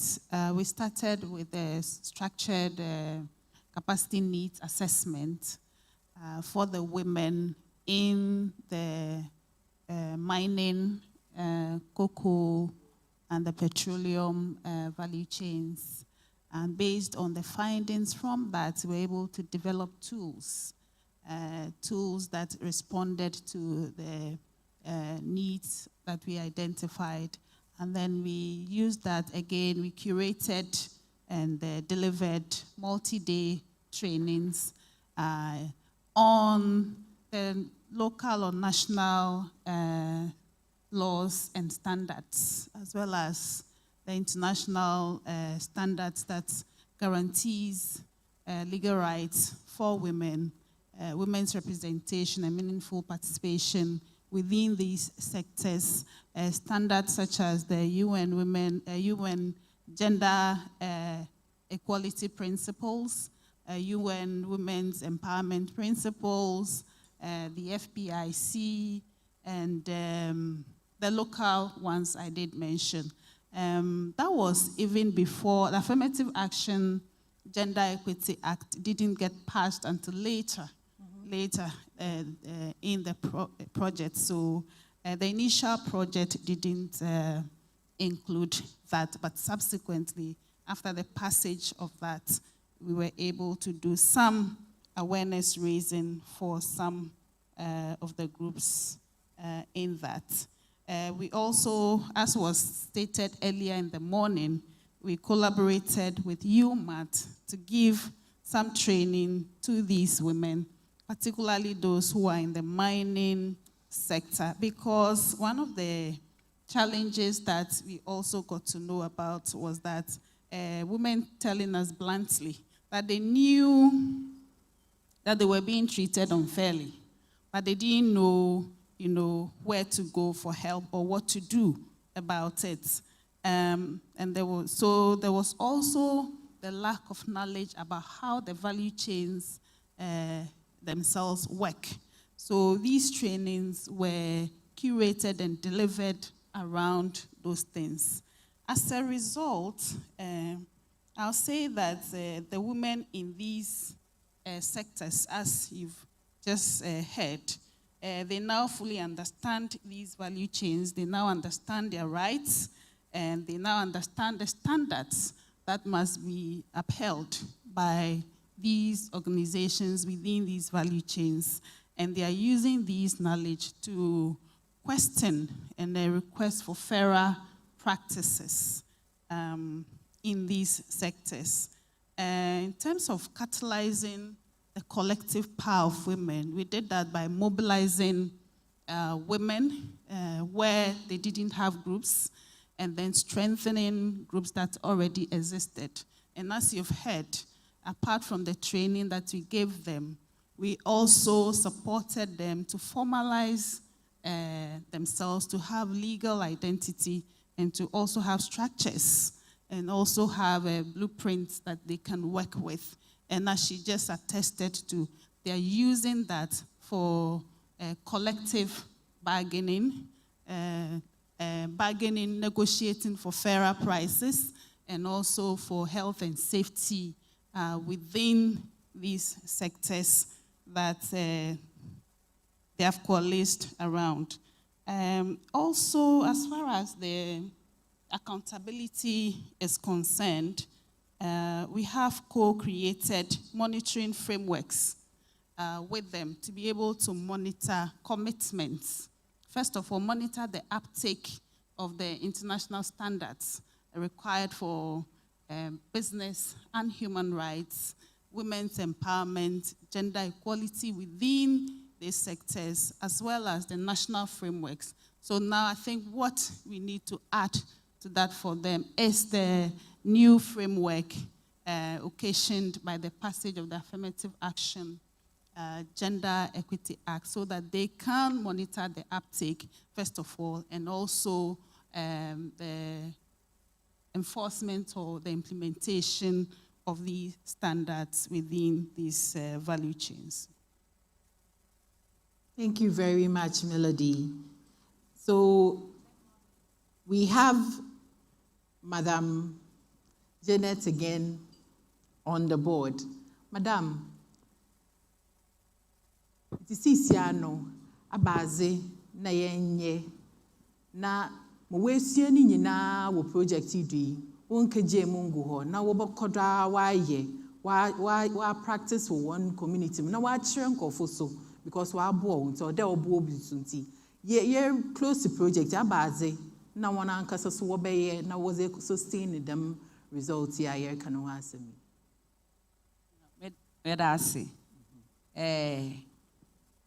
oyede yakoso yebakoso aya cheche yegudo ye organize ma no community no yebabobo hwana no nti dwumadi bia wode ache he na oye se yede boa community no yede beboa wa ache edwuma bebre liquid soap shower gel after wash parazone wa boa yem papa nti yegusu a yeboboa community no ma no na ya ache on sa no edwuma no ena de wode ache he na obese he na brabo da ache fan mine na ye de yeguso ye kireche ho ma no yekọ center ho yeguso ye na mpanifo no kasa se ma no won koso a won kireche ho na saa niema na da ache obeboa obehaye na brabo no on kireche ho na ono so ontwe won free saa niema na nti yeguso a ye di ho dwuma ni senya me na adoma bibia ba yi de amaye on so beti. Amen. So Madam Janet was just mentioning that beyond the project, they will continue with the sensitization, awareness building on the harmful workplace practices. They will continue to engage authorities within the communities, and then they would also enhance the skills of other women who were not ideally part of the initial training. They will continue to transfer the skills such as soap making, parazone, some of these skills that would translate into financial freedom for the women in the communities. So then it means that even beyond the project, the impact is sustained in their community, which I think is a brilliant thing. Yes, yes. So thank you very much, Madam Janet. We'll come back to you, Madam Cecilia. I really would like to know the specific interventions that the bank rolled out. We heard you mention that through the collaboration with Send Ghana, some of these level of awareness on the peculiar needs of the women in the mining space was brought to bear. So what were some of the specific interventions that Chifo Rural Bank put in place that all of us here can learn from and, scale in our own, future design of projects? Thank you very much. Through the intervention of this program, we're able to meet most groups. Now, this is what we do. When we get to them, we educate them on financial literacy. How to save money, how to invest their monies, and how to put themselves together. We educate them on, now we are embarking on share activities, share capital. Okay. Now we are encouraging most of them to buy shares. This is a long-term investment that we encourage them to buy shares. The company is doing very well, and we encourage them to buy more shares. We've opened their eyes to how money works, how to put money into businesses, how to grow it, and how to invest it. And these are the interventions we've taken upon ourselves. Another thing is that we've also let them know that it's not about doing this or that. As part of our management, we educate them on stress management as well.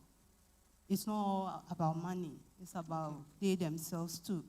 Okay. Stress management is one of them. And basically, these are the two things I can say for now. Thank you very much. Stress management is also part. I think the duty of care embedded in the approach of Send Ghana has to also be lauded. So thank you very much for sharing. I would want to stay on you so that we come back to me as we wrap up. So in closing, looking beyond the project, it's come to an end after 5 years. What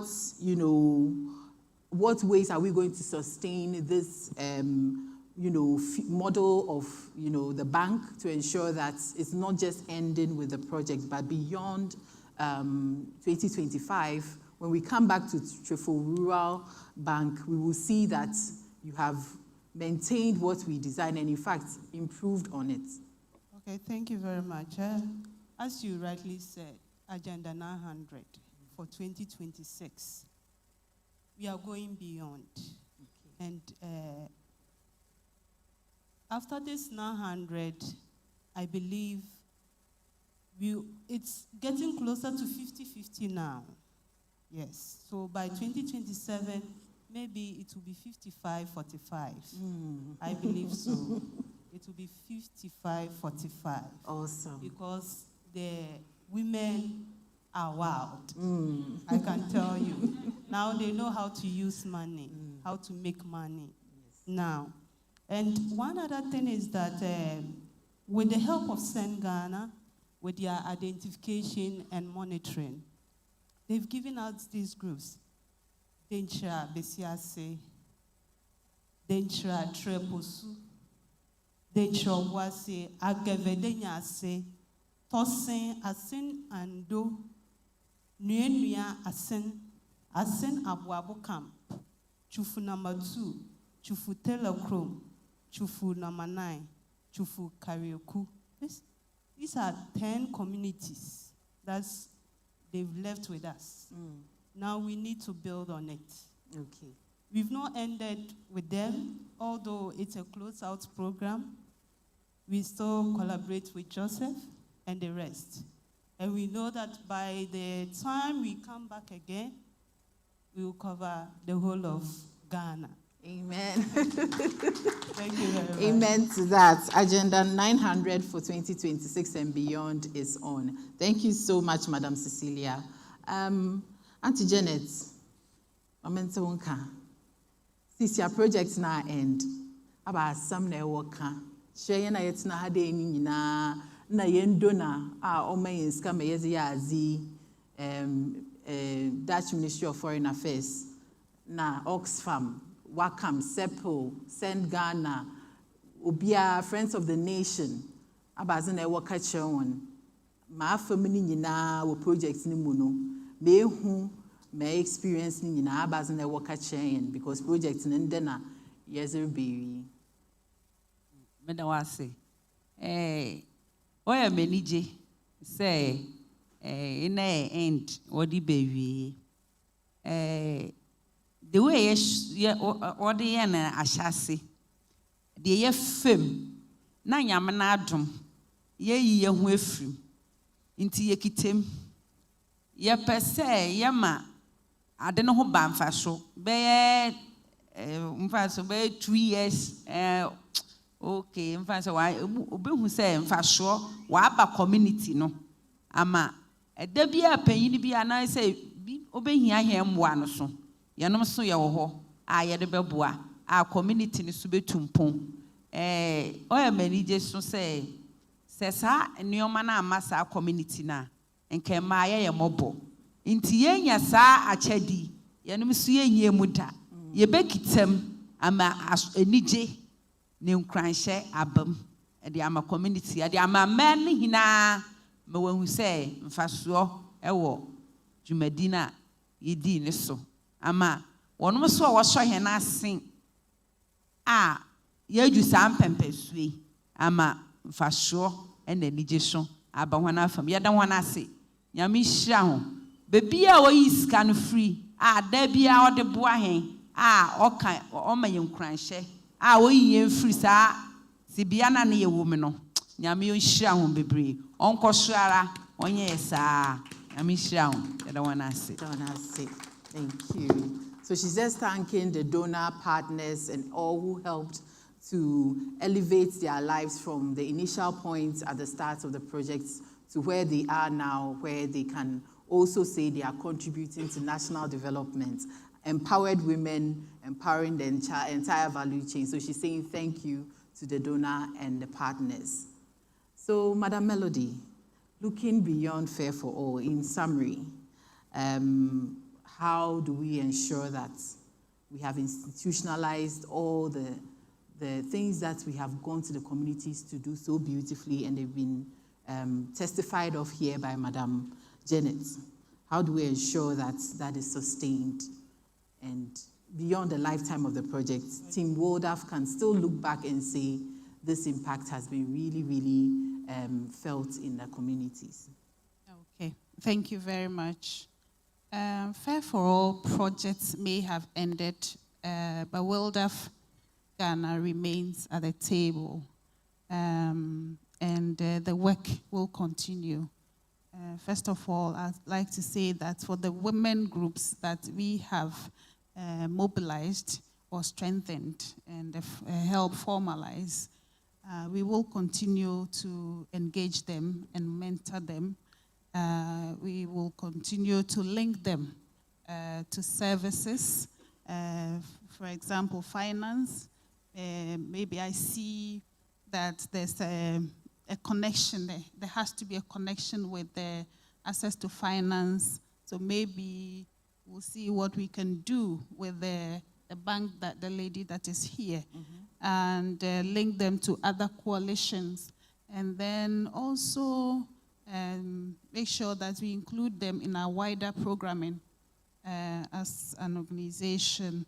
I didn't get to mention that for the current reforms that are ongoing, particularly in the mining legal environment, we did submit a memorandum arguing or advocating for making the laws more gender responsive. So we will continue to follow up on those. As well, we will continue to work with Oxfam and other collaborators and the groups that we have strengthened to continue to monitor and hold companies and state institutions accountable to commitments under the national standards as well as the international standards as far as women's representation and meaningful participation in these sectors are concerned. Lastly, I'll say that for a network whose unique proposition is to leverage law for development, we'll continue to use our models and tools, our legal literacy, our legal aid, policy advocacy, particularly to help women who want to assert their rights within these sectors. Thank you. Thank you very much. Thank you, everyone. Madam Cecilia, Melody, and Madam Janet, thank you so much for sharing. We've come to the end of this session, but then what resonates is that truly barriers have been confronted, systems challenged, and solutions built from the community up have really, really found ways to better our approach on women's upskill in the value chains.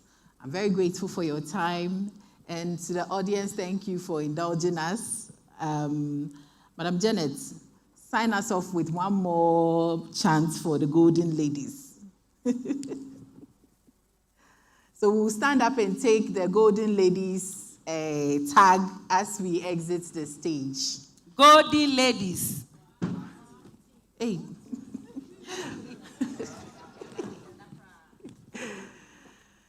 Let's try that again. That wasn't encouraging at all. Golden Ladies. One team. Golden Ladies. One team. To say, mwanya ba kwa ekuo no ebegu. Nti ese da bia ekuo bia omo adwen ye ba ko. Nti ye ka Golden Ladies. One team. Okay, so let's do one last time. Golden Ladies. One team. Thank you very much. Group picture. Okay, please, we are taking a group picture. Yes. Okay.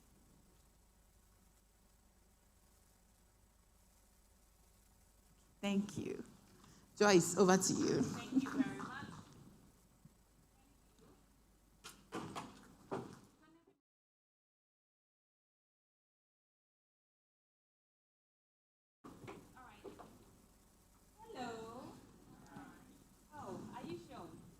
Now, are you hungry? You're hungry, all right. Okay.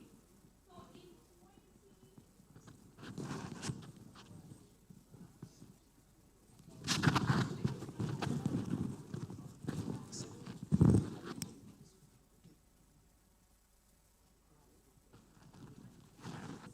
Hi, great. Good, good, good. Please clap for them, clap for them, clap for them, clap for them. If there's something I remember is that now the ladies too are wild.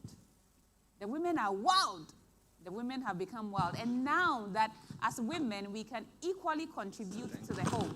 And we all know that once you have economically empowered a woman, she's going to empower the whole nation. So the men who are here, do not feel like we've left you behind. It's all in your interest so that you do not get high blood pressure and die early.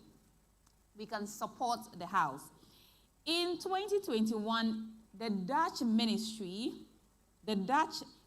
of Foreign Affairs decided that they are going to help Ghana, and they supported us and donated 2 million euros. And do you know what 2 million euros actually mean in Ghana cedis? That is 26 million Ghana cedis. Please let's give a big round of applause to the Ministry of Foreign Affairs of Netherlands for supporting us to get the Fit for All project. Without them, all these wonderful successes we have chalked would not have been possible. So we want to say a very big thank you to the Ministry of Foreign Affairs in the Netherlands. There are some of them who have joined us online. And at this point, we also want to acknowledge all our online attendees. Wherever you are, we are saying hello to you. So everybody, please say hello to them. They are watching us online. Hi, wherever you are. We are saying that thank you so much for joining us. We want to also acknowledge our partners. So World of Ghana, thank you. Send Ghana, thank you. Welcome. Thank you so much. Friends of the Nation. Indeed, you are friends of the nation. Thank you for all that you do. Also, the African Center for Energy Policy, and then the Center for Public Interest Law. Thank you so much for all that you have done. Now it is time for... Oh, I can hear you. Now it is time for... All right. So I want to be sure that there are people here, and I gave you some assignments. I can hear somebody saying, no, don't start, Joyce. Don't start. We are hungry. Just let us go. All right. There are some communities here, and we want to just say thank you for coming all the way from where you're coming from. So Damso, the community of Damso, for if I mention your name, then you give us away. Damso, Pachobu aha. Damso, the dam on top. All right. Okay. Damso, Pachobu aha. Mama me wave kakre. Mama me wave. Give me a wave. All right, please, when I mention their names, then you clap for them, so you give them some excitement. So, Damso, Moaha. Yay. All right. Then, Techi. Hey, why not I try the name Tetre. Please give us a wave. All right, let's clap for them. And then, Insiom. Hey, Inswayem. All right, Inswayem. All right. Give us a wave. Okay, this one is very, very easy. Oda. Yay, Oda is here. The next one is Nyankumasi.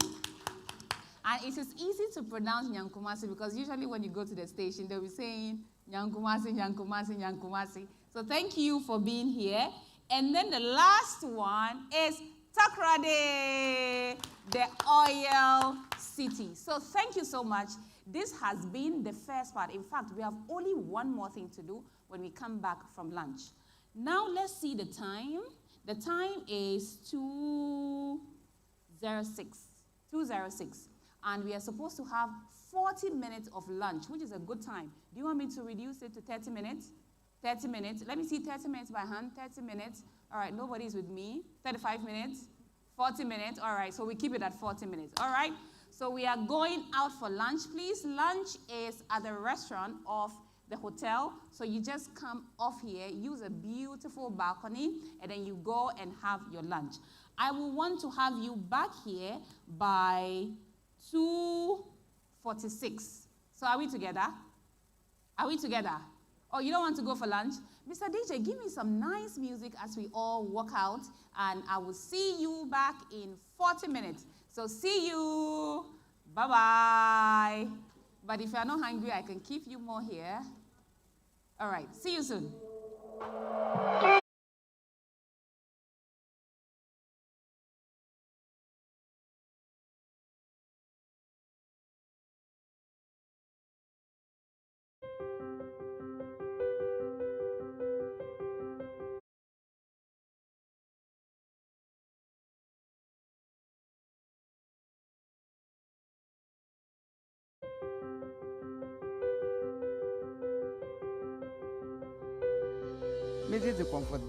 My name is Comfort Butchie, and I am 54 years old.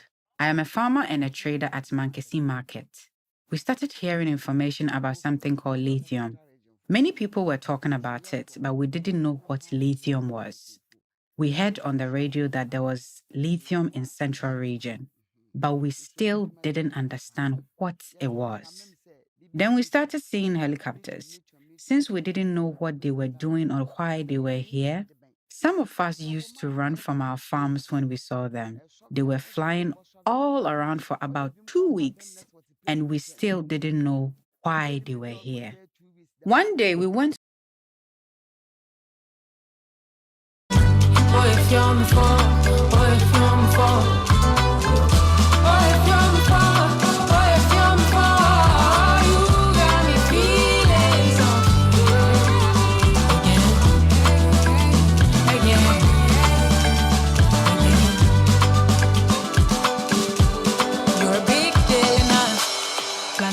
by your side. If it's easy or not, I'll be there and fight. Fuck that, you know I'll be there and one. Make it home before you ever feel alone. You never feel alone. Yeah, I like to tell you that I believe in a love, and I see what you are.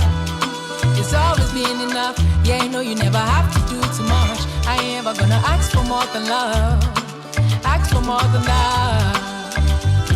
You had me way before you tried. I probably fell in love on the first day. And every day since I've been down, you're wonderful to me. You're my purpose every day. No, no, no, no, no, no, no. You shred. You're wonderful to me. Oh, if you're me for, oh, if you're me for, oh, if you're me for, oh, if you're me for, you got me feeling so, you got me again. Oh, if you're me for, oh, if you're me for, oh, if you're me for, oh, if you're me for, you got me feeling so, you got me again.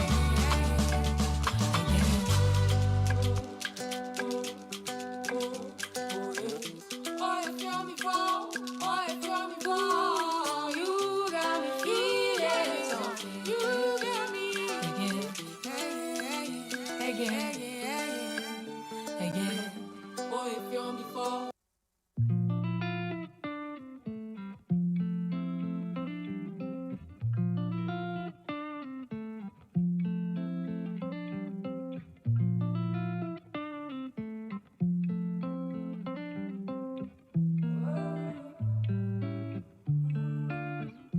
Left to me, we'll skip these changes and end up in one of these places. Left to me, we'll go get married, so distance is nothing but numbers. But you belong to many more lives. You belong to many more lights. You belong to sunshine.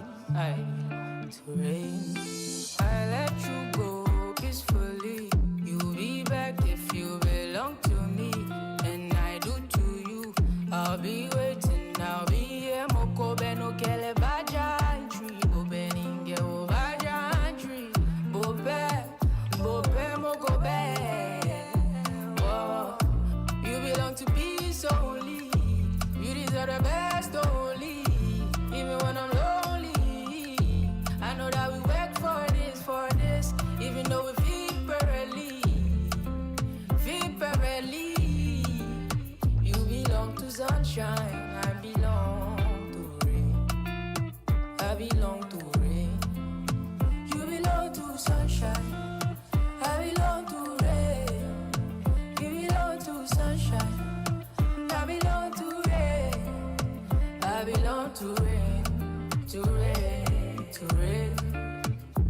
Oh, I see you again sometime. You could tell stories before mine. We could start again sometime. Don't know what I do with myself if I'm honest. But I be running to the day that you call me. And I be running to the gate for your luggage. And we could get back again. I'll be at peace again, yeah. You belong to peace only. You deserve the best only. Even when I'm lonely, I know that we work for this. Even though we feel barely. You belong to sunshine, I belong to rain. I belong to rain. You belong to sunshine, I belong to rain. You belong to sunshine, I belong to rain. I belong to rain, to rain, to rain.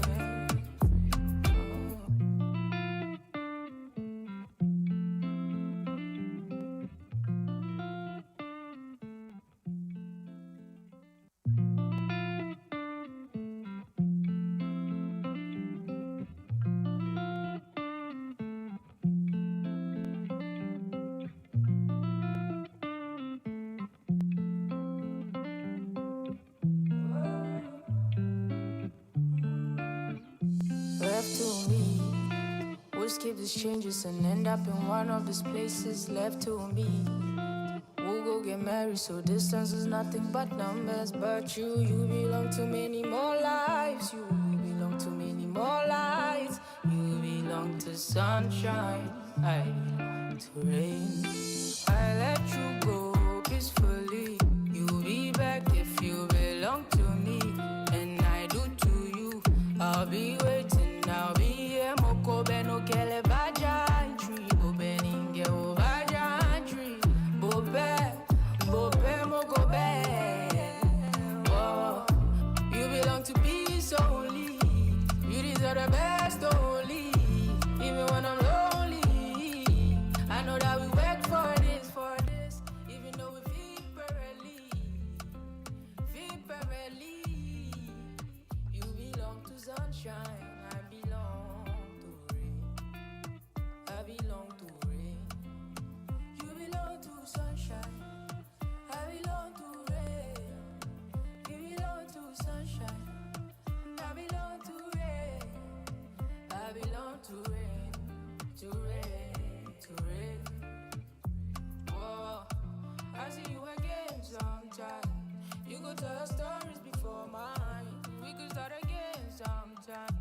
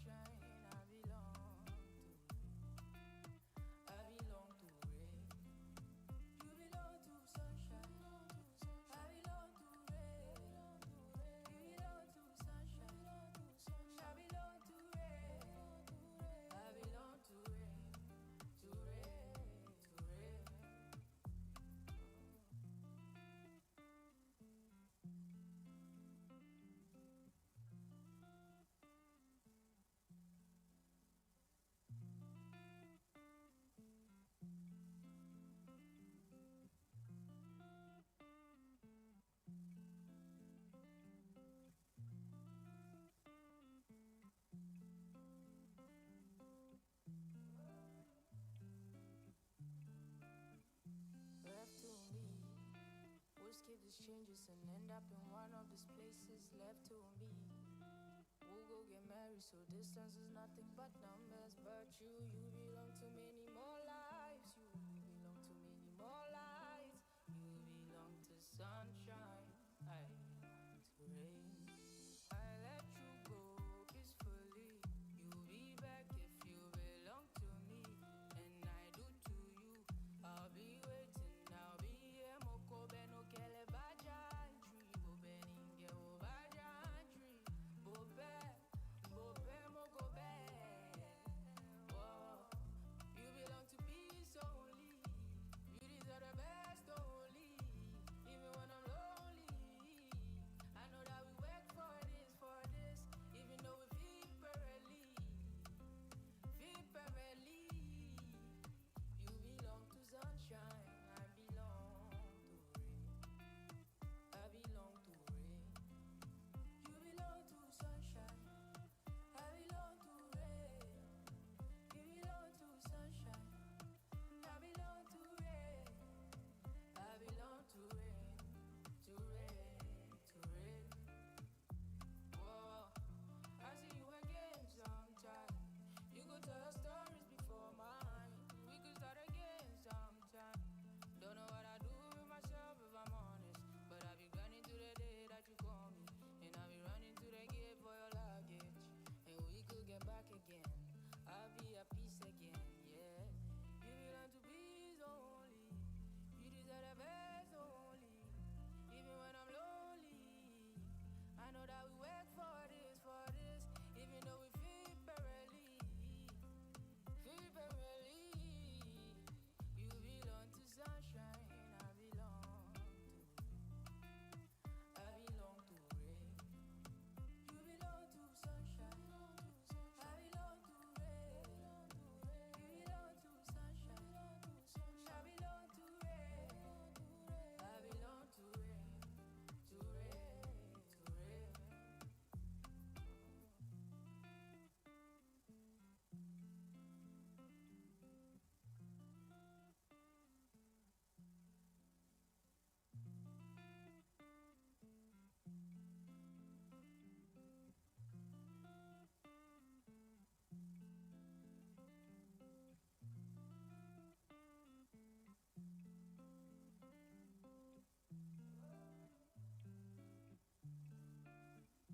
Left to me, we'll skip these changes and end up in one of these places left to me. We'll go get married, so distance is nothing but numbers. But you belong to many more lives. You belong to many more lights. You belong to sunshine, to rain. I let you go peacefully. You'll be back if you belong to me, and I do to you. I'll be waiting, I'll be here. Moko beno kele bajan tree, bobe ninge o bajan tree, bobe moko be. Oh, you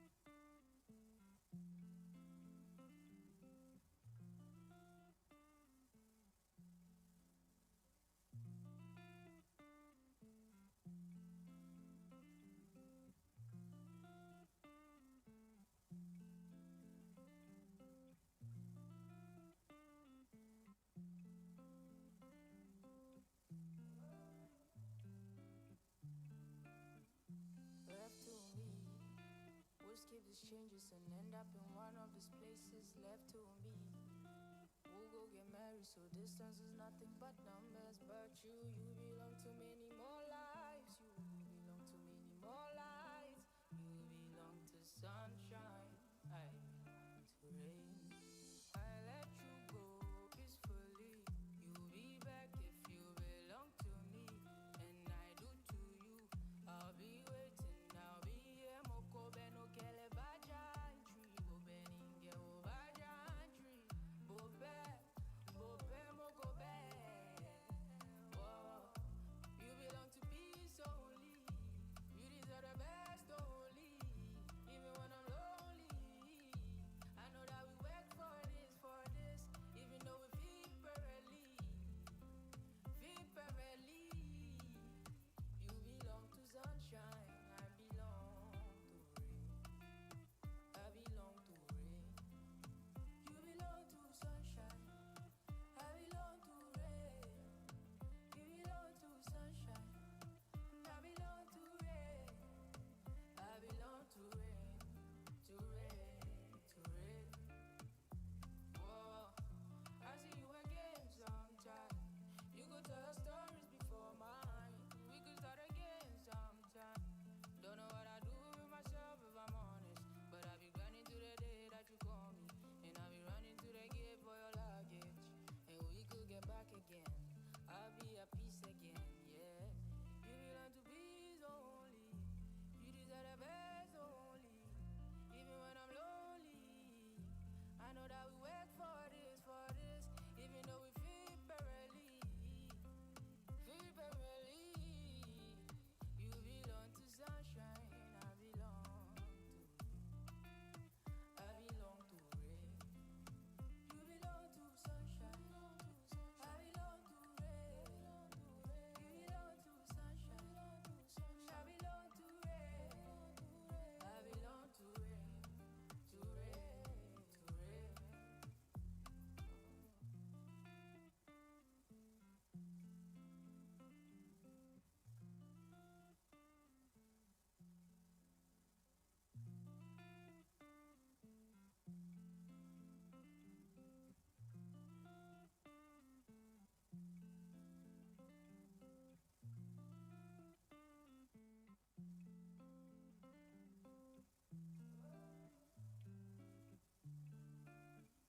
Left to me.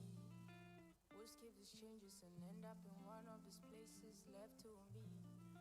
We'll go get married, so distance is nothing but numbers. But you belong to many more lives. You belong to many more lights. You belong to sunshine.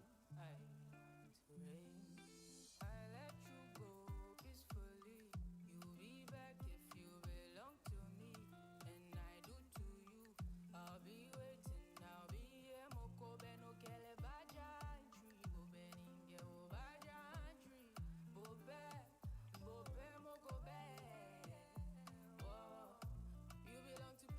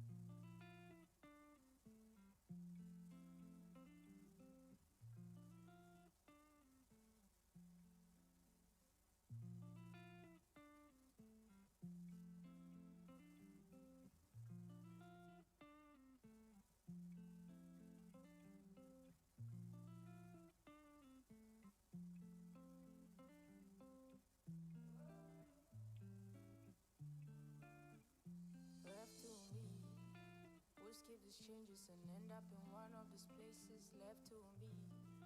We'll go get married, so distance is nothing but numbers. But you belong to many more lives.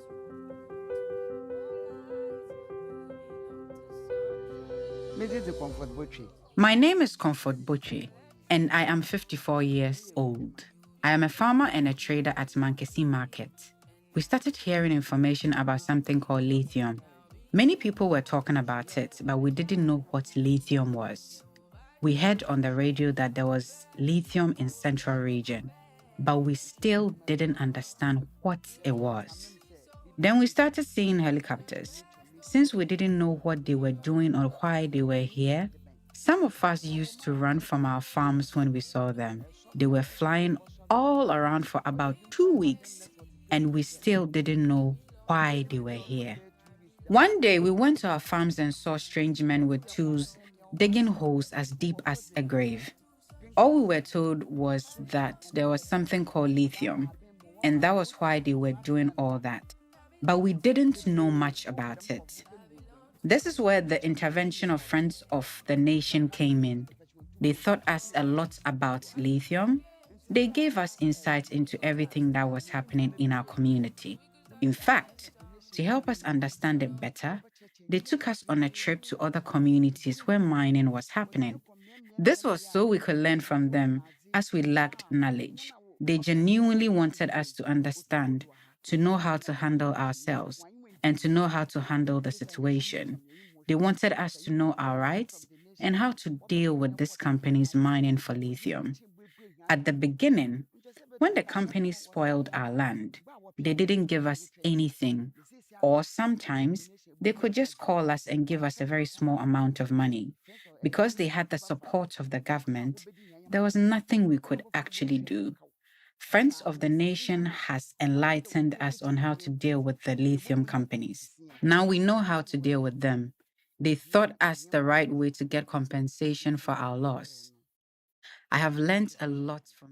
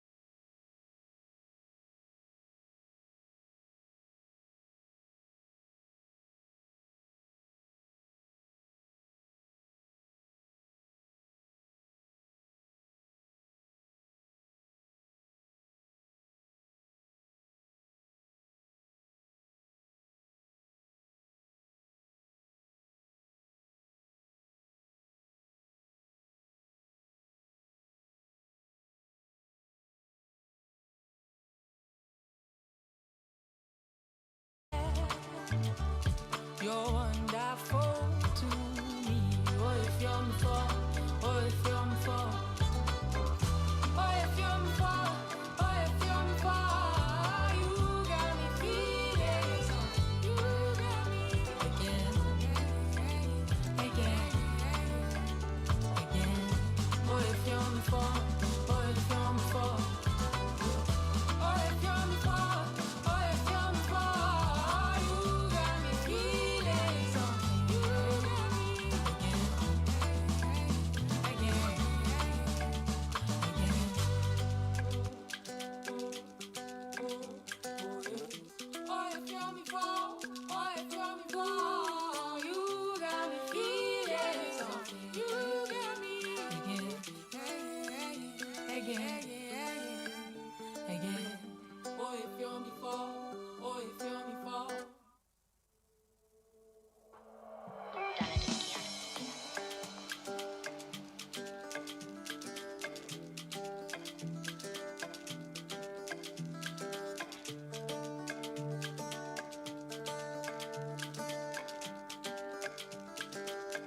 Man can I won't faith in. Make it to an upper faith in. Baby, when tough times come, live with me. All I got is yours. And I can't explain it at all. Cause this kind of thing I never seen before. Baby, I've been on the road, but I left it all. Just follow you, cause oh, if you're me for, oh, if you're me for, oh, if you're me for. Oh, if you're me for, oh, if you're me for, you got me feeling something. Again, again, again. Oh, if you're me for, oh, if you're me for. Oh, if you're me for, oh, if you're me for, you got me feeling something. Again, again.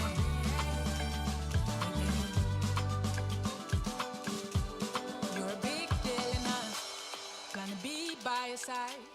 If it's easy or not, I'll be there and fight. Fuck that, you know I'll be there and one. Make you home before you ever feel alone. You never feel alone.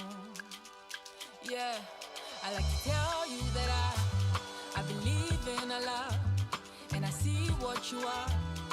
It's always been enough. Yeah, I know you never have to do too much. I ain't ever gonna ask for more than love. Ask for more than that. You had me way before you tried. I probably fell in love on the first night. And every day since I've been down, you're wonderful to me. You're my purpose every day.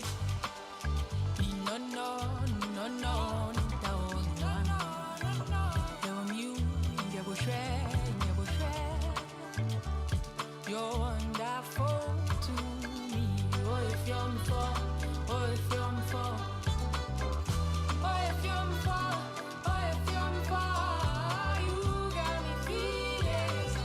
You got me again, again, again. Oh, if you're me for, oh, if you're me for. Oh, if you're me for, oh, if you're me for. You got me feeling so. You got me again, again, again. Oh, if you're me for, oh, if you're me for. You got me feeling so. You got me again, again, again. Oh, if you're me for, oh, if you're me for.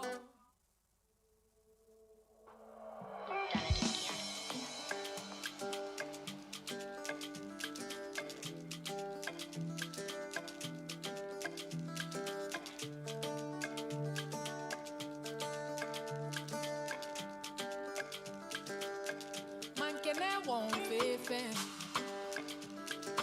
Make it to an upper faith in. Baby, When tough times come, live with me. All I got is yours.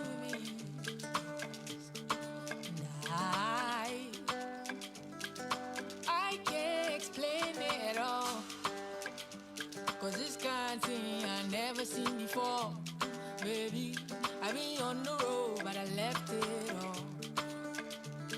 Just follow you, 'cause oh, if you're me for, oh, if you're me for, oh, if you're me for, oh, if you're me for, oh, if you're me for, you got me feeling something again. Oh, if you're me for, oh, if you're me for, oh, if you're me for, oh, if you're me for, you got me feeling something again.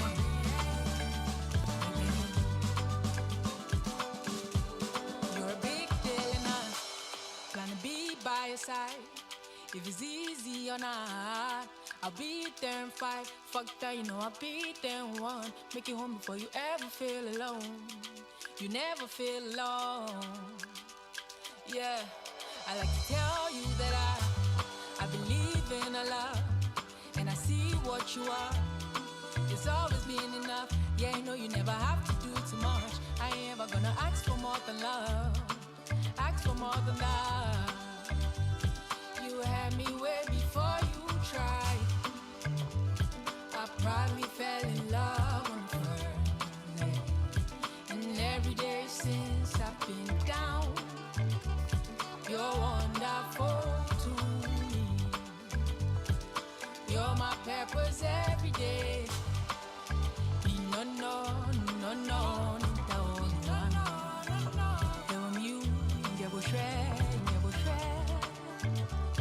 You're wonderful to me. Oh, if you're me for, oh, if you're me for, oh, if you're me for, oh, if you're me for, you got me feeling something. You got me again. Oh, if you're me for, oh, if you're me for, oh, if you're me for, oh, if you're me for, you got me feeling something. You got me again.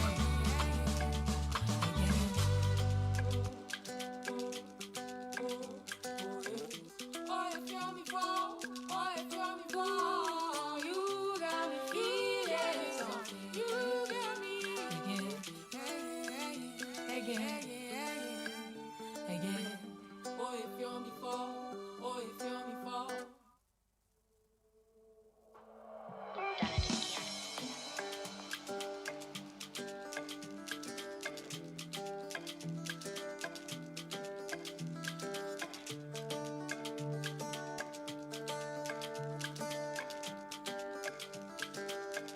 Man can I won't faith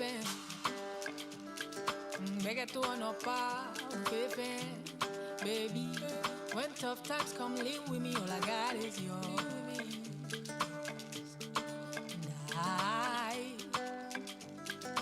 I can't explain it all, 'cause this kind of thing I never seen before. Baby, I've been on the road, but I left it all. Just follow you, 'cause oh, if you're me for, oh, if you're me for, oh, if you're me for, oh, if you're me for, oh, if you're me for, you got me feeling something again. Oh, if you're me for, oh, if you're me for, oh, if you're me for, oh, if you're me for, you got me feeling something again.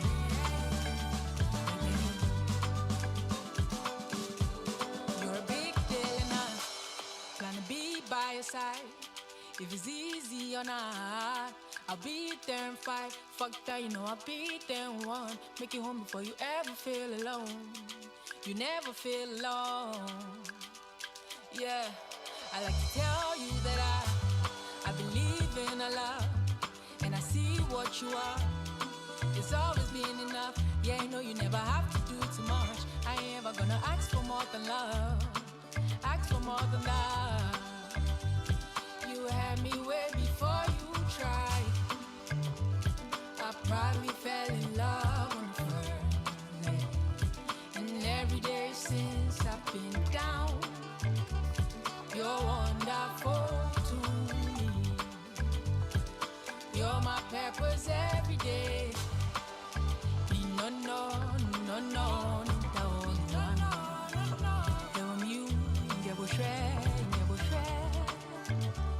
you're wonderful to me. Oh, if you're me for, oh, if you're me for, oh, if you're me for, oh, if you're me for, you got me feeling so, you got me again, again, again. Oh, if you're me for, oh, if you're me for, oh, if you're me for, oh, if you're me for, you got me feeling so, you got me again, again, again.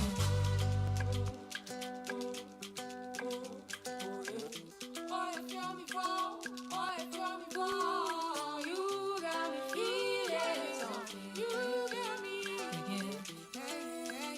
again, again, again. Oh, if you're me for, oh, if you're me for.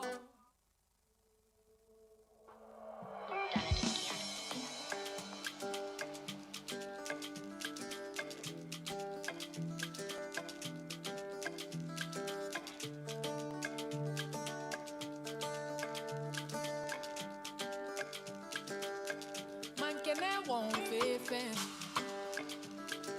Beg to no pa faith baby. When tough times come, live with me. All I got is yours.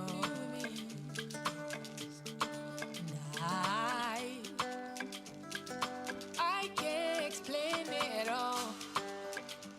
Cause this kind of thing I never seen before. Baby, I been on the road, but I left it all.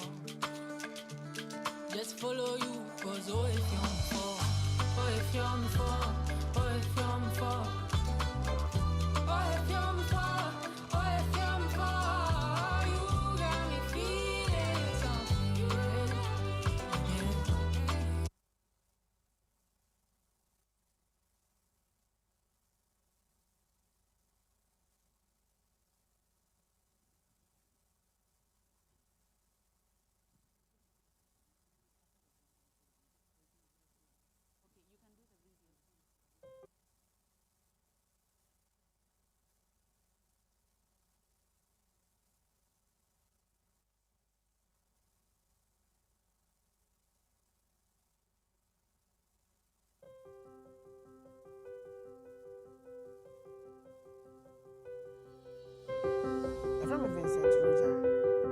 My name is Vincent Roger. I am from Kenya. You're from Vincent Roger. My name is Vincent Roger. I am from Kenya. I was born here and have lived here all my life. I'm a proud beneficiary of ASEP and Oxfam's PVP Fair for All project. We received training and became enlightened on how to request things in this community and get them done the right way. Before the training, things were difficult. We used to team up with the youth from neighboring communities to fight with our leaders just so we could get their attention. This was because we didn't know the right approach or how to properly ask for help for the community's needs. Fighting was the only way we knew how to handle the situation. This training has been a real eye-opener. We now know the right channels to approach and request things. The training showed us that we can't just walk up to the mining companies or our leaders to make demands. There is a proper way of doing things. Because of the RID training, we now know the right channels to voice our problems. Since we received this guidance, all the chaos and fighting that were present in our community have ceased, and there is peace now. All thanks to Oxfam, ASEP, and the Fair4All Project. Now, the community has a chairman, If any youth wants to propose an initiative, they speak to the community chairman. He then passes it on to the assemblyman, and from there it gets to the right authorities. Since the training, many positive things have been happening for our communities. For example, many of our school teachers are from other communities, and we needed places for them to live. We now have accommodation for them, and we even have a place for the nurses and physician assistants to stay as well. They are all very comfortable. We've gained a lot of new infrastructure. Our water is flowing, and many things are going very well now. I would like to thank ASEP and Oxfam for bringing this PVP Fair for All project to us. What they have done for us is truly good, and we deeply appreciate it. Our voices have been heard, and we are praying to God to bless them so that they can continue to do more for other communities, as well as for those within our community.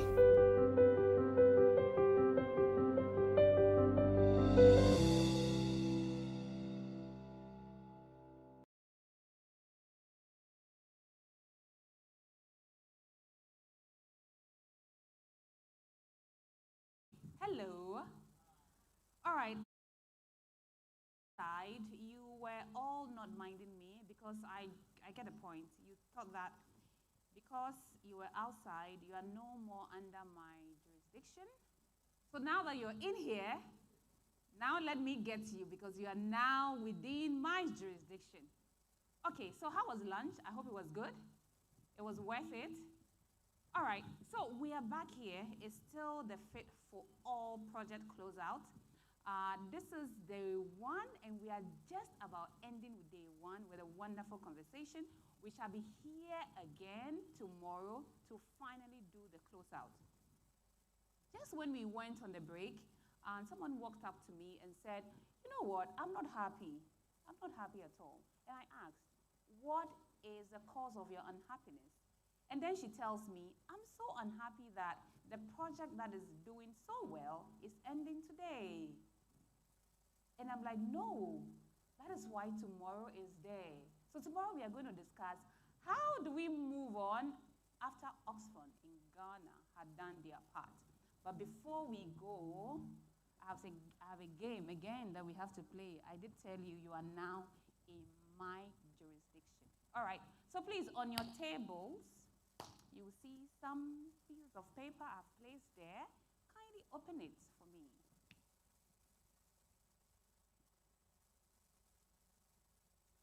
A. Oh my God. E. So who picked A? Don't lie to me. I know them. Who picked A? There's A. A. All right, A. Okay, so who is going to represent your table? Please choose. Be fast, be fast. The one who picked. Now it means that all those who picked will put it back down.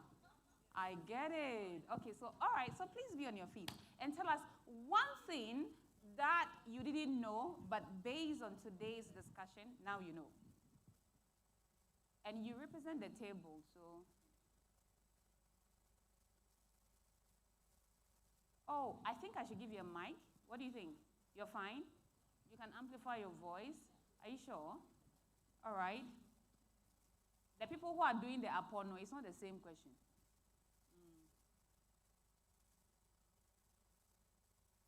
Yes.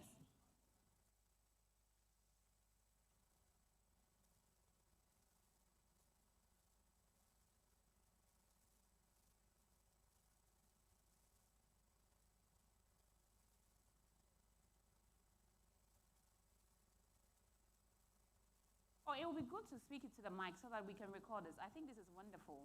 Don't be shy. Don't be shy. Okay, so what really sat with us, or something that we didn't know, that we got to know, is that in the first panel, there was a rep from a bank. So for Fair4All Rural Bank. Why are you? The project 9. Right, yes. Thank you. So everything that she said today, as in the amount of effort that had gone into the bank trying to help women cocoa farmers, it's not something that I really knew. All I knew was that it was cocoa board, and I didn't really know that banks are really into helping women cocoa farmers. Yeah, so that's what really started with that. Thank you. You have won yourself lunch for tomorrow. All right? Okay, so B. There must be B. There must surely be B. Where is B? Okay, B. All right. B. What is one thing about Send Ghana that you remember? Trouble has come. Send Ghana.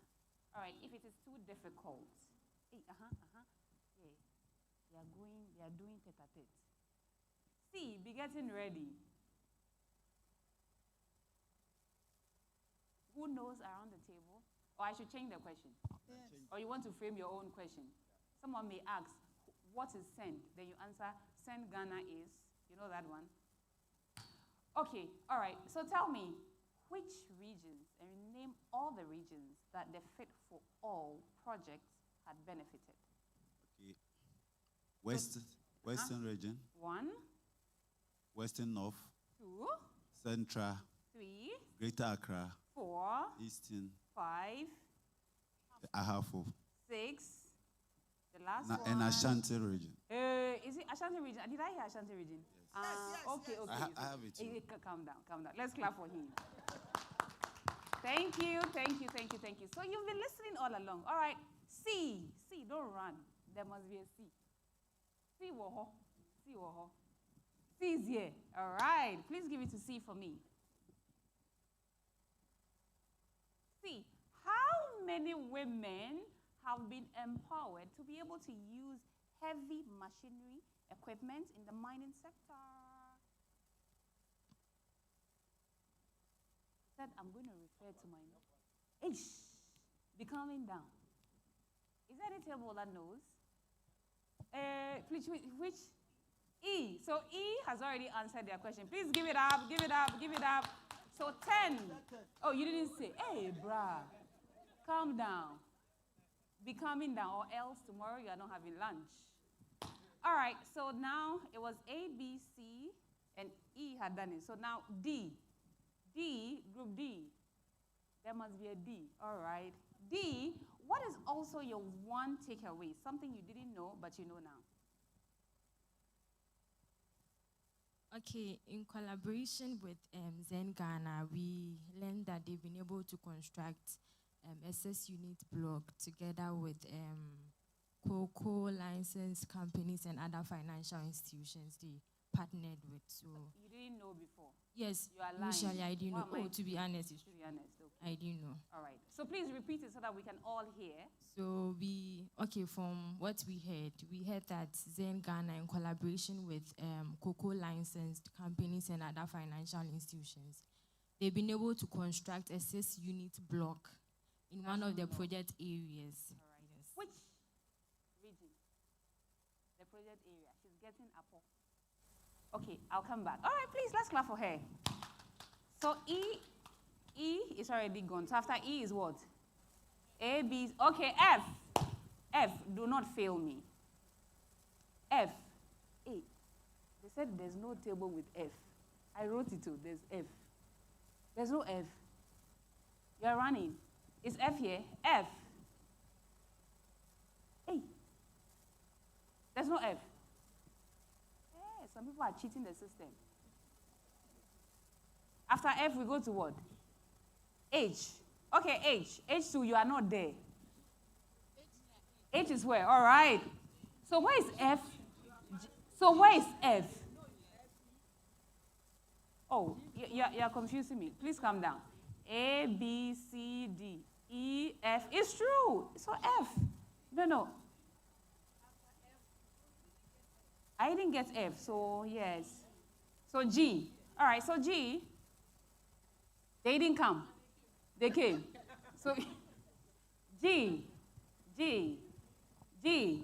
Who gave us the money for this whole project, and how much is the money?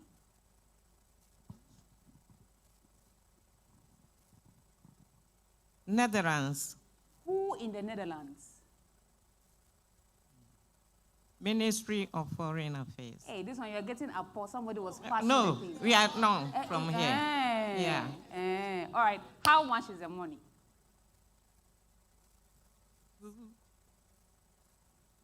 2 billion. That's 26 billion Ghana. Oh no! Please say it in euros for us, so that if they are hearing us, they will be sure. It won't In be like euro. Yes. 2 million. 2 million euros. Let's clap for her and the group. So that's what?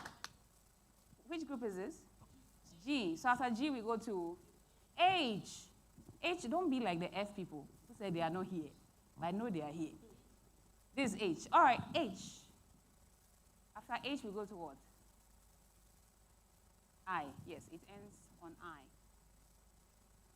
Oh, H. Oh, the question is just Coco. It's Coco question. What have you learned today that you didn't know before? Yeah, I learned that 55 university students have been equipped to track oil revenue. 55? 55 universities. I didn't, is it 55? That's what It's I 55. heard. Oh, I thought I had 300. Okay, so it's 55. Let's give it up, let's give it up, let's give it up, let's give it up, let's give it up. I was confusing you, but you didn't want to be confused. All right, I know it's this table. It's here. You saw L. Oh. It's fine. Okay, we end here. All right, shall I bring the question? I want to give you the hardest one. How many, because this is like high table, you know, the people, yeah. Yeah. Because it's supposed to be fair for all, so I need to be fair. All right. Okay, all right, so now let me be fair. What kind of question do you want to answer? Oh, that is not fair. You see how the imbalance can be. What is fair? Because the men here can equally say, you know what, it's not being fair because you're treating the women. So please, what question do you want me to ask you so that you answer? All right, so anything from my heart. How many people? It will bring money. This is going to bring money. Oh, it's bringing money. It's bringing money because we are white, we the women. So tell me, how many people have we impacted with the Fair4All Project over the last 5 years? Yes. Yes? Give it to me. Over 500,000. Hey. Both direct and indirect. But there was a number. Please, you want to help us? There was a number. Yes. It's 13,000. Over 13,000 Ghanaian citizens have been impacted. Now, please clap for yourselves. The clapping is too down for me, Sabi. All right, IT team, do we still have a video of a testimonial we want to play? Please send me a wave if we do. If not, we shall go straight. There is. All right. Okay, so we have a video to play to show you some of the testimonials from the people who have benefited from these 2 million euros that had been given to us by the Ministry of Foreign Affairs in the Netherlands. Let's go.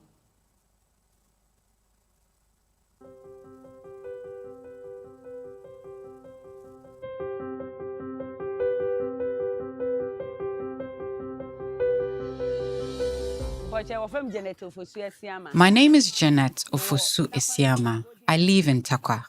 I'm a member of the Golden Ladies group. Golden Ladies was founded about 4 years ago, and from the beginning, we faced significant challenges. We are involved in small-scale mining, and one of our biggest problems is the lack of correct operating gear. We didn't have boots or gloves, so we had to use our hands directly. This caused us a lot of health problems. Because we are women, sometimes at the end of the day, our leader would claim he hadn't received any money and would refuse to pay us. This went on for a long time until the intervention of WELDAF. WellDAF helped us understand that this was unacceptable. They made us realize that we were supposed to be paid for every job we did and paid correctly. Previously, we didn't know much about the business or the rights we had as workers. They brought our attention to many of the things that were being done incorrectly. For instance, we didn't have a female-only toilet, a bathroom, or a rest area for women. Furthermore, the mothers amongst us did not have a dedicated place where they could breastfeed their children. By the grace of God, after their intervention, we now have all these things in place. We have a washroom reserved only for women and a place where mothers can feed their kids. WellDAF also taught us that if we work and our employers refuse to pay us, we have the right to report them to the police. However, one challenge we are still facing is the lack of proper boots. We currently have to use our bare foot on the ground, which is very dangerous to our health.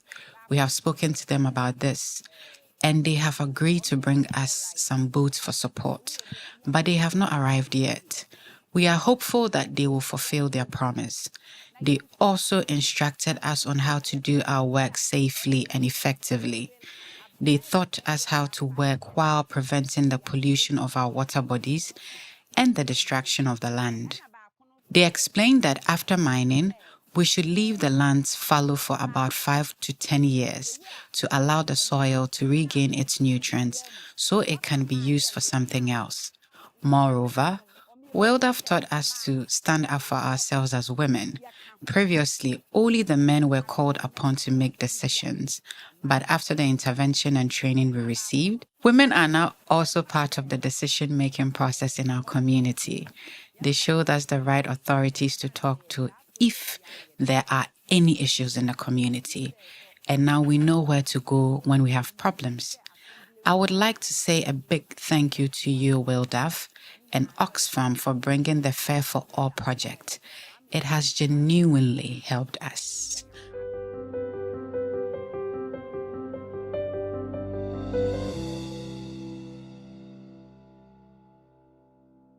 The Ministry of Foreign Affairs in the Netherlands. All right, so our last conversation for the day is going to be wonderful, and we have seen how effective it is when we mobilize people. So we shall call on the moderator to moderate this session, who is Solomon Ampofu. And he is a project lead for the Fair4All Project at the Friends of the Nation. And they will be discussing how can we use advocacy around protecting human rights. As you can see, women go to work and they do not have bathrooms. That's uncalled for. And also the environmental right in the value chain. And also, how can we ensure fiscal accountability, which has to do with money. So Solomon, all right, Solomon is just by me. If you are ready, which you are getting ready, and then let's do this. All right. Is it going well? Solomon, how are you? All right, so Solomon's mic is off. So let's welcome Solomon onto the stage so he can introduce to us who our panelists are going to be discussing advocating for more responsible private and financial sector for fiscal reforms. Please, with a big round of applause from people who have just eaten, let's welcome Solomon.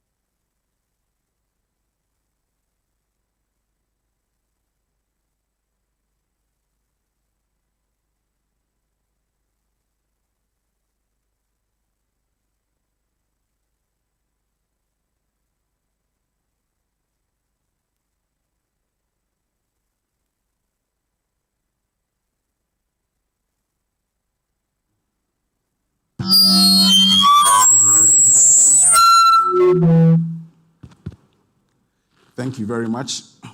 Good afternoon, ladies and gentlemen. Yes, so this session is discussing advocating a more responsible private and financial sector and also advancing fiscal reforms in the extractive, cocoa, and also agricultural value chains.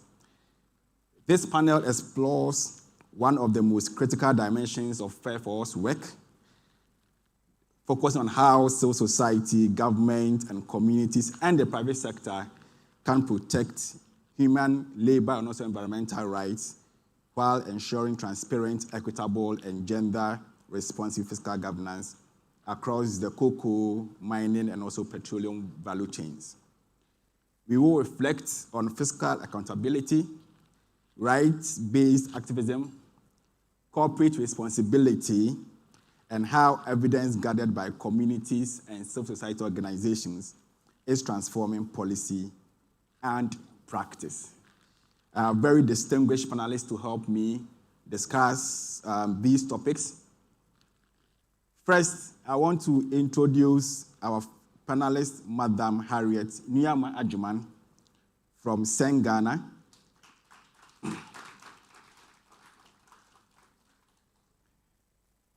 Thank you, Harriet.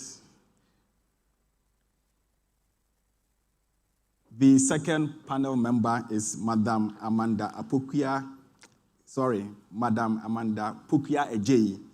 She is the Development Planning Officer for Takwa Insuayum Municipal Assembly.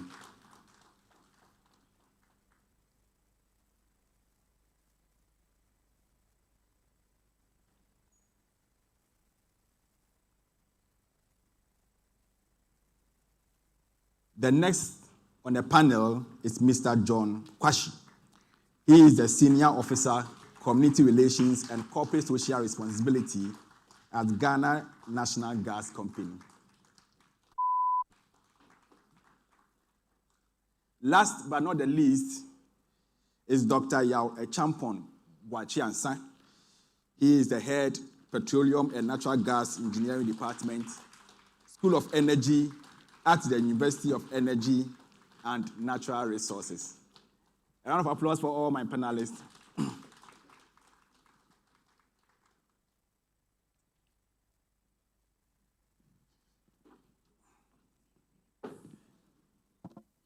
Minutes. 5-0. Yes, please. Okay, thank you. Thank you, too. Okay.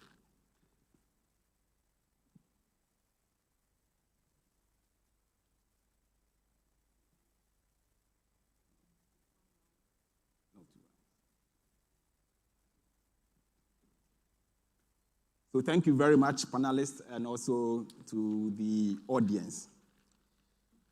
So as I mentioned earlier, so we'll be discussing how civil society, government, communities, and private sector has been championing fiscal reforms, then also focusing on responsive private sector engagement.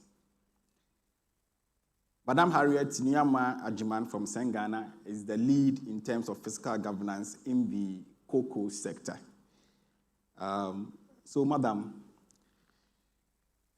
I want you to share your perspectives on how your work at Sen Ghana as the lead organization under the cocoa sector advocacy under the Fair4All work help promote transparency and progressive, inclusive fiscal regulations in the cocoa value chain.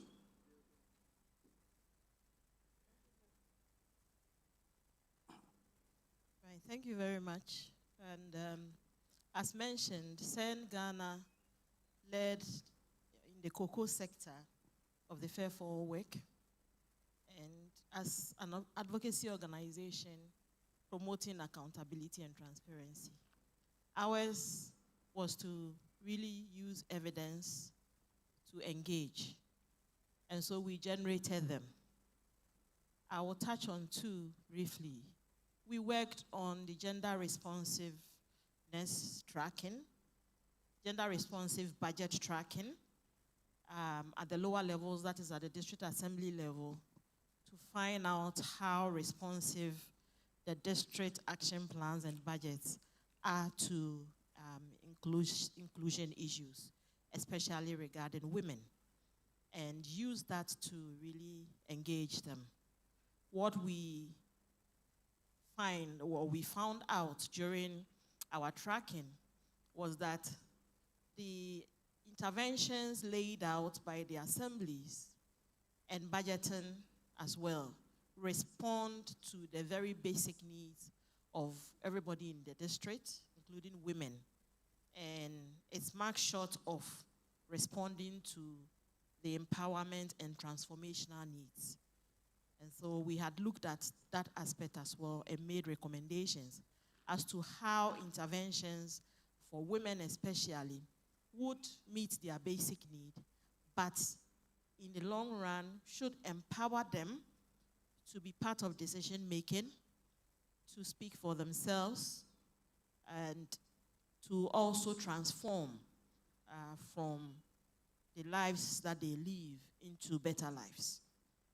And through that, we have worked with the Assembly to develop a checklist that the Assembly would use after Fair4All is gone.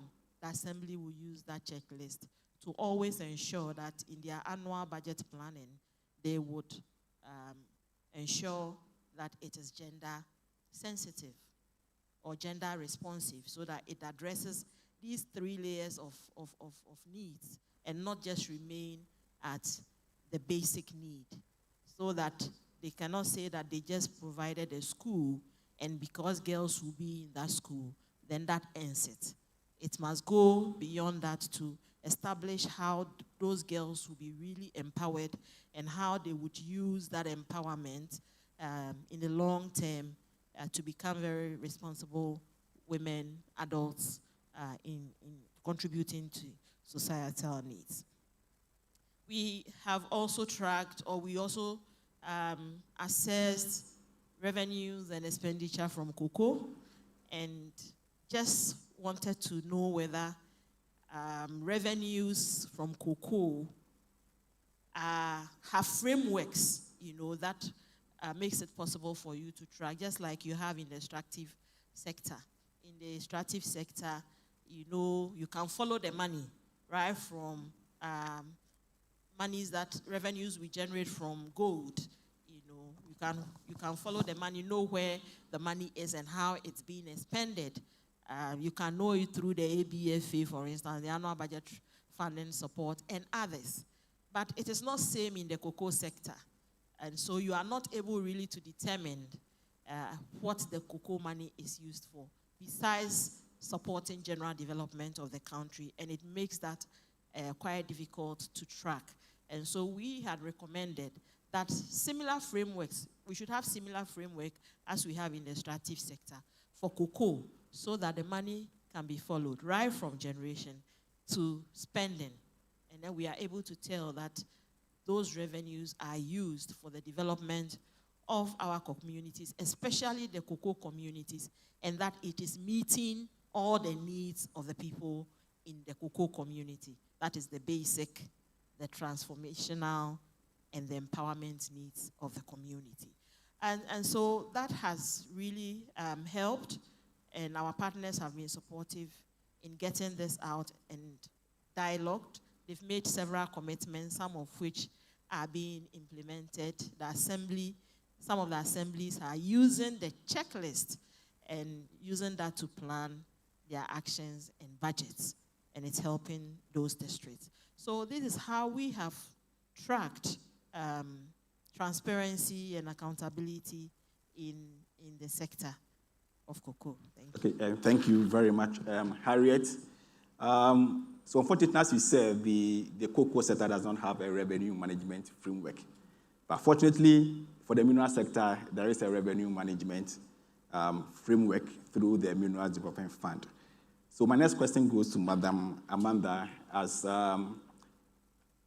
an assembly that is rich with a lot of resources, including gold, manganese, and others, how does the assembly ensure that revenues from the mineral extraction, such as the Mineral Development Fund, are used to meet the needs of women and youth in mining communities? Okay, Thank you very much, Mr. Moderator, and good afternoon to everyone.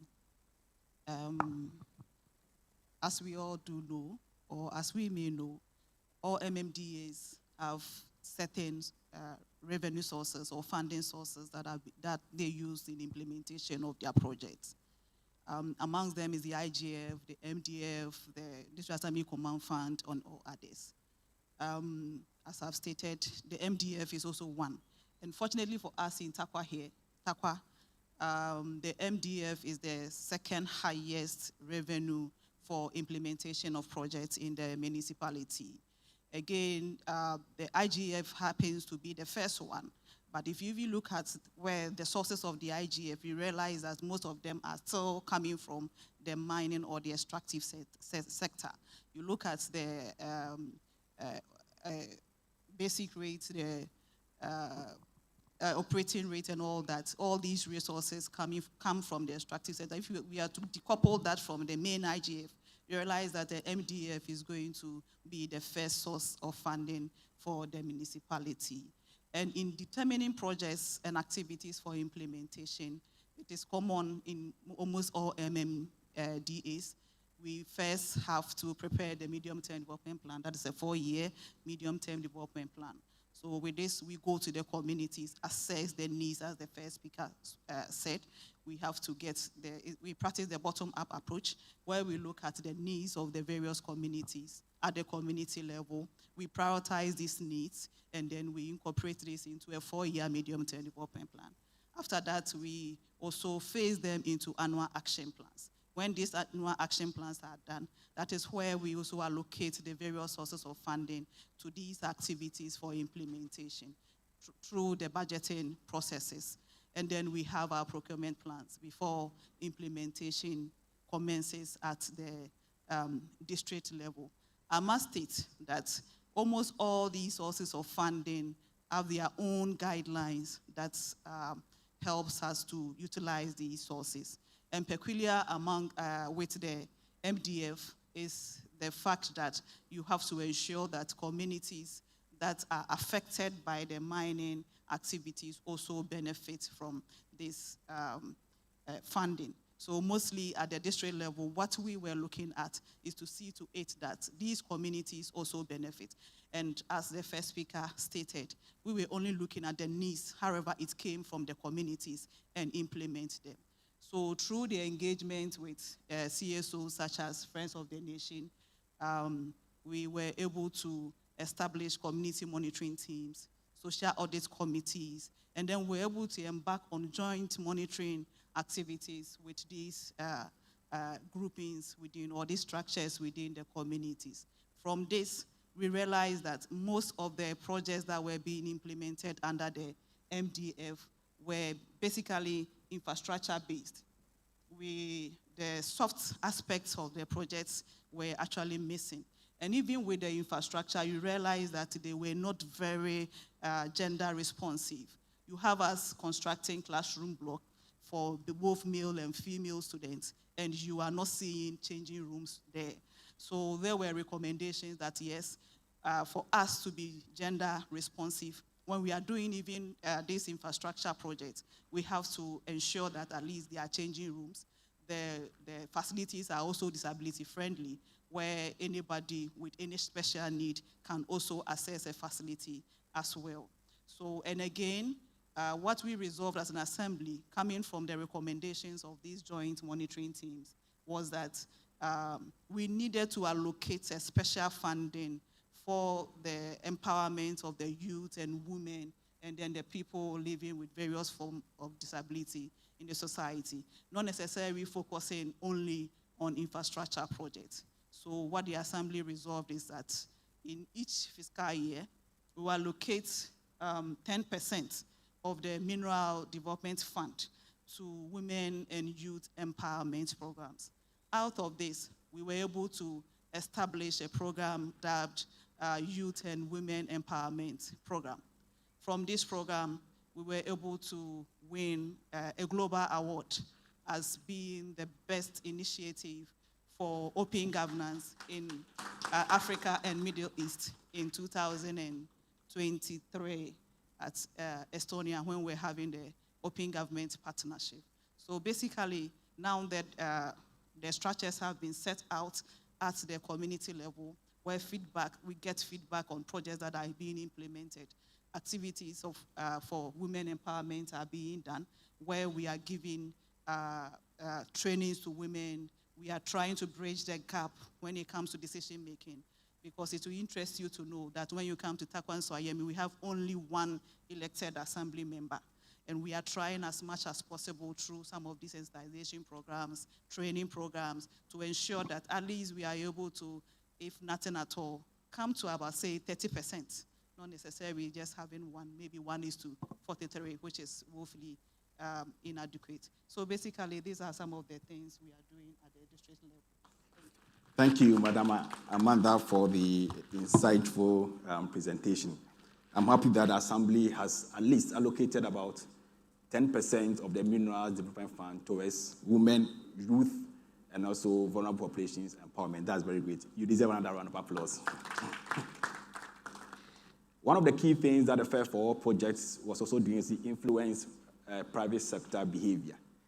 And many of the partners worked with private sector in the extractive, cocoa, and also the petroleum value chains. I'm happy that we have the rep from Ghana National Gas Company, Mr. John Kwashi, here with us. He deserves a round of applause. Let's give him a round of applause. So, Mr. Kwashi, from a corporate social responsibility perspective, why was it important for Ghana Gas to design programs specifically focused on empowering women in the Western region? Thank you, Mr. Moderator. Like you said, I'm representing Ghana Gas from the site. I have to make that clear. We are from the site where at Wambu, so it's different from Ghana Gas here. So whatever I'm saying is the site. So I just have to establish that point. Yeah, thank you. Yeah, I think you saw from the presentations, I mean, some of the women initiative that you've done. That is the soap making factory that you saw. Already you have seen that we are doing well so far as women intervention is concerned. You know, our department, that is community relation and corporate social responsibility, is the interface of the company. We liaise between the communities or stakeholders and the company. So you have all our stations, we have represented, you have some from Accra, but the main office of that department is at the site because that is where operation takes place, and that is where we are. We have, as a department, you have our mission. That is to maintain the social alliances of Ghana National Company. And you do so by ensuring that we undertake, projects in all our project-affected communities and the nation at large. So to go by that, we sometimes undertake needs assessments in our project-affected communities. The soap factory you saw is in our immediate project-affected communities. You know, we have many project-affected communities. We are operating in the 6th district at the Western region, at 7 districts. But when you talk of communities, there are more than 100. You know, we have a pipeline from Atuambo to Takrady. We have 75 kilometers pipeline from Esiama to Pristia. And there are the communities there, every community that our pipeline passes through, their community is equally important. So we start them. So we start from the 3 communities which are close to the plant.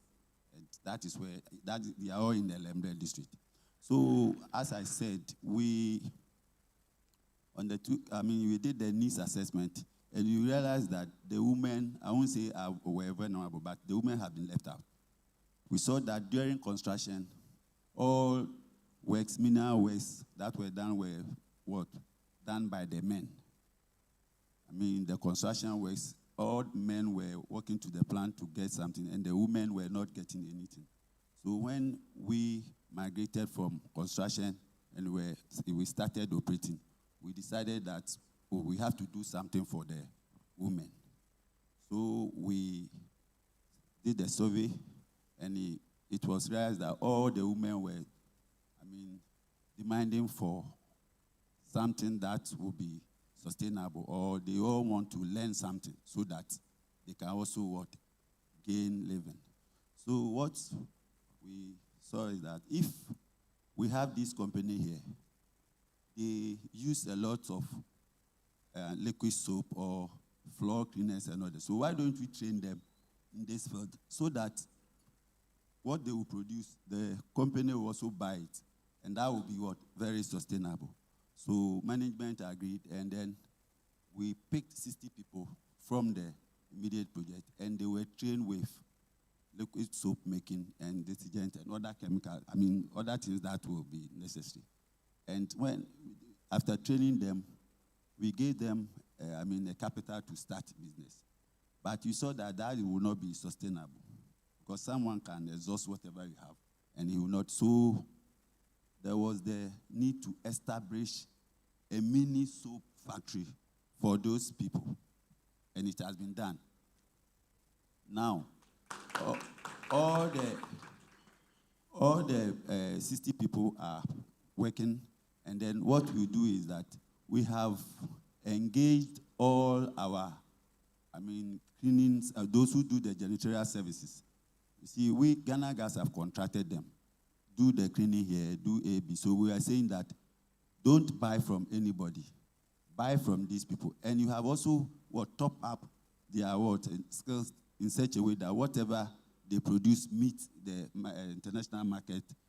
FDA have approved and others. So they are producing, and we are asking our cleaners to buy so that it will be very sustainable. In the field of livelihood enhancement for our women, again, we also saw that our queen mothers, I'm happy I have one queen mother here who is beautifully dressed with beads and others. We identified us as a gap in our local authorities, and then we organized beads making training for our queen mothers in the Eastern Zema Traditional Council. They did it for 3 days, and I can confidently tell you that the beads they are using now at the place, they are making it. We identified that as a guy, and we did it. And some are even using it as business. That is some of the initiative for the women that we identify. Again, on women, because he asked me why we decided on women to education, we did not leave them out. We are giving scholarship to needy but brilliant students. And we are doing it very well with the women in the area. We started the scholarship in 2021. 100 beneficiaries were selected. 100 people benefited. 2022, 100. And 2022, 124. And the same number in 2023. 2024, we have not done because, the government is giving scholarship to all teachers. So we want to change our policy so that you can start it from second year. So out of this, you have about 348. And I can tell you that about 41% of these beneficiaries were women. That is, we have about 42 being ladies. So this shows how we have we are bringing about gender equality. We are doing well so far as some of these things are concerned. We usually, physical infrastructure, when we look at the girls' schools and they are in need, we quickly go there because we want to promote girls' child education. You go to Hafasni, the girls' dormitory it was in a very bad state, and immediately we renovated it and then gave it to them. You go to Cape Coast, Infantine Mine Girls, we have done something there. Even Wesley Girls, I believe there is an ongoing project there. So these are a few things that I want to say, or if he asks, these are some of the interventions that we have done so far as girls, child, or women empowerment is concerned. Thank you very much. Thank you very much, Mr. Kwashi, for highlighting how Ghana National Gas Company is supporting women in their impacted areas. The youth was also very important in natural resource governance. That is why the Fair4All Project also look at youth initiatives that will build the next generation of leaders. that will take the mantle in managing the resources that this country have. Our partner, African Center for Energy Policy, was leading this initiative in establishing resource governance hubs in some tertiary institutions. We are privileged to have the patron of the resource governance hub, and we want to understand that what your first experience with ASAP's engagement on natural resource governance on your campus, and what has changed since then. Thank you very much, Mr. Moderator, and I think I've had very excellent comments from the panel members. Thank you all for being here. Personally, I have engaged ASAP over the last 8 to 10 years, and in 2022, ASAP came to our campus to have a sensitization engagement with our students. I think they had budgeted for 100 students. When they got there, we had more than 300 students showing up, telling you that the young people are interested in knowing what their resources are being used for. And so it's been the conversation, and over the last few years, we engaged on actually setting up an engagement platform where the students would have the opportunity to discuss some of the issues that surround national resources in Ghana. One of the things that the students have shown over the last few years is that they are interested. My university, by the name, is University of Energy and Natural Resources, and we run programs that handle basically all our natural resources, so from agric, mining engineering, petroleum engineering, renewable energy engineering, natural resource management. And students from all of these backgrounds, even those doing computer science, computer engineering, are wondering what they can also use our resources for. People are finding interest to see that we are the young people, the future of our nation rests on our shoulders. They don't want to finish their tertiary education and then have to leave the country because there's nothing to work with. And so the interests of our students are geared towards particularly their own future and also the impact of these activities around them. I think from the activities of PIAC, we've also learned that recently, at least the last batch of students that have come through the university are people who benefited from the free SHS. And this was funded using oil money. But most of the students were not aware. Some of them just know that they went to SHS and they didn't pay fees. But through some of these sensitization campaigns, they are made aware. Sometimes, I think one of the things that struck me was when the ASAP team came, they made us aware that some of the members of parliament or some districts will mention that, oh, they are constructing this project with this funding. And then you go to the site and there's nothing there. But the people in the community are not aware. Those who are supposed to check them probably don't have the resources to travel all those distances, go to the very local communities. But these are the people who also turn up at the universities. And so people from the various communities in our universities, people from different backgrounds, different districts, are beginning to understand that it is not just about hearing about the problem, but through the engagement with ASAP, they also taught the right channels to use to make sure that their voices are heard. And so if they are able to identify any project that is funded from some of the natural resources that are nationally owned, what can they do? Who can they reach out to?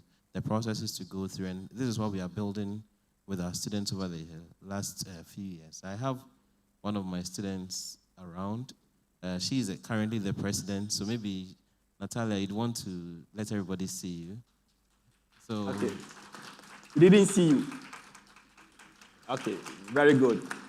So she's a foundation president for the Resource Governance Campus. I'm the foundation patron, and the foundation president is a lady. So I'm also happy that in the conversations we are talking about women empowerment, and she is leading the team very well. Okay. Even during this long vacation, she's engaging her mates. They've created social media platforms. They are engaging people, trying to have the conversation going on, not just limited to when they are only in school. So these are some of the impacts that previously you wouldn't have seen had it not been the efforts that have come through ASAP and support from Oxfam and other wonderful institutions. Thank you. All right, great. A round of applause for my panelists.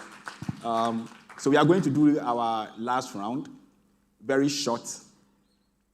You have only 60 seconds to provide the responses.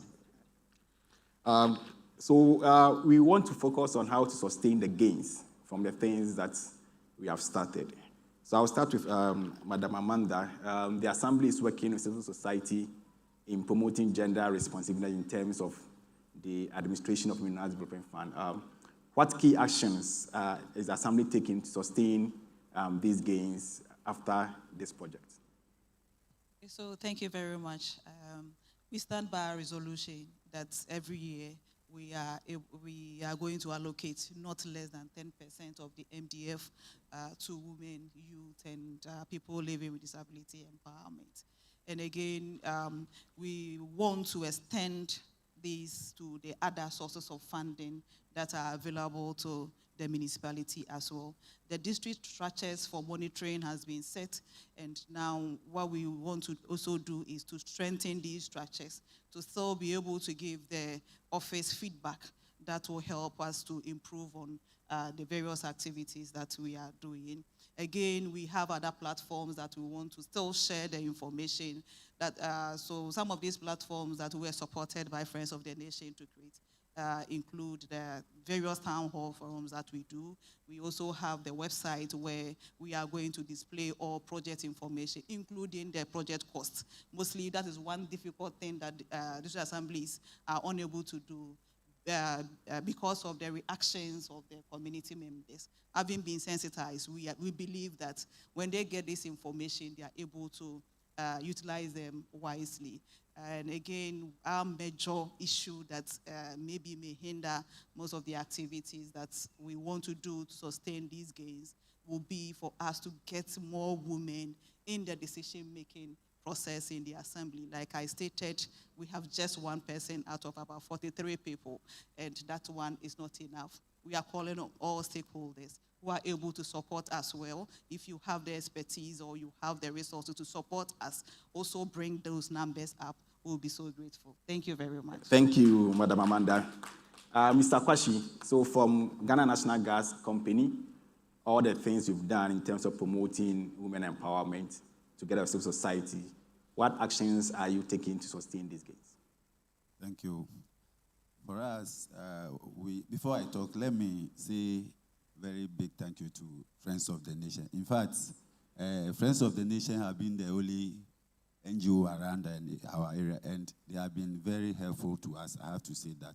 Because mostly getting into the community for engagement has to do with budget approval and others. And because of that, we are not all that good in that. But Friends of the Nation will organize the group.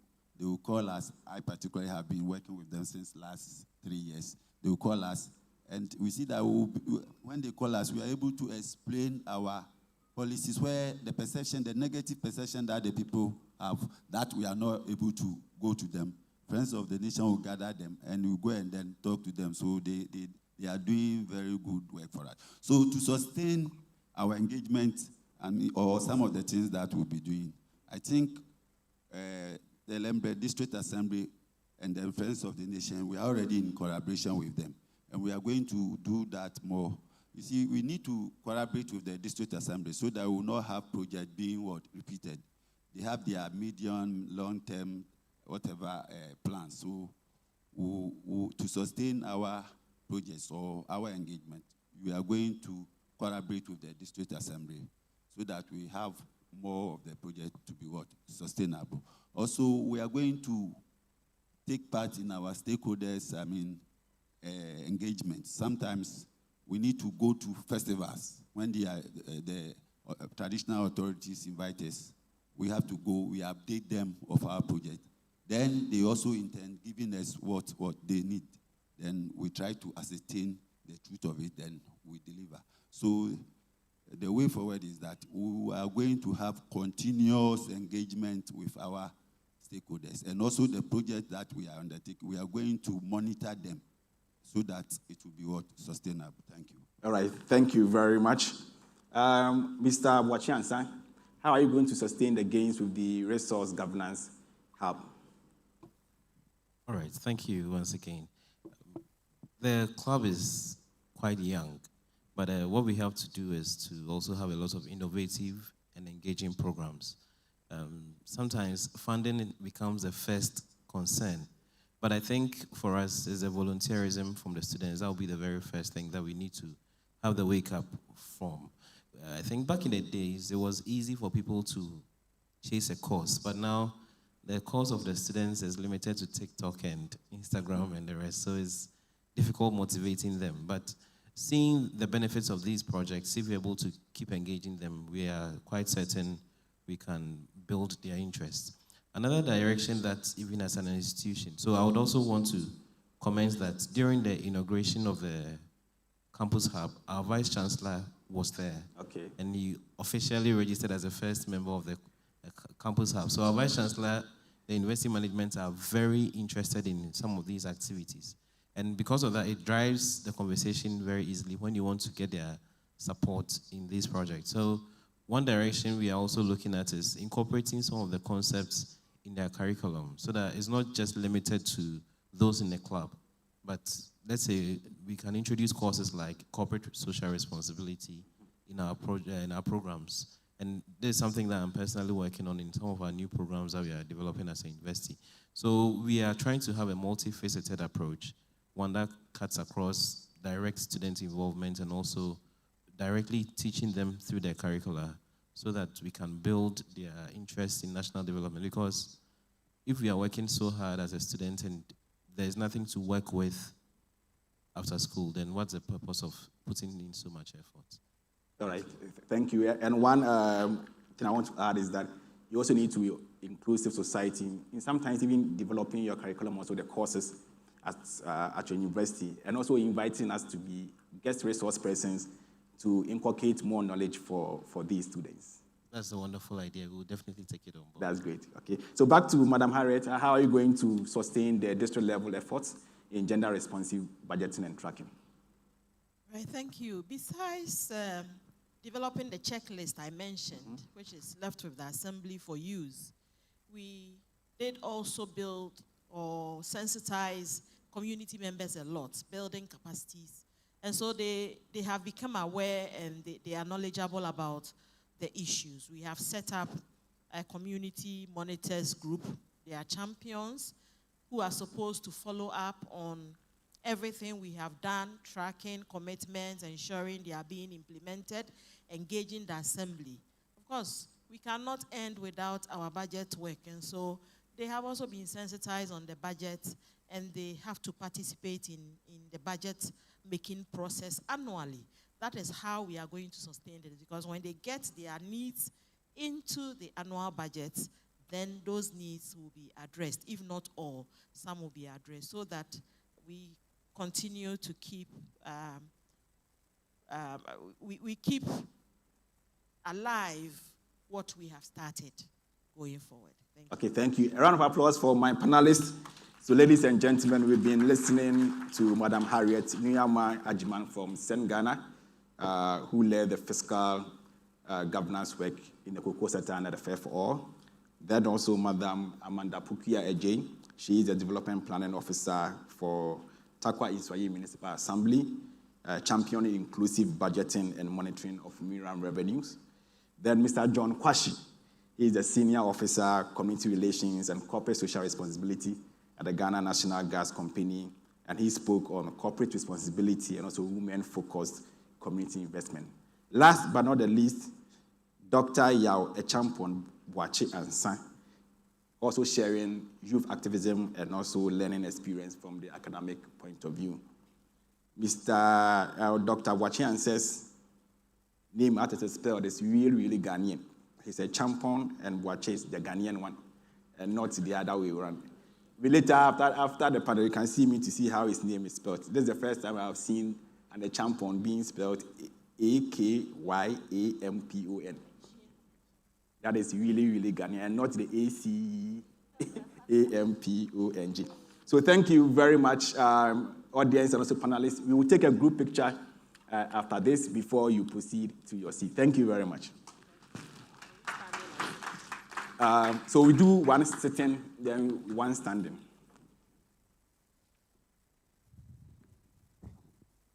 Then we do another one standing. Can you come closer? Okay, good.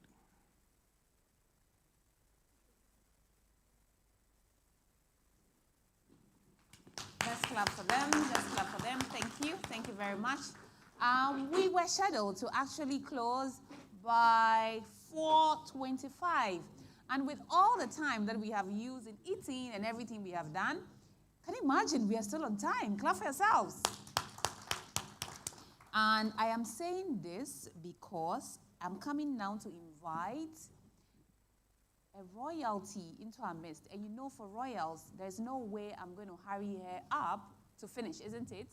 So I'm just telling her that if she decides to speak for a long time, then it means that she is the one that had delayed the entire program. All right?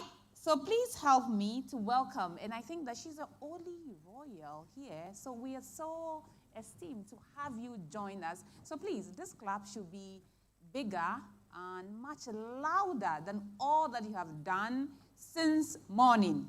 All right, so please help me to welcome here with me to give us just a brief remarks. And her name is Nana Adwoa Achiri. Nana Adwoa Achiri 1. So Nana Adwoa Achiri the first, and she is the queen mother of Takwa Na Aboso. I got it? Aboso, okay, Aboso, wonderful. So please help me to welcome Nana, and please, Mr. DJ, I think you can give me like some royal sound so that when she's coming, she can come here. And please keep clapping as she gets here. Nana Brebrel, Sesane Ekano. Thank you very much. Thank you, Nana.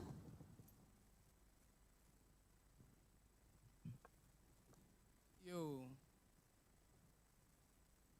Edamwasi.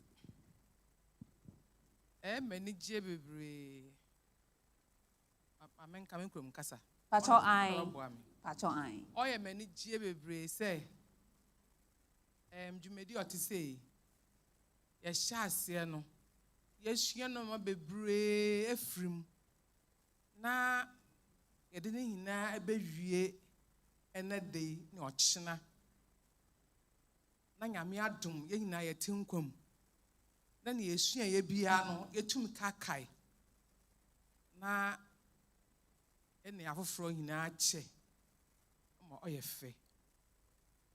Oye me fe power. Ye danyamiasi.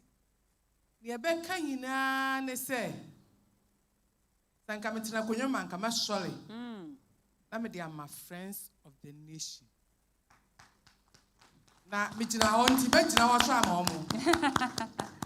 Jumedia omo adinu oye ni so oye ahomka.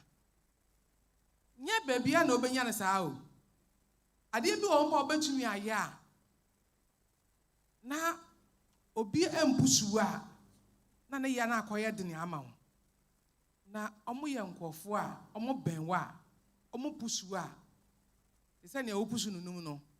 Obetenenka omo ayade pa nanka yenum bi ye kodwom ne akokasa mpo a na oyedene nanso true friends of the nation ti ene yetumi gina kasa yetu afofrofo yetumi gina kasa ye hyenkofo nkunan yetumi gina kasa ye ma mesiafo ehu se oni se ye kwa akire owo se ye banimu tambia se mesiafo ebe kanya ye ho na ya kan ye ho abom na dwumadie bia obekoso o man mu bia na ye de ye ho be hyem so ye abusua so ye asore so ye kuo ye de ye ho be hyem so ye oman na ya tumi aka ne wo ye boso a obeboa emaburu na omo asi akire omoba no sentin se mesiafo ye kasa maburu na omo tie pa o ya na enyin se omo bosome nkron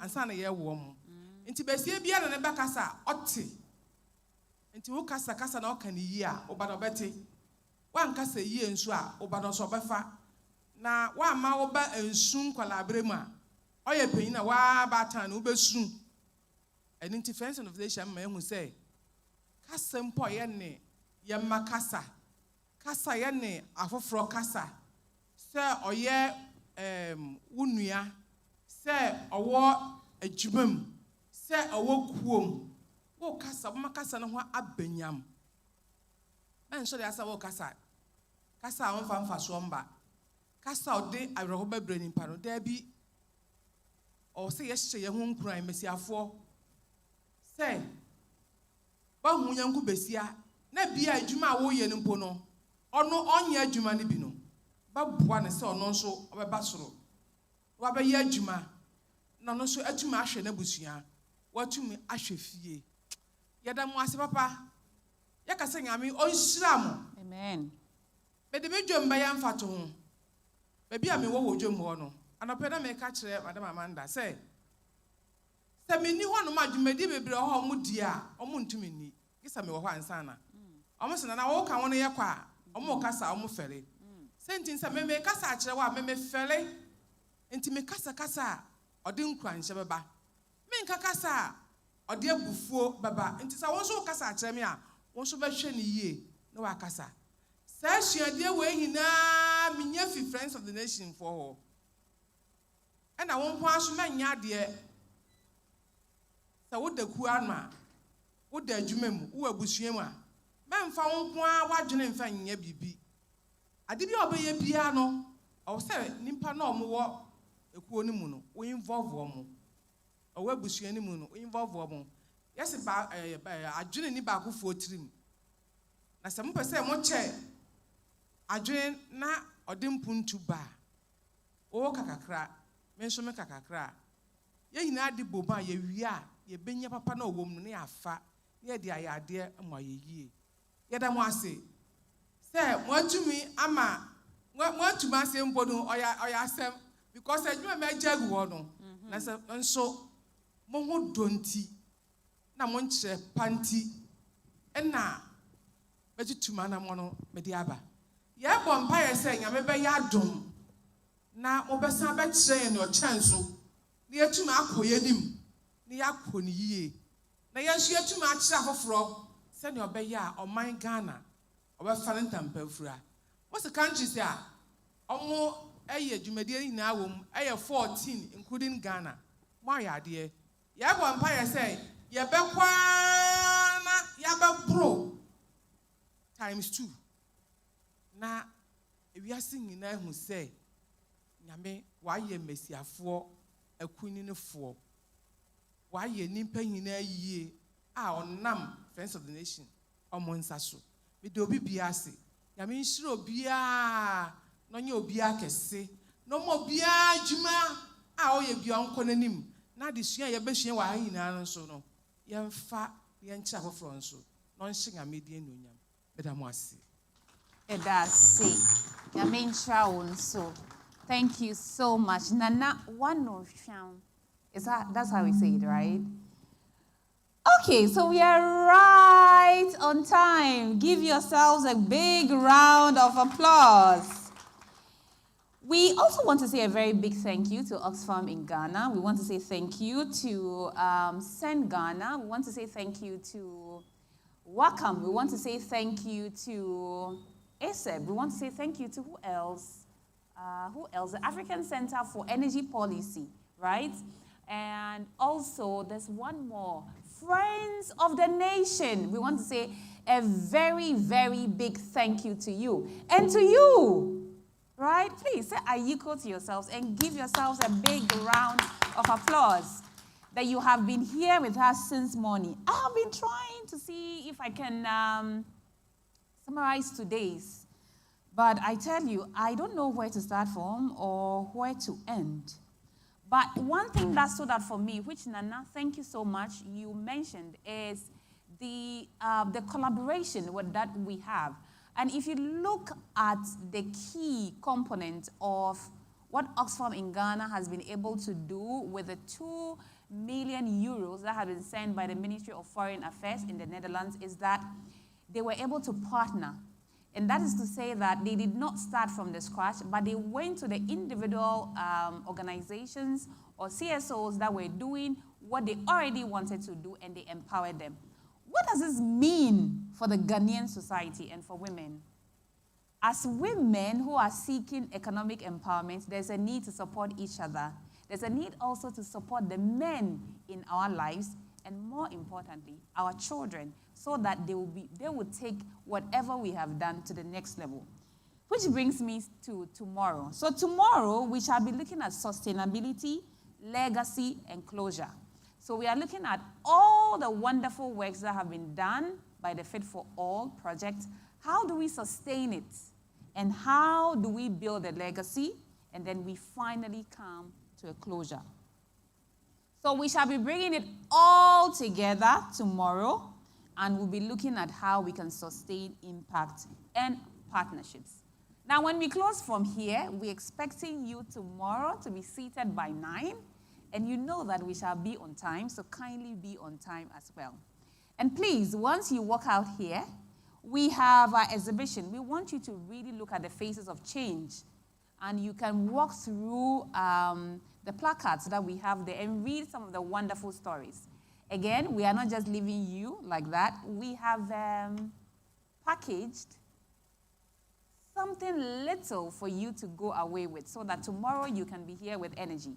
So when you're going out, after you've gone this way, you can go to where we had the breakout, and then you pick out your package, and we'll see you tomorrow.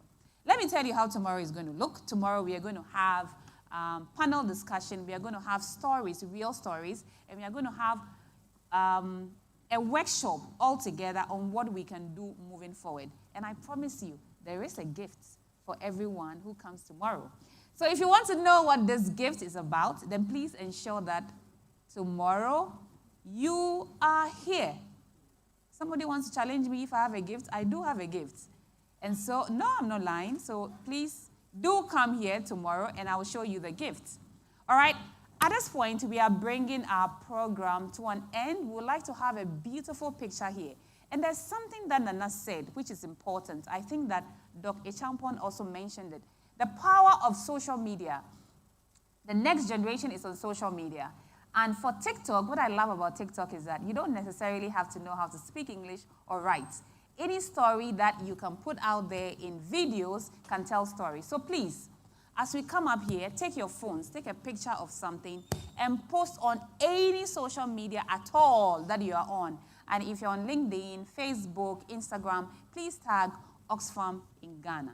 So ladies and gentlemen, royalty, our guests, and our founders and supporters, we've come to the end of the program, and now give yourselves a big round of applause. Thank you very much. My name is Joy Sakite Ahiadome, and tomorrow I shall see you here, God willing, at 9 a.m. sharp. Shall we all be standing? Come to the front and take a beautiful picture for memories. Thank you, and see you tomorrow. Bye.